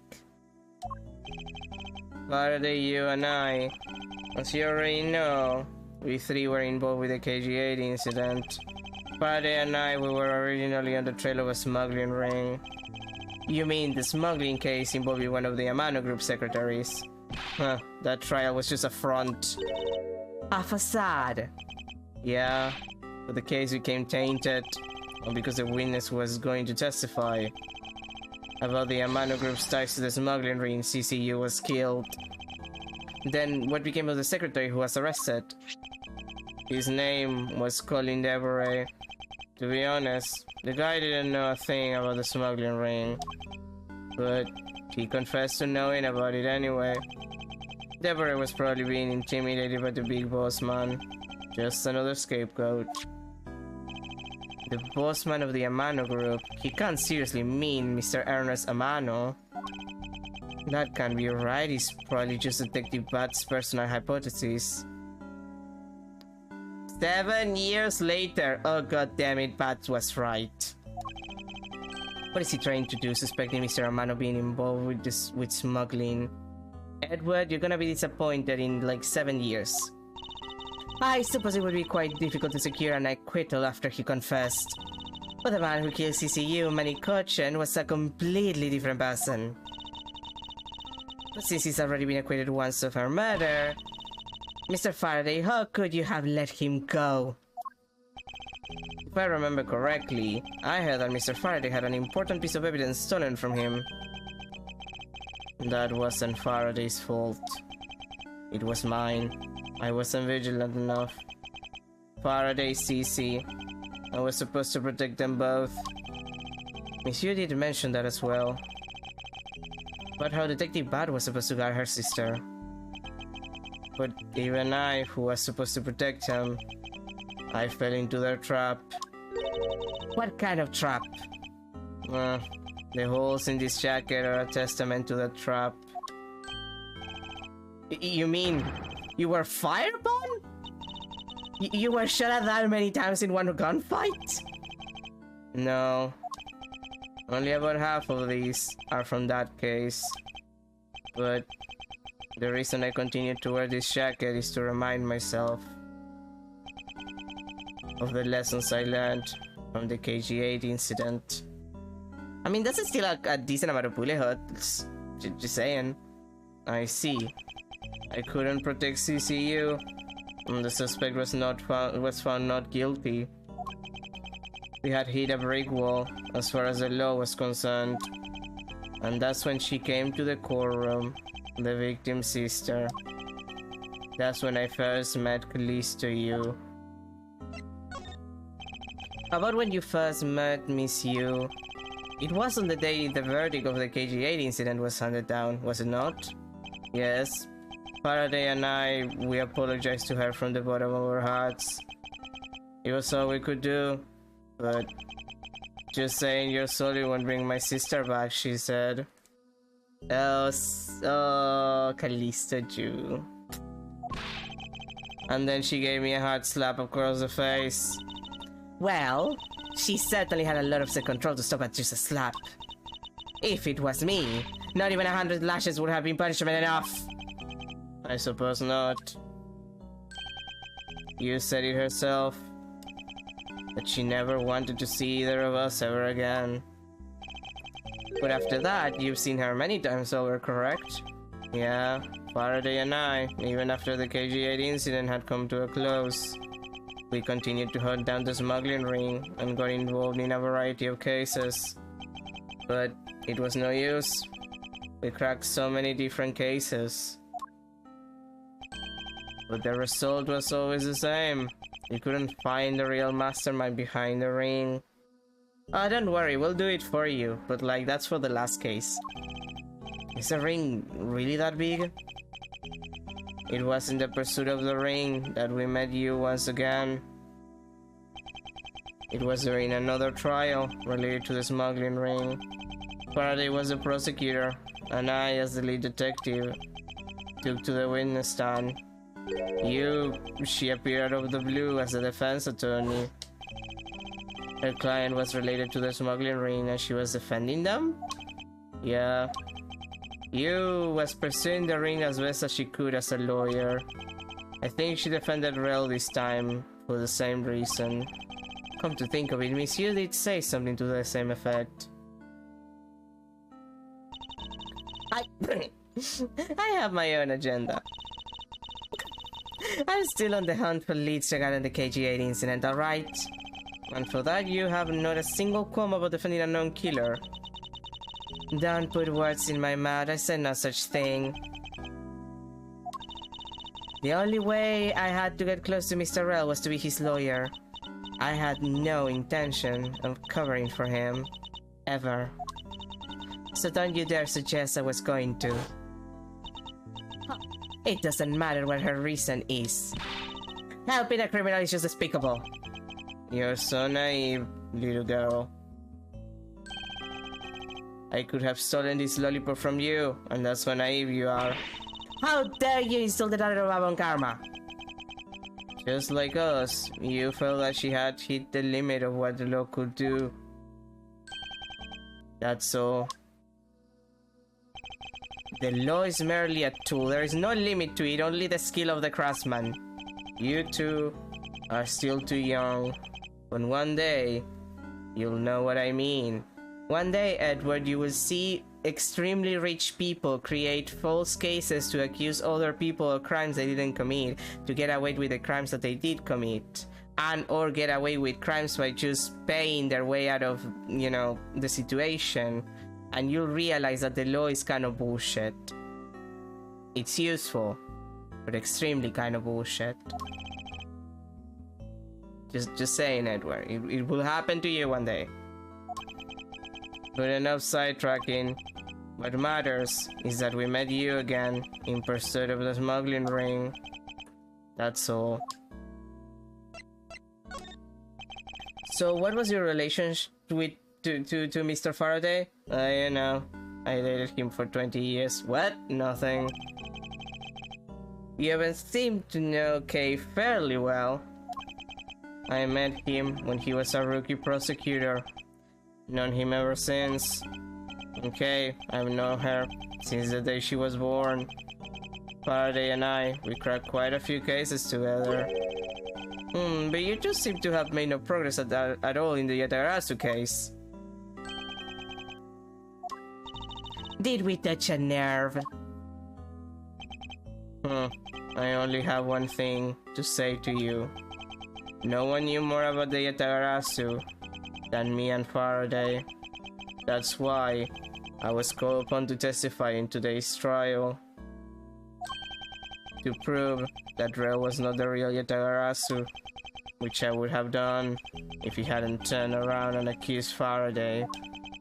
After the accusation, I was asked to testify, but this time, to prove or disprove the accusation.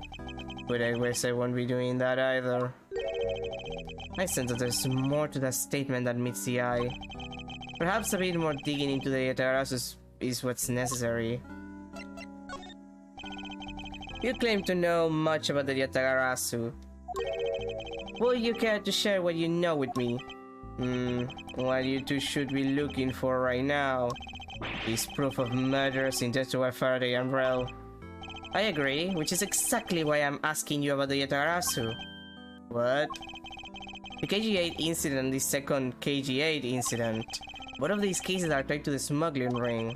And in both of these cases, the witness who was to testify about the ring was murdered.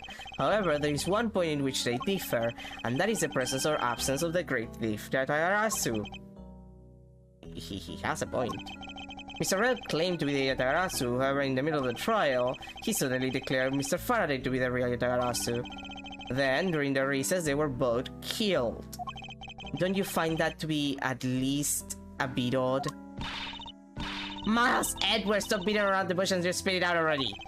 I believe that there must be some reason that the two men suspected of being the Yatagarasu were both killed at the same time.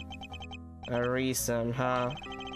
And so, in order to catch Mr. Faraday's and Mr. Rel's cold-blooded killer, I feel that I need to learn as much as I can about the Yatagarasu. If it will help you solve this case. Game, why do you make the music stop dramatically? It's a little too much, you know? Then I'll tell you the reason why we never caught the Yatagarasu. What was that sudden outburst for? You almost made me whip you by accident. It's still accidental with me anyway. There are three main reasons why the Yatagarasu will always be one step ahead. First, the Yatagarasu always knows the exact location of the target object. Second, the Yatagarasu always knows exactly how to disarm the security system. Third, the Yatagarasu doesn't leave a single shred of evidence behind, ever. I see, so those are the Yatagarasu's special traits. Sounds like an incredibly elusive thief. The Yatagarasu has never been caught on tape, never tries to draw anyone's attention, and would never do something as low as commit murder. That's why I knew that Rel wasn't the real Yatagarasu right away. But you can't use that set of logic on his own to prove that he wasn't. Listen, little cat. I'm not done talking yet. What's different about this time was that evidence related to the smuggling ring was sent to the police. And the sender was none other than the one who infiltrated the Kodopian embassy, the Yatagarasu. The Yatagarasu sent the evidence? Until now, the Yatagarasu would always publicize any corrupt dealings through the mass media. But not this time.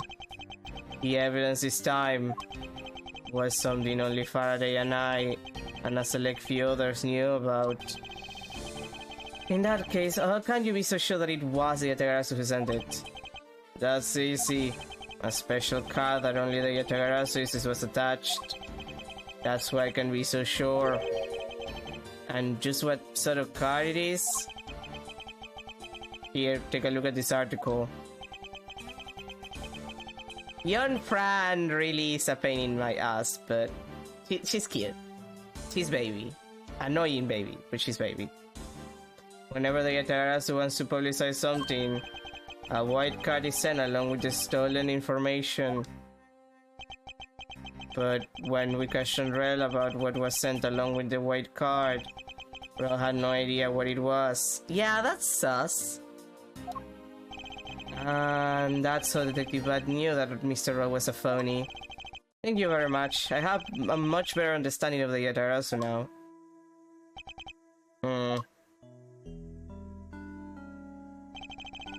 Excuse me, Mr. Edward? Yes? His Honor would like to transfer the evidence from today's trial over to you. So if you could please head over to the courtroom, it'd be much appreciated, sir. Understood. I'll be there shortly. Detective Bad, what does the law mean to you? Finding the answer to that question is the only reason I'm still alive.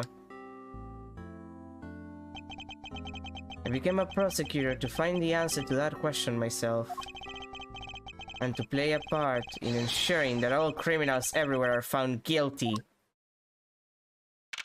Edward, you know, we could have saved a lot of time if you had done therapy. Just saying.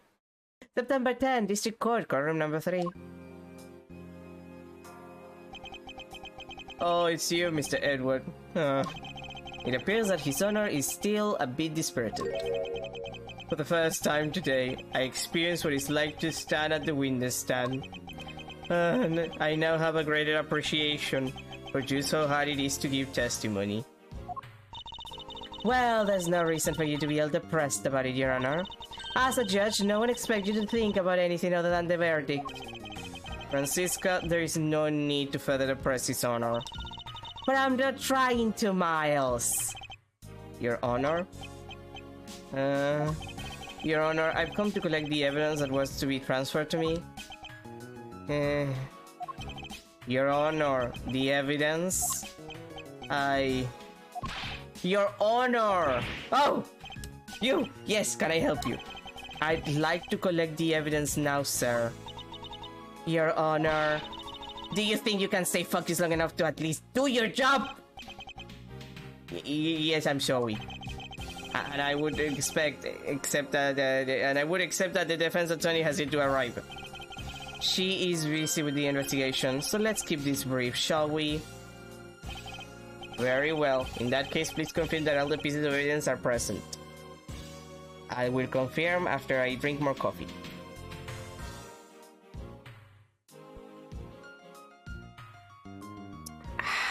Coffee. Furthermore, the evidence that was used in the murders of Mr. Faraday and Mr. Rel are also included, so please go ahead and use them in your investigation into their case. Understood, Your Honor. The pieces of evidence that were used in the murder of those two men. This could be a very good chance for me to find new leads regarding their case. And maybe even something that will finally lead me to the truth.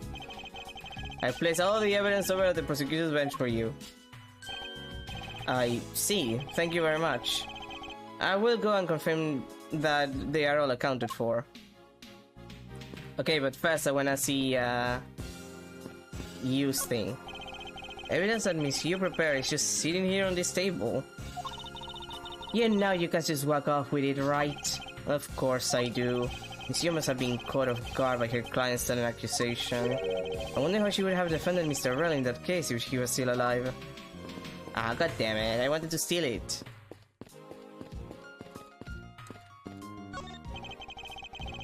So this is the evidence related to today's Coropian Embassy trial from Mr. Faraday's bag. You mean the evidence bag that was on the table in lobby number 2, right? Yes, finally we can take a look at the evidence itself and not just the data about them. Let's be sure to thoroughly examine them while we have the time. Agreed. I want to take a good look at all the evidence from the embassy murder too.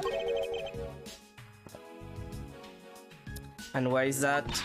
Because I still don't fully understand what today's trial was about. Don't point your crop at me just because you don't know something.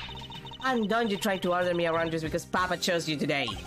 I see someone is still sore about not being picked by Mr. Von Karma. It's also real to see the knife up close.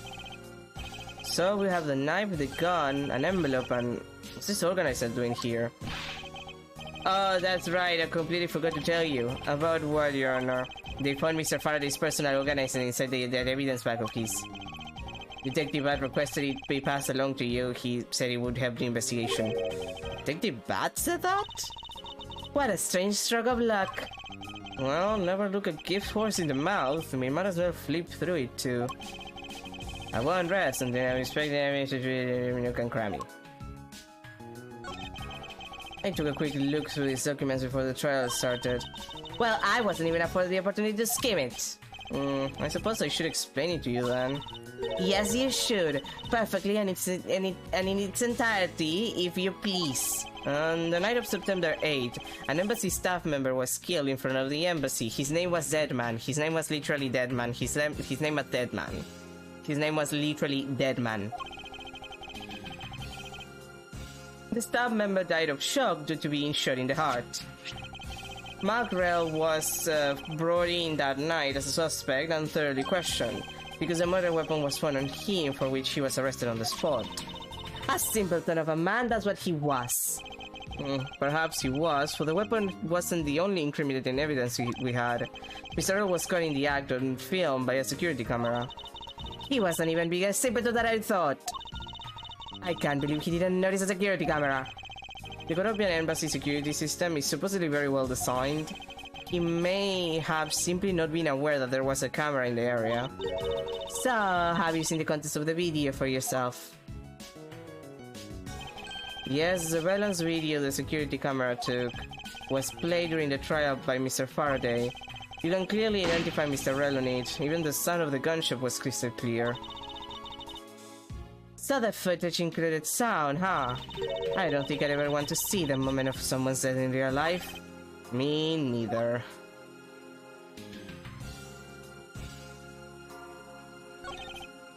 This gun, it was originally used to kill the Coropian embassy staff member.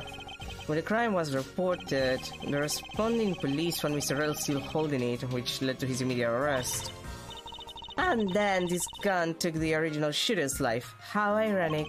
Indeed. There doesn't seem to be anything else we can learn from this piece of evidence. It's a knife that was used to kill Mr. Faraday. Who would have thought that such a beautiful piece of art could be used for such a cruel act? And it's never crossed your mind that you use your riding crop for the wrong purpose. Mr. Faraday's organizer. It appears he was in the habit of using it. It looks like he wrote his strategy for getting Mr. Rell convicted down in here. I've collected the evidence I need to prove that Rell was the killer. Between the handgun Rell had on him when he was arrested and the surveillance tape, I should be able to prove that he was the one. It appears to me that Mr. Faraday honestly believed that Mr. Rell was the killer in the case. Some of his handgun going off were recorded with superb clarity in the surveillance video. I also have evidence that I can use to prove that Rell is not the real Yatagarasu. And it would also appear that he had proved that Mr. Rell was not the Yatagarasu. No matter how he may try to play it, as long as I have the Yatagarasu's key, I can prove he's a phony. If I present it to him in court, it should clear everything up. And he apparently also had a very definitive piece of evidence. It's been a long battle. I hope that this will finally bring it to an end. Yes, I believe that Mr. Faraday was well prepared to discredit any claim Mr. Rell may have made about being the real Yatagarasu. And he had a way to prove that Mr. Rell was the guilty party in the embassy matter. This organizes is a clue straight from Mr. Faraday. I have to take my time and give it a third read later. Look, there's a picture stuck between these pages here. It appears to be a key. And I rather need one of that. Just look at the design on the handle. The craftsmanship is superb. This will be Yatarasu's key Mr. Faraday mentioned in his organizer. The Yatarasu's key? Detective Bat said something earlier. What's different about this time was that evidence related to the smuggling ring was sent to the police, and the sender was no other than the one who infiltrated the European embassy, the Yatagarasu. The Yatagarasu sent the evidence. Until now, the Yatagarasu would always publicize any corrupt dealings through the mass media, but not this time. The evidence this time was something only Faraday and I, and a select few others knew about. Mr. Faraday must have been trying to keep this secret key safe. As a prosecutor on both the Yatagarasu and smuggling ring cases, that's to be expected. That's odd. What is it? Mr. Faraday didn't mention anything about a knife in his organizer. That certainly is odd. The weapon that was used to kill the European embassy staff member was the gun. But if that's the case, then where did the knife that was used to murder Mr. Faraday come from? Isn't it obvious? It was brought into the courthouse by Mr. Rell. That's the only logical conclusion, right? Let me check something.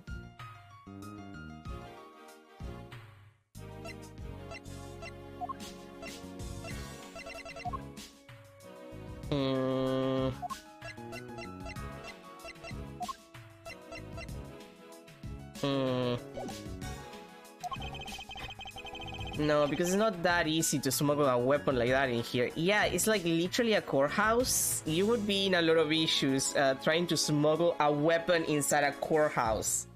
It's like smuggling a bomb in an airport level of like, you're gonna get in trouble. Every person who enters the courthouse doors is checked thoroughly for contraband.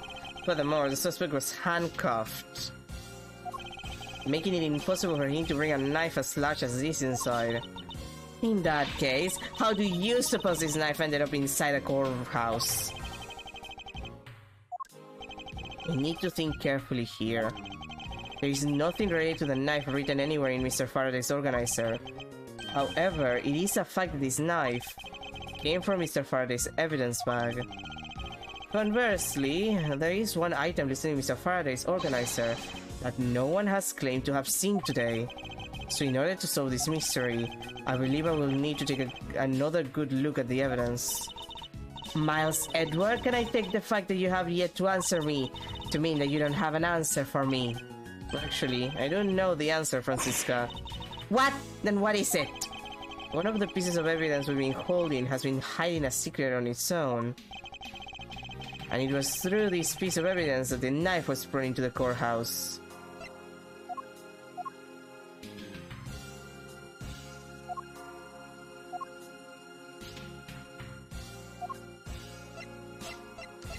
Like...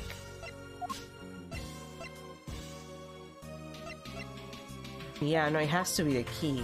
Take that! This is Yatarasu's key, Mr. Faraday mentions in his organizer. This is how the knife was brought into a courthouse. You're not making any sense, Miles Edward. Huh. You just need to look a bit closer, Francisca, to see what I mean. Then don't the color and ornamentation of the key's handle remind you of anything? They do remind me of the knife. Very good. Both the Yatagara's key in this photo and the murderer's knife have this very unique design on their handles. Furthermore, even though Mr. Faraday mentions the Yatagara's key, the only object we found at the crime scene was the knife. You don't seriously mean to say? It appears that you finally caught up. And yes, I do mean to say that these two pieces are in fact one and the same. But that's impossible! Even if that is what you believe, we should still investigate this possibility. Ugh. Now then, let's examine this knife in a little more detail.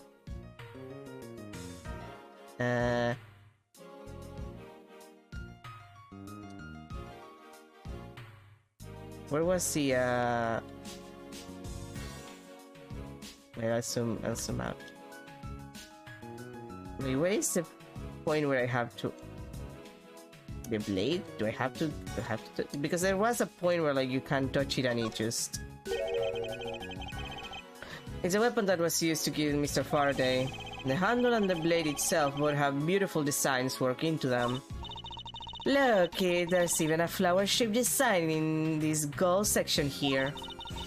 If this hadn't been used as a tool for murder, I want it for myself. He seems to be drawn to the embellishment. Too bad this isn't mine to give. Like, there has to be a point where I have to,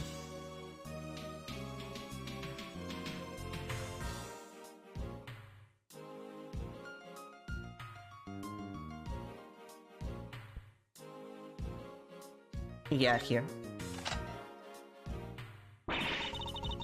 Can't really be turned into a key to think there was such a trick, such a trick to this thing.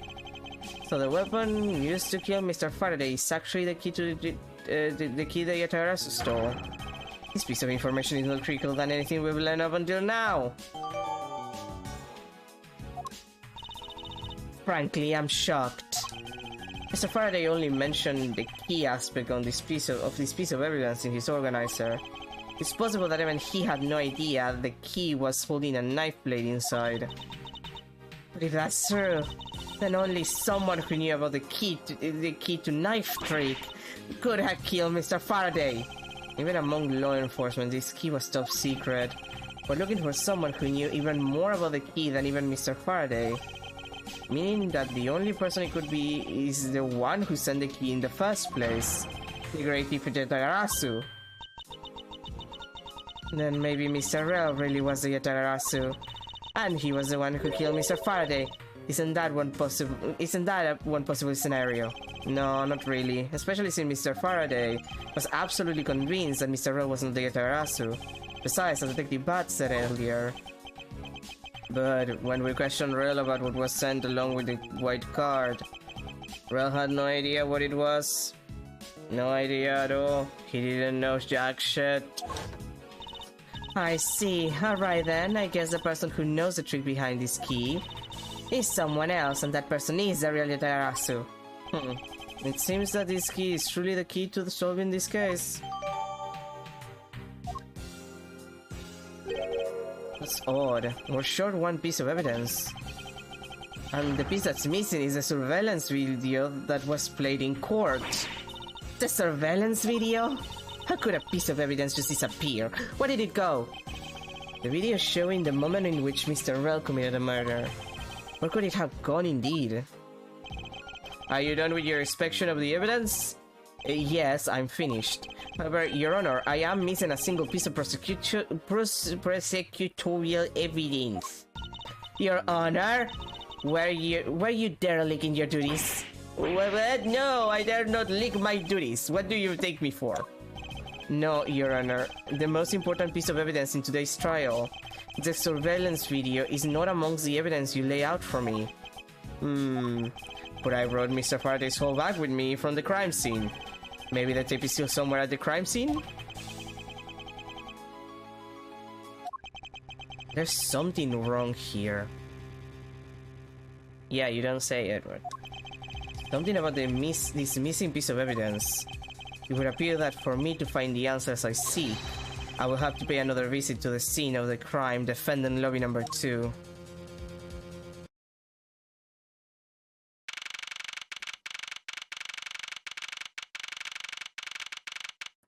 September 10, 6 p.m, District Court, defendant lobby number 2. God fucking damn it, Lang is here.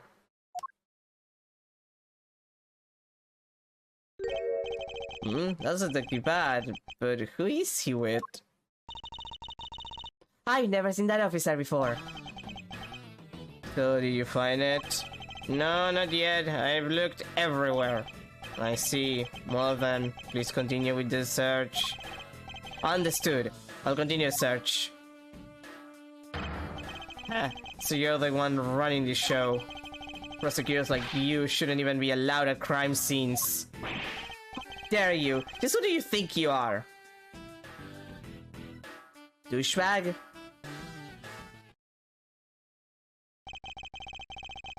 What was that all about, and who was that man just now? Whoever he was, I've never seen a more impudent officer in my life.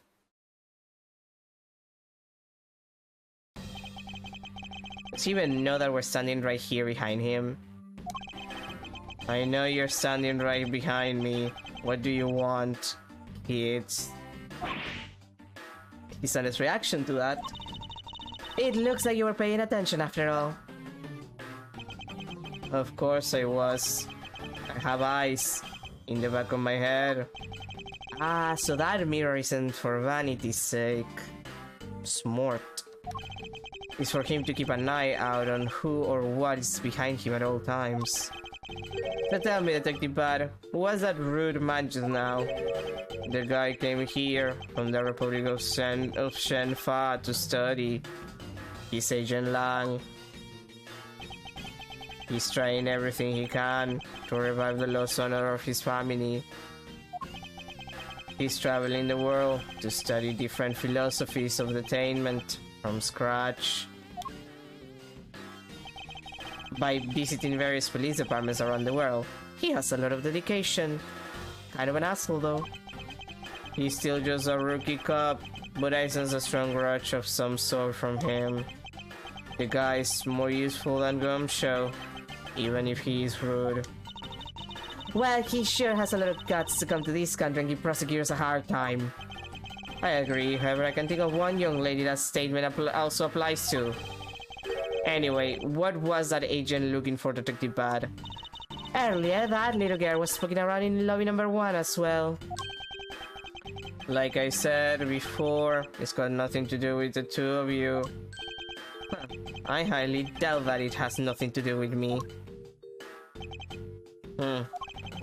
Fine, if this is a game I must play, then I will take this opportunity to draw out what he's been hiding and what happened in this room straight from him. This is one tiny TV. Detective Gumshoe was rather shocked at this and said it was huge compared to his own. Anything you can compare with something he owns will always seem grandiose. Speaking of grandiose, I'd say that ego of yours is a little deflating.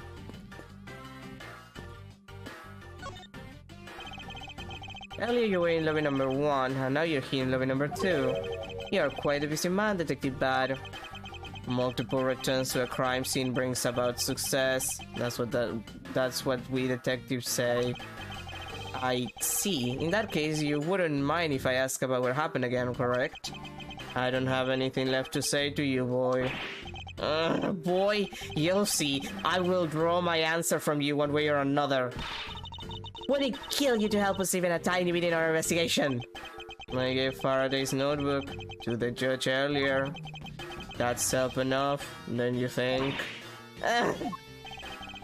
Please, we are asking you for just a bit more of your cooperation. Don't push me, kid. I'd like to ask once again about what happened around here at the time of the crime. I refuse to answer. Any more investigating you do would be a waste of time. Besides, how am I supposed to answer questions about things I don't know about? Things you don't know about? Where aren't you supposed to know everything? He should. Wait, is it possible?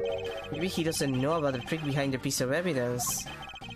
I should try showing it to him. It may prove to be the key to getting some answers from Detective Bad.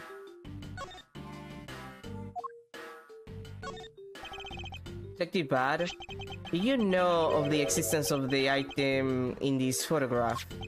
Look at this photograph. Of course I did. It's my job to know everything related to the Yatagarasu case.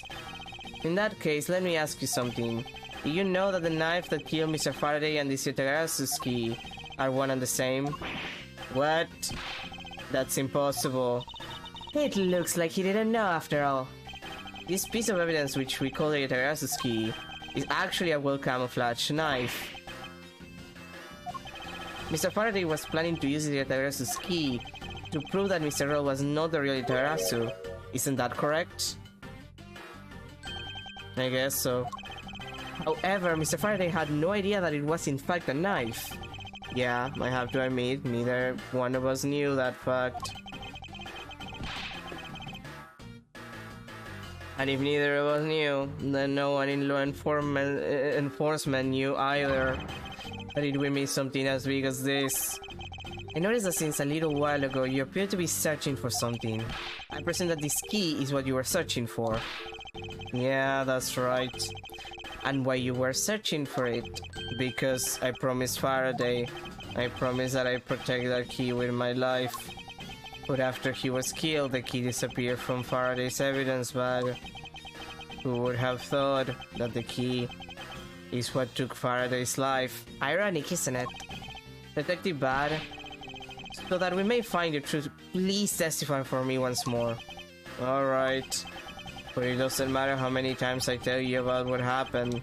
Nothing changed. Detective Bad, I ask that you please testify once more about what happened in lobby number 2 and what you experienced in lobby number 1. My answer is still the same, and this is the last time I'm going to do this. That's fine, because I only need this one last time to clear everything up and find the truth behind this case.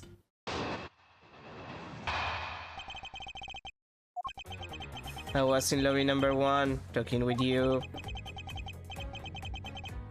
We were talking about some trivial things. I heard the gunshot right before the trial was about to reconvene. When we heard it, you and I immediately dashed out into the hallway together. I saw Gumshoe goofing around there, and then we all ran into lobby number 2. It sounds like the exact same story he told us before. Indeed, however, I feel that we have yet to draw out all the information that we can.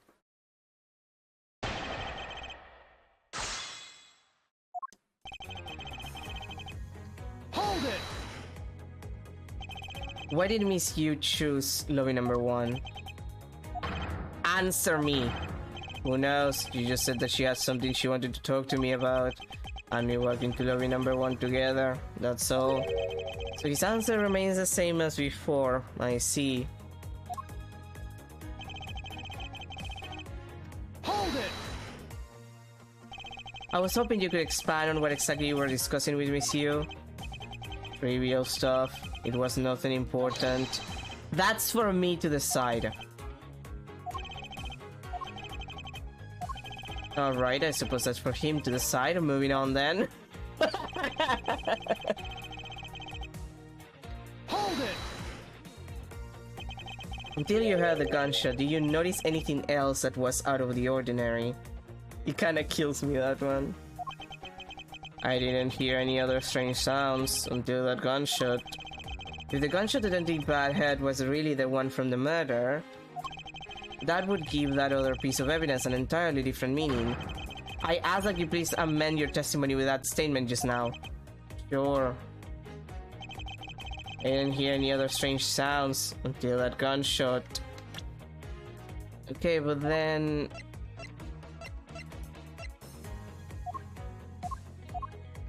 where is it? The balloon popping. Objection! Yeah. He should have had the balloon popping. Detective Bad, does this balloon fragment remind you of anything? It's the same color as the one Kay was holding. Ah, so you knew about the girl's balloon. Yeah, I was sitting with her up in the gallery during the recess, just before we split up. I filled that balloon up for her. Well, as you may have already surmised, this piece did indeed come from Kay's balloon. So, what about the balloon? I wonder if you might remember hearing this balloon pop at some point. What are you getting at? This fragment was found in the hallway right in front of lobby number 2. Furthermore, It was the sound of this balloon popping that the judge mistook as a gunshot. Oh, so the sound that the judge heard was not actually a gunshot, huh? On top of that, his sonar said that he heard the balloon pop about 20 minutes before the trial was to reconvene. Yes, which means that his sonar heard the balloon pop in the hallway when you were in lobby number 1, Detective Bad. And if you were in lobby number 1 at that time, you were close enough that you should have heard the balloon popping as well. So... What? No, don't give me a so! We just proved that there is a flaw in your testimony! The crackling of the truth is louder than the sound of your sweet naivete cracking. And since you kids don't seem to know, let me fill you in on something. Do you ever stop to think why the doors and walls of this place seem so rugged? Oh, let me guess. Soundproof? That's because they were designed to keep secrets from being leaked. They're soundproof, motherfuckers. You're so stupid you could have noticed this if you knew anything about soundproofing. What is that supposed to mean? It means that they're soundproof. The doors and walls are super thick. The window panes are double layered. To top it all off, even the curtains are made of a special sound absorbing material. You could put a music studio in here. It would sound super cool. Then you mean... Since I was shut up inside lobby number 1, there was no way I could have heard that sound. No! I knew what he was going to... I knew that's what he was going to say. Then that means that Scrub's Face's testimony is completely useless. If their rooms are soundproof, then of course he wouldn't hear any sign of struggle. That's also why it's only natural that I didn't hear the balloon popping. Now do you get it, kids? Max! I thought we were supposed to be the ones finding flaws in his logic, not the other way around. Then, other way around? It's not possible to hear the sound of a balloon popping if one were in lobby number 1. However, if we examine the situation in reverse, a person standing in the hallway should not be able to hear the real gunshot either. And yet, Detective Gumshoe claims to have heard it while he was standing in the hallway. Detective Bad, if that is the case, how exactly did you hear the gunshot? What do you mean how? I just did. Huh, it would appear that you have yet to realize the contradiction in your own words. Oh, how so? If the rooms are as soundproof as you say they are, then how did the sound of the gunshot enter your ears? I see what you mean. I guess I'm more out of it from Faraday's matter than I thought. Which means what exactly, Miles? In the end, what does it all boil down to? It boils down to this. There must be a reason as to how detectives Bad and Gumption heard a gunshot they theoretically couldn't have. It looks like we need to examine the state of the crime scene again, huh? The state of the crime scene? Wait! Can it be? Is that ultra strong perfume you wears? She spilled some of it. Ah! And way too noisy! Surveillance video. How could a piece of evidence just disappear? Where did it go? Time to be smart.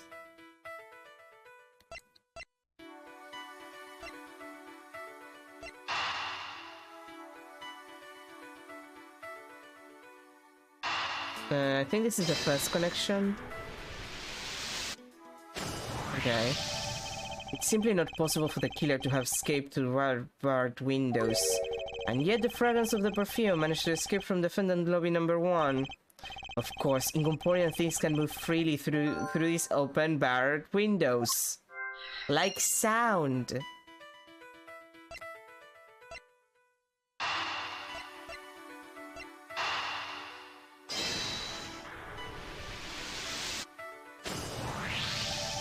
Now then, what else besides a smell can go both in and out of an open barred window? The answer is sound. So no matter how careful the killer was, if the windows were open, the jig would be up. And since the windows in both defendant lobby number 1 and the hallway were open, that explains how the sound of a gunshot could be heard in both locations.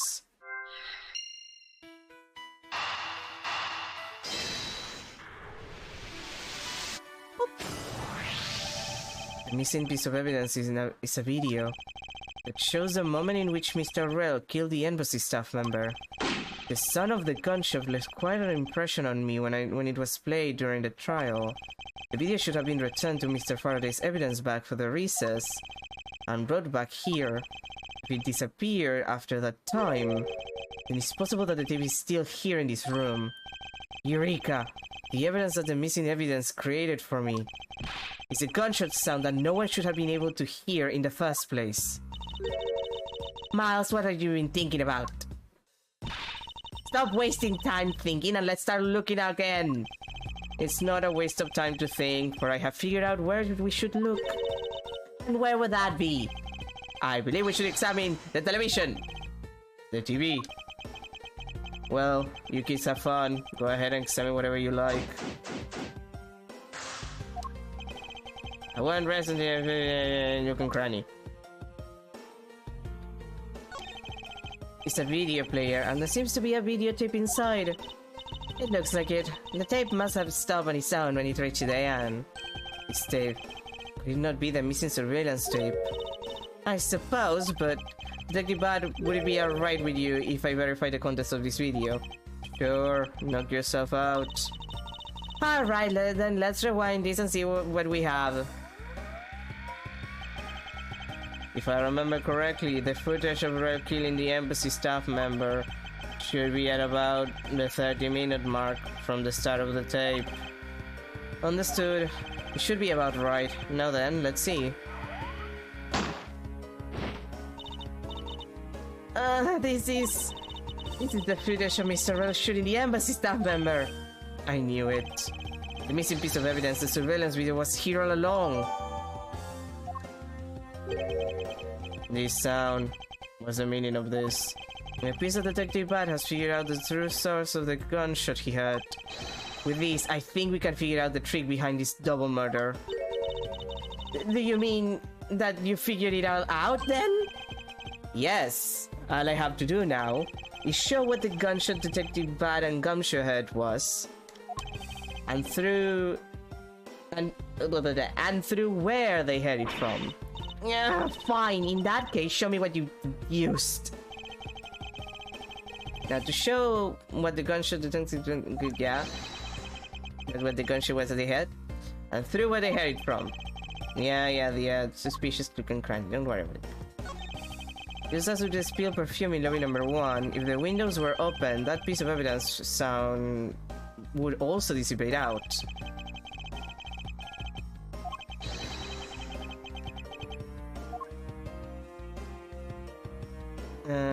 Okay, but like, earlier when Detective Gumshoe touched this, he made a most terrible racket.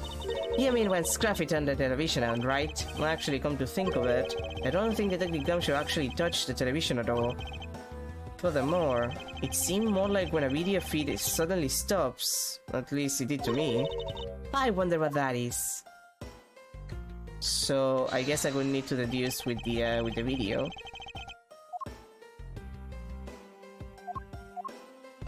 Eureka! Yeah, there it is.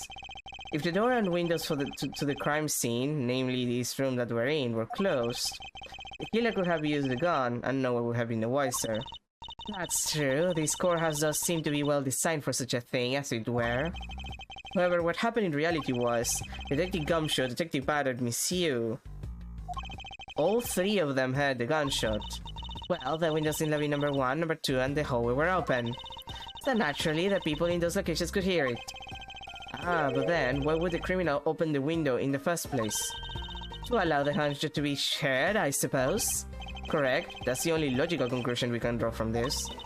But why was that necessary in the first place? I want a real answer, Miles. I demand satisfaction! Very well, I believe that the killer wanted to manipulate our perception of a certain fact. What was it that the killer wanted to manipulate our perception of? When the crime took place. The killer wanted to fabricate the time of death to their precise wishes, and they used the gunshot in the surveillance video to do so. So that's why the tape was left running. Yep. You were all bamboozled, bitches. You mean the gunshot I had was from this video? Yes, which means that the murders really occurred at an earlier time than we thought. It must have been during the recess, but before Detective Gumshoe was on guard duty. Someone who has no alibi for that time period and planned this crime out in advance. That person is a real killer.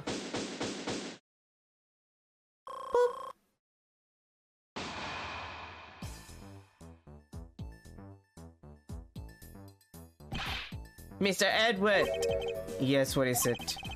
Miss Yu is asking for you. She's in the courtroom, sir. She said that she's identified the murderer, but that she wants to clarify something. It looks like Miss Yu is still investigating something. Understood. Please tell her that I will be right over. I'll come along. I want to hear what she has to say.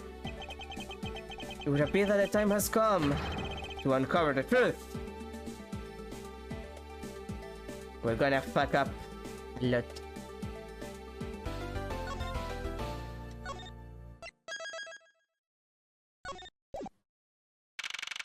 September 10, 6:15 p.m. District Court, Quorum number 3. Miss you.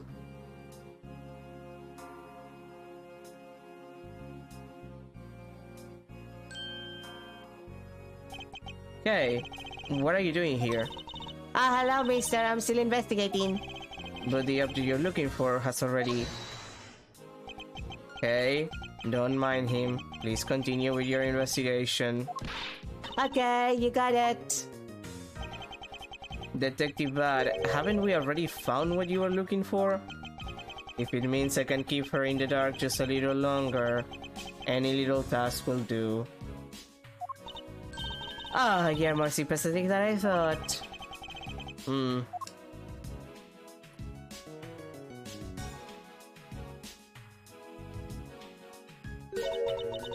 I've been waiting for you, Edward.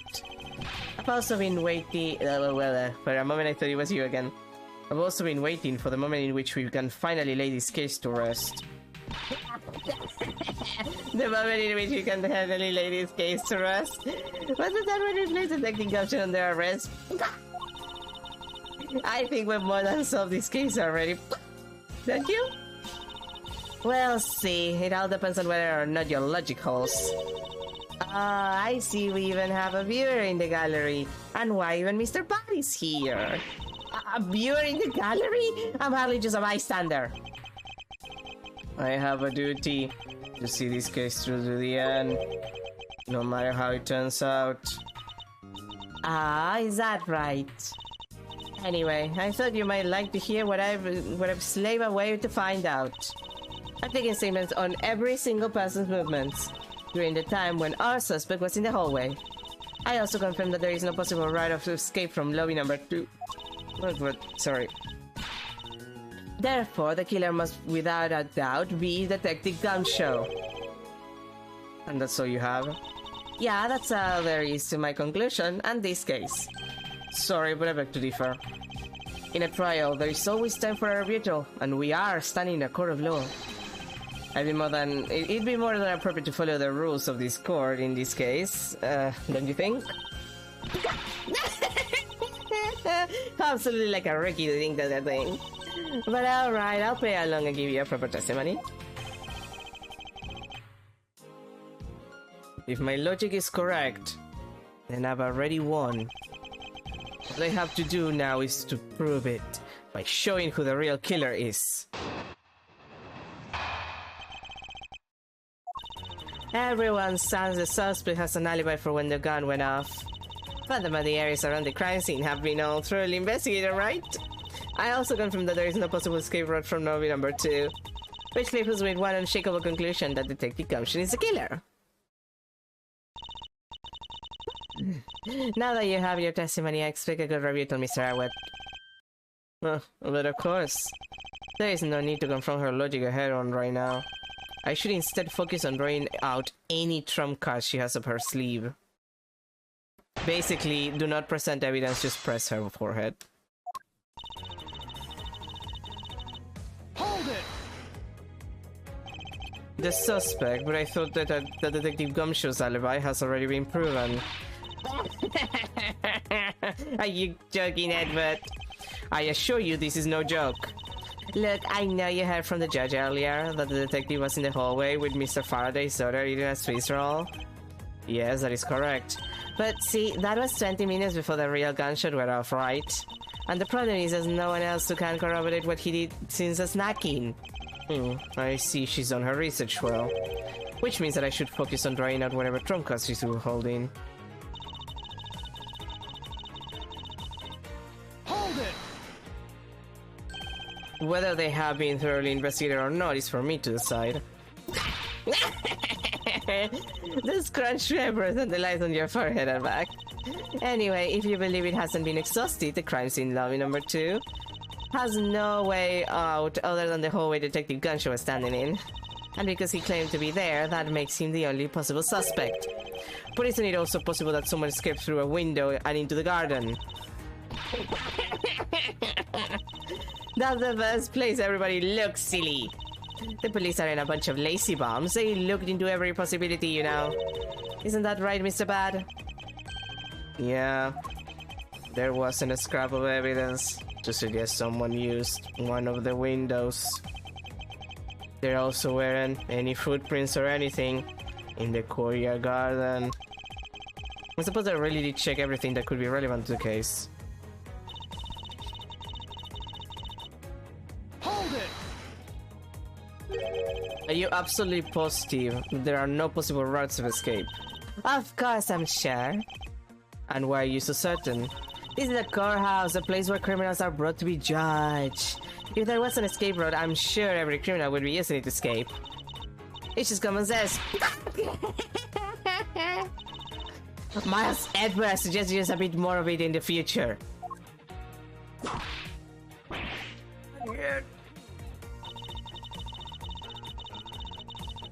Hold it! You may think it's unshakable, but to me there are still too many unanswered questions. For example, who was it that placed the gun in Mr. Faraday's hand? We're not the only one still wondering that. Detective Gosha probably had no idea which hand Mr. Faraday used to write with. Even if you knew someone, it doesn't mean you'll know which hand they used, which hand they write with, right? I mean, I certainly don't care about that sort of thing.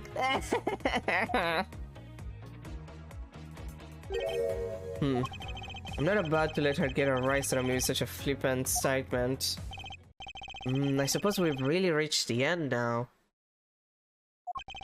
I already have my trump card ready. All that remains is to play it. But before I do, I think I should inquire into a little something about her argument. You said earlier that you confirmed the alibis of every person other than the suspect. However, I don't recall either Francisca or myself speaking with you about the subject. Ah, but there were witnesses. For you, there is your mentor who gave you an alibi. I see. As for the little missy, she came to the courthouse during the recess and was stopped by a security guard at the door of the hallway. She gave me quite a whipping for that, so I had. I'm the daughter of Bun from Bon Karma, and I will not be forcibly stopped by a guard or a bailiff or anyone else. Wait, so basically the only reason Francisca voted to show up today was because she found out I was the one, was to be the replacement prosecutor? By the way, Miss Yu, what about everyone's alibi before Detective Gumshoe was assigned to guard duty? What about them? Have you looked into what people were doing during that span of time? What kind of idiot do you take me for? It doesn't matter when the killer went into lobby number 2. From the time we heard the gunshot to the time Mr. Bad and I arrived at the scene as we dashed from lobby number 1, the only person who could have committed the crime was Detective Gumshoe. Yes, let's talk about when you and Detective Bad had the gunshot, shall we? I suppose that if we go by your logic, then Detective Gumshoe is the only one.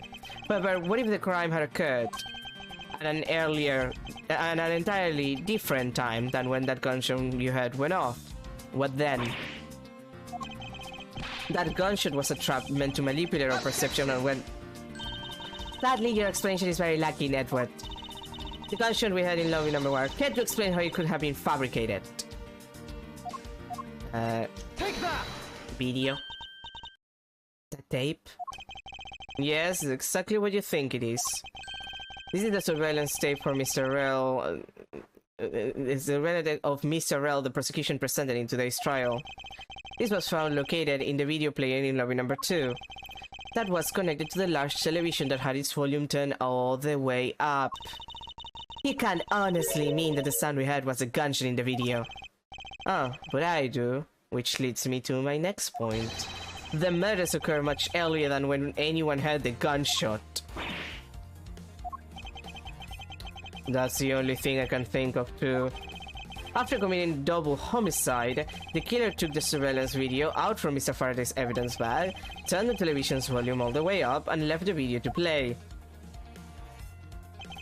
If played from the beginning, it would take 30 minutes for the gunshot sound to come on. And since we now know that this method of time manipulation is possible, it opens up the possibility that the killer is someone other than Detective Bombshell. Sounds from the television doesn't amount to much here. But of course, Mr. Prosecutor Edward and Little Miss One Karma already know that much from the very beginning, right? Of course we knew, didn't we, Miles? Yes, of course. We know about the soundproof quality of this courthouse's rooms. Of course, I'm not about to admit we had no idea until only a little while ago. That's right, and if the rooms are soundproof, then we should not have been able to hear it. And yet we had the gunshot clear as day. And? That's it, end of story! But it's not. How should I explain when she was able to hear the gunshots? The window was open. There is actually one common point between lobby number 1 and lobby number 2, and it is that despite the fact that both rooms are air conditioners installed, a window was open in each. Now, we know that the window in lobby number 2 was opened by the killer. However, a window in lobby number 1 was also opened. It's probably just a coincidence that they were both open at the time. It was no mere coincidence, I assure you. Why was the window open in lobby number 1? The answer is that a certain person did something to cause the window to be opened. And the person who triggered that action, that person is the real guilty party. The real killer in this double murder is... Hey, Callisto, you, how does it feel to be guilty? She's 22? Damn. Take that! Miss Callisto, you, I hereby formally indict you of the murder of Mr. Faraday and Mr. Rell. His honest reaction to that. What? You indict me? Oh, that's a waste of makeup. You ruined your lipstick, girl. Are you serious, Miles? Why do you think she's the killer? I don't understand her motive just yet. But of course I'm serious. Because she's the only one who could have done it. Well, Miss Yu, do you still feel like laughing now? Of course I do, Edward. My argument must not be tight enough yet. Although I never thought things would spiral into this. But I'll have you know I'm enjoying this dance. Quite a bit. I guess this means it's time for my own rebuttal now, right? Okay. You argue that the window was open, however, do you have proof it was I who did that? Furthermore, do you have proof that the tape was used in committing a crime? Frankly, I'm shocked at you for going around accusing people of murder like this. Especially with logic as full of holes as yours. This is where it really starts getting annoying. And I mustn't let my guard down for even a second, or the thread will blow away. No, it's the time to put that patented One Karma perfect proof to test. Edward. Don't listen to One Karma, he's an idiot. He got beaten by a parrot. Actually, I do have proof. It's a perfume. Objection! I'm sure you've seen this before, haven't you, Miss Yu? I never knew you were into wearing that kind of perfume. It's not exactly what I'd recommend for boys, you know. This isn't mine! That's right, it's mine, and I received it from Detective Bad, you see. Miss Yu, you can pretend all you like, but we know at least this much is for sure. That you are the one who gave this bottle of perfume to Detective Bad. And that you're super easy to rile up. So what about the perfume? While you were in lobby number 1, you made a big show of spilling some of this perfume. That's according to Detective Bad. I know. You also knew that if you spilled it, he would naturally move to open a window. Come on, I've already told you that that's just all a big coincidence. After all, we opened the window in lobby number 1, I just left it open, you know? So maybe it was just dumb luck that we had the gunshot through the window.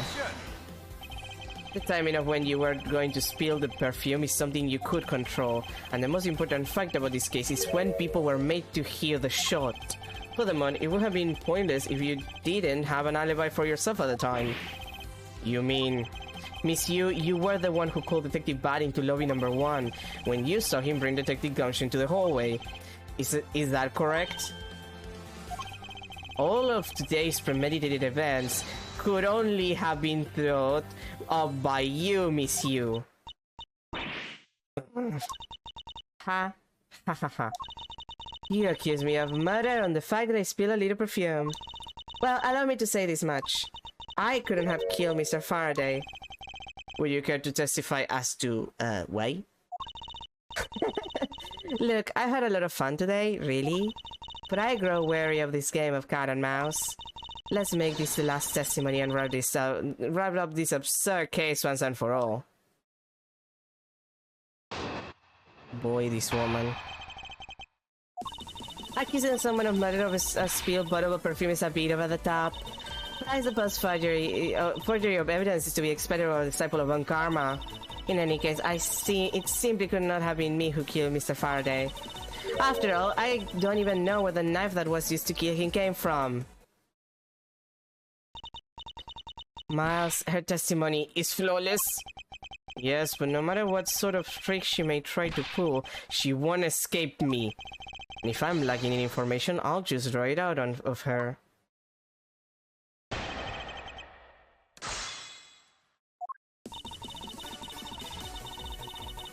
Okay. That's a little rude. Even though it's true. I think I need to press on this one. Hold it! At this rate, she will inevitably escape. If she really was the one who killed Mr. Faraday, then she must have known about the existence of the knife. I'm sorry, Miss Yu. Maybe you weren't aware. However, the knife that was used to kill Mr. Faraday was taken from his evidence bag. Miles! What do you think you're doing? I'm drawing the truth out of her, that's what I'm doing. Huh? But I don't recall a knife being presented at the trial earlier today.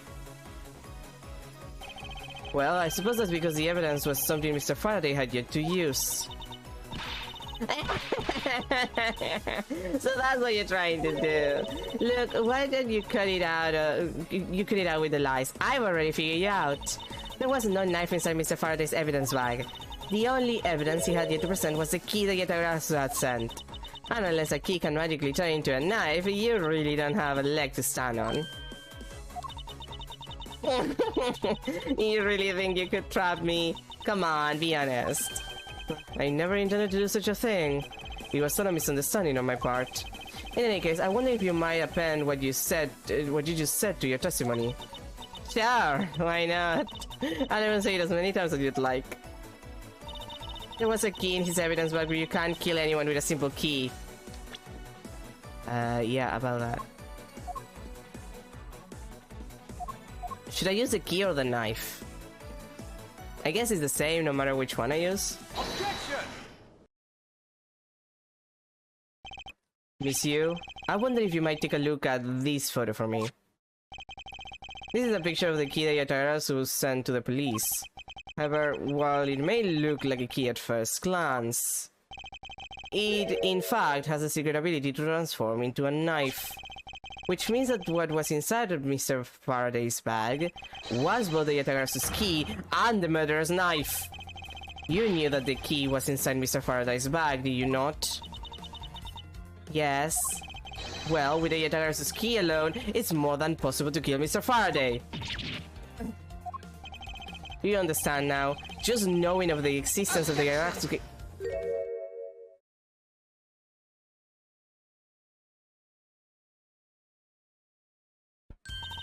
I still haven't had a good look at it.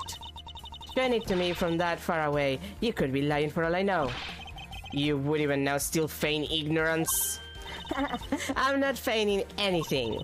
But we can't have you accusing me of a crime with false evidence now, can we? I mean, Mr. Von Karma, I've heard some very interesting rumors about him.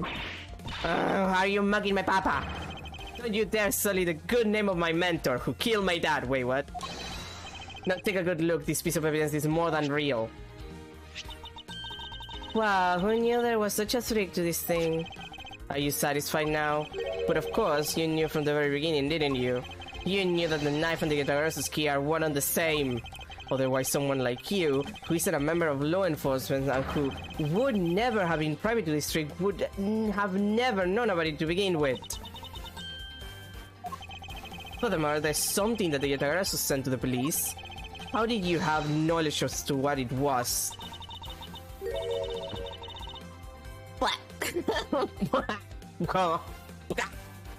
Actually, I hid it from Mr. Faraday. Just before he dragged Mr. Rell off, he told me. Oh, that's right, I almost forgot. He also told me about the key turning into an F at the time. But he didn't tell me about how the key actually transforms. What are you saying is simply not possible? And why not? Because Mr. Faraday himself didn't know about the hidden knife within the key. From within these pages, he mentions nothing about a knife. I'm not sure he would have written everything in his organizing, you know? Wouldn't something of this importance be better left to our communication? Unfortunately, that is also impossible. Because Detective Ba didn't know about the knife aspect either. What would have been highly classified information even within the police force? And it's something that even the lead detective on the case didn't know. Why would Mr. Faraday have felt the need to share such information with the opposition? Yeah, I guess he wouldn't have much of a reason to. Just like I gave a pretty lame excuse, huh? How can you laugh at a time like this? He probably just realized the flaw in her logic and he's actually in a panic over it. But that's not something we need to concern ourselves with. I suppose you're right. Miss Yu, I'd like to state that I also know how you know the real nature of the knife. Do you now? Well, why don't you put your money where your mouth is and show me? Oh, I will, and I'll wipe that smile off your face by the time we're through. This is it, the moment of truth, the secret behind the Yatagara's key. Only one person would have had knowledge of it from the get-go. Who would have known from the start that the Yatagara's key would change into a knife? Well, that's the Yatagarasu, I guess. There's only one person who would have known about the dual nature of the key. And that is the person who sent the Yatagara's key to the police. That is to say, the Yatagarasu herself. Are you saying that this lawyer is a great thief, Yatagarasu? Miss Yu, you used Mr. Rell to lure Mr. Faraway into a trap, didn't you? You who profess to bear a grudge against criminals. Why? Why do something like this?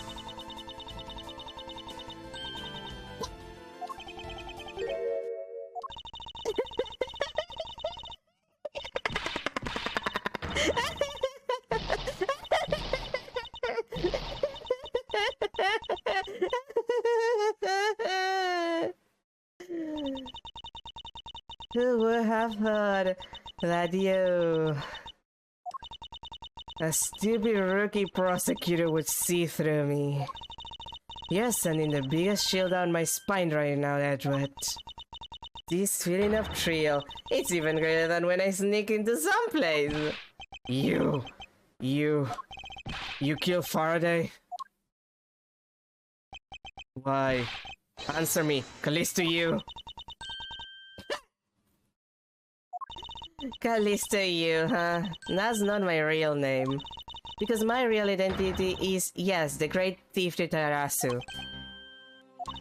Let me tell you something, Edward. Mr. Faraday was one difficult man to deal with. For you see, he had discovered my true identity, which is why I had to erase him from the world of law. I met Rel and offer, and acquired her for a little favor in return. All he had to do was accuse Mr. Faraday of being the Ryotarasu in court. But once we entered the recess, Rel was dragged over Mr. Faraway. Faraday. Why did I say Faraway? Which threw my plan into a complete mess. I chased after them and eavesdropped on them through a crack in the door. That Rel caves to only two things, money and authority, just as the old thugs do. I fear my plan was going to be ruined if Mr. Faraday held on to Rel any longer. Plus, if I had let them continue on the way they were, I would have been found out. That's why I had no choice. I had to kill them both. But didn't you say that you despise criminals? Did I really? Have you forgotten about the KG-8 incident too? Maybe. What's that a woman would? So then, was it your plan to kill Mr. Faraday with the very evidence that you sent? Haha, well, I had a good idea what Mr. Faraday was going to do. I anticipated that Mr. Faraday was going to prove that Rel wasn't the Yatarasu by using this Yatarasu's key as evidence, and that he would bring it with him. Which is why I thought to use a knife portion. With a weapon as well disguised as this, no one would be the wiser. No one would ever know.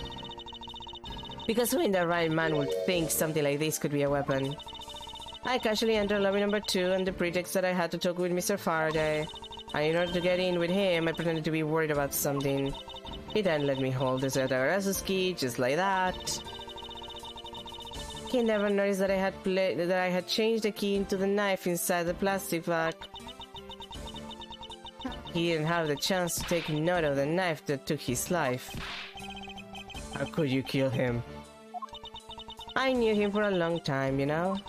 At the very least, I thought to give him a quick and painless death. But if you kill Mr. Faraday first, there was no need for you to kill Mr. Rel as well. I believe I mentioned why when we were placing Detective Gosho under arrest. Something about having accidentally created an eyewitness. And how that led the killer to think about setting them up as though they kill each other. Then the trick with the surveillance tape. Yes, I hadn't actually planned to use a gun. The trick was too high that the risk was too high that I'd be caught. However, that's when I remember the existence of that surveillance tape, which is why I had Rel help me set up the crime scene, and after all was said and done, I rewarded him for all his hard work with a bullet. You're a defense attorney, aren't you? How could you betray a client? Client, if you want to talk about who was a client of whose first, it was me. I was the client in the murder of the Cadopian embassy staff member Dateman. You ordered a hit job? You still haven't figured it out, Mr. Bad. I had Dateman killed because he was about to give away info about the smuggling ring. Now, who exactly do you think would benefit from such an assassination? It can't be you're... That's right. I'm a member of the smuggling ring. What? How could this... You don't mean you're working with Manny Cochin too, do you? Maybe not. Guess you'll never know. Yatarasu claims to be noble, but you're just another cold-blooded murderer. That's right, little girl. Yatarasu is just another killer. Be quiet, you. Yatarasu, you can run from the law, but you'll never escape it.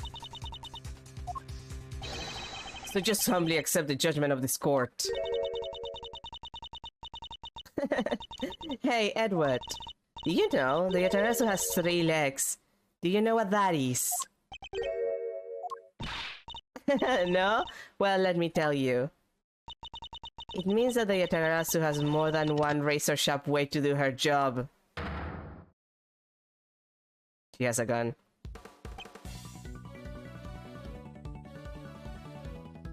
Yeah.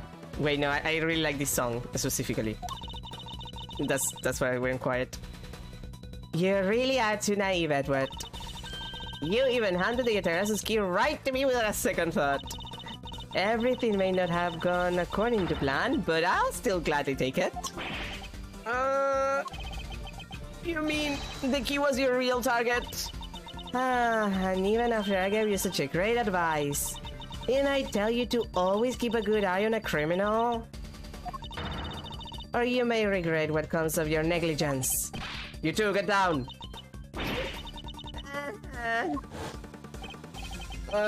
My body, I can't move. Hey, mister, to your right! Huh? You! Run away! My bad. You're right, Francisca. I'm perfectly fine, Mouse. Her voice is shaking, but it looks like she's unharmed. Where did Kay go? That's a gunshot. That's bad. September 10, 7 p.m. District Court, courtroom number 3.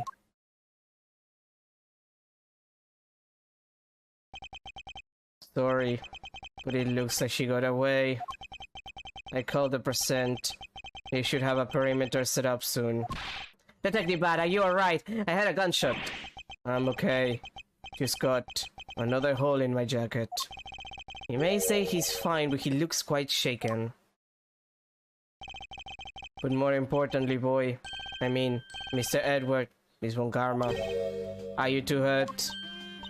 I'm absolutely fine. I'm also alright. Thanks, okay? Speaking of Kay, where is she? I don't know. She just sort of disappeared. I'll go look for her. Oh, and hey, Detective Gumshoe. Yes, sir? Detective Bat, sir. I'm sorry I doubted you. Don't worry, sir. It's not your fault. Well, I lied to you guys too, after all. I heard about what happened from Kay. Lying while giving testimony is still unforgivable. But in this case, you were protecting Kay and her feelings. Looks like you just might have what it takes to be a real detective. He praised me! Now, don't you ever lose that detective spirit, okay? You got it, Pops! Pops? Watched one too many detective dramas recently, have we? Way to single-handedly destroy the cheery atmosphere with one snarky comment. I should get back to the investigation. I swear, I'll catch you if it's the last thing I do. Be careful, Detective Bad, and take care. Thanks. Well, I'm off. Maybe we'll run into each other again someday, like in the final case of this game. That would be kind of cool, and also, you know, important for the storyline, the arching storyline of this game. I'm going to appear in the last case. Bye. And then we don't see him until the last case of the game. So thanks a bunch, Paul. You're the best. You really did find out the truth behind everything. Yes, well, I'm glad we solved everything before you were taken to prison. I can't believe how much trouble I caused you with my testimony, Detective Gumshoe. It's no problem, really. I mean, I lied too, so I didn't help anything. It's not really your fault, Your Honor. Well, even if we didn't have his Honor's testimony, I think that lawyer would have found another way to get you convicted on her behalf. Yeah, I can't believe I was about to get fired during my first week as a detective. But he's so sad, PN Judge. The judge is just so sad. He wanted to do a cool thing, and then he couldn't, and now he's sad. It's okay, Judge. It's gonna be okay. Well, so as long as you're not fired, you should work hard, give all that you have, and perform your duties well. Oh, and one more thing. Kay left a present for you with me. He did? Oh, what is it? What was it that Kay left for me? The proof of their friendship. Oh, I don't...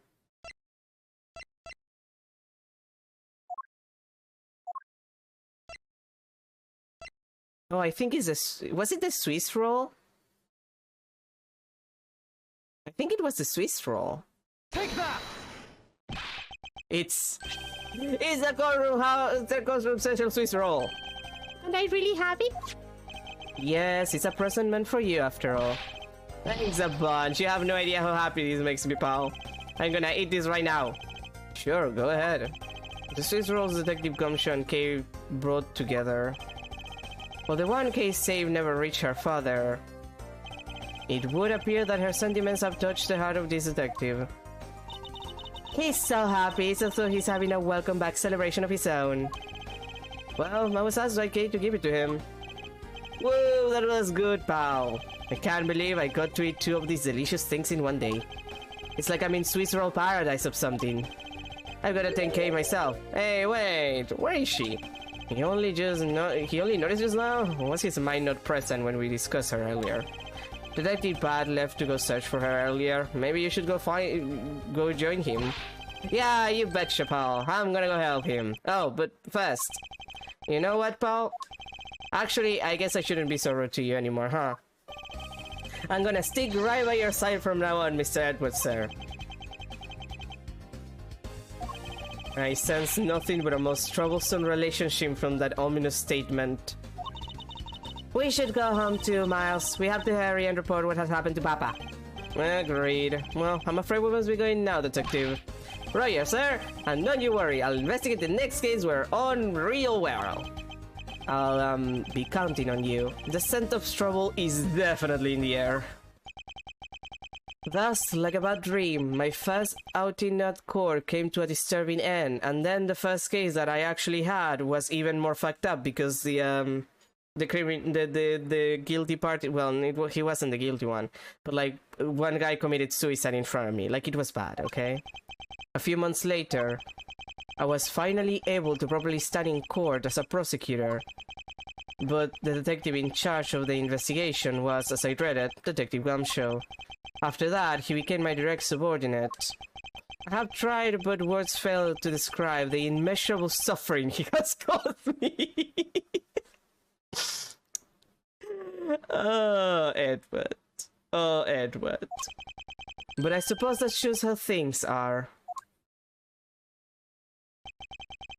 As for the little girl who suddenly disappeared, she's now, back here. So, do you remember now? Or was that flashback case completely useless? Yes, I remember everything. Okay? It's been a while. Okay, you sure grew up a lot. Of course, but thank goodness, I thought you had totally forgotten about me. We had to do an entire, like, flashback case for you to remember. You know, I was really worried about you after all that. Where have you been all this time? Gummy, I didn't know you cared. After my father died, I went to go live with my mother's relatives. They live really far away, so I wasn't really able to come back here all that much. Oh, is that what happened? Well, I'm just glad you're alright.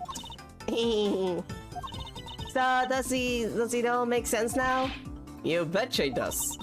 Oh, you know what? I was going through my father's bookshelves recently and... Hold it! Actually, there are still a number of things that don't make sense, Kay. Huh?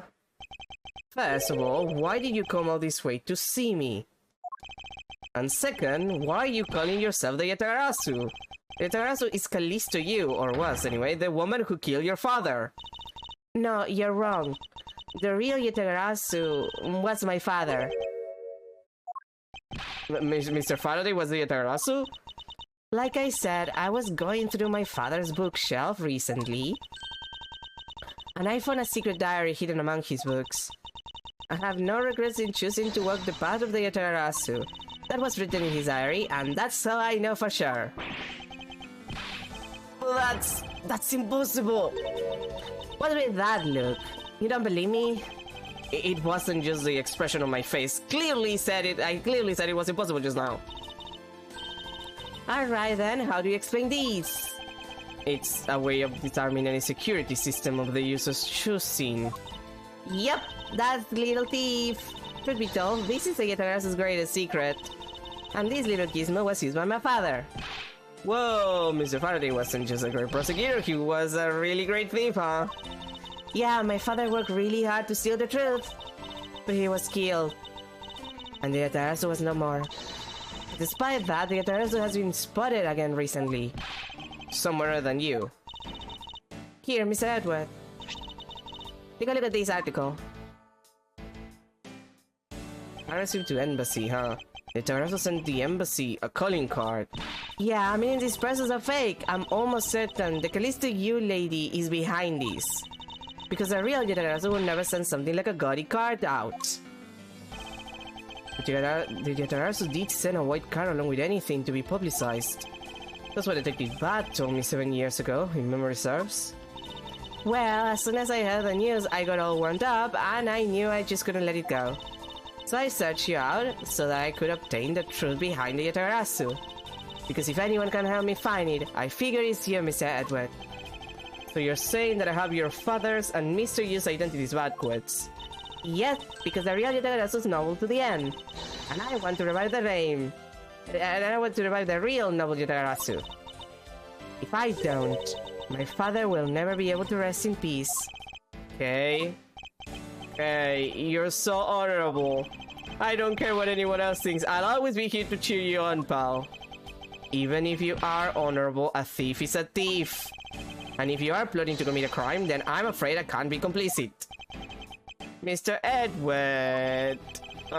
You guys are not making it easy for me. Who am I supposed to support now? Mr. Edward, what I want from you is not to steal something. What I want is the arrest of that evil woman. That evil woman? You mean Callisto U? I think it's too hard for me to catch her all by myself.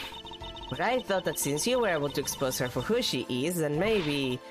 Please, Mr. Edward, won't you help me? Come to think of it, I do believe I owe you. Huh? Owe me for what? When Miss Yu made her escape, it was you who saved my life. Furthermore, you helped me with the investigation today. I am not so rude as to leave favors unrepaired. Then you mean... Yes.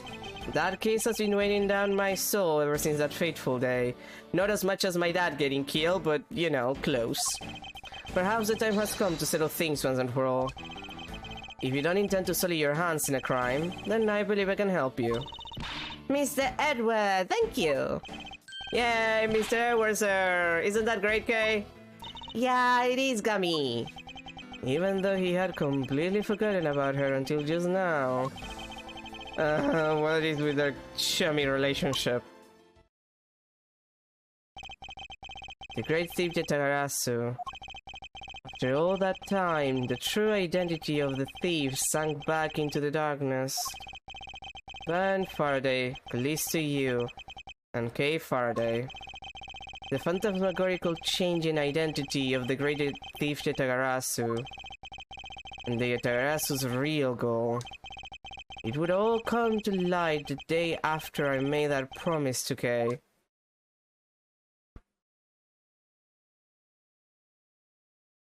And we're 20 minutes over time, Jesus fuck. This game is long. Let's save. And we're finishing for today. Because we're 20 minutes over time. So, thank you everybody for being here. We continue tomorrow. Oh, sorry, I just touched the controller. We're continuing tomorrow. The last case, which I'm pretty sure this is gonna be the last case, because it's case 5, is hilariously long. Like, probably 3 streams long. Between, everything. So, we're probably finishing next weekend. Other than that... I can't think of anything. So, again, thank you for being here. Have a good rest of your day, a good weekend, and I'll see you tomorrow for the start of the last case of the first Ace Attorney Investigations game, also known as the case that left me with a deep, horrifying trauma with regards to the words diplomatic immunity. They lost all meaning to me. They will lose all meaning to you, and you will gain an appreciation for the lack of it for most people. I wish that was a joke. Bye, everyone.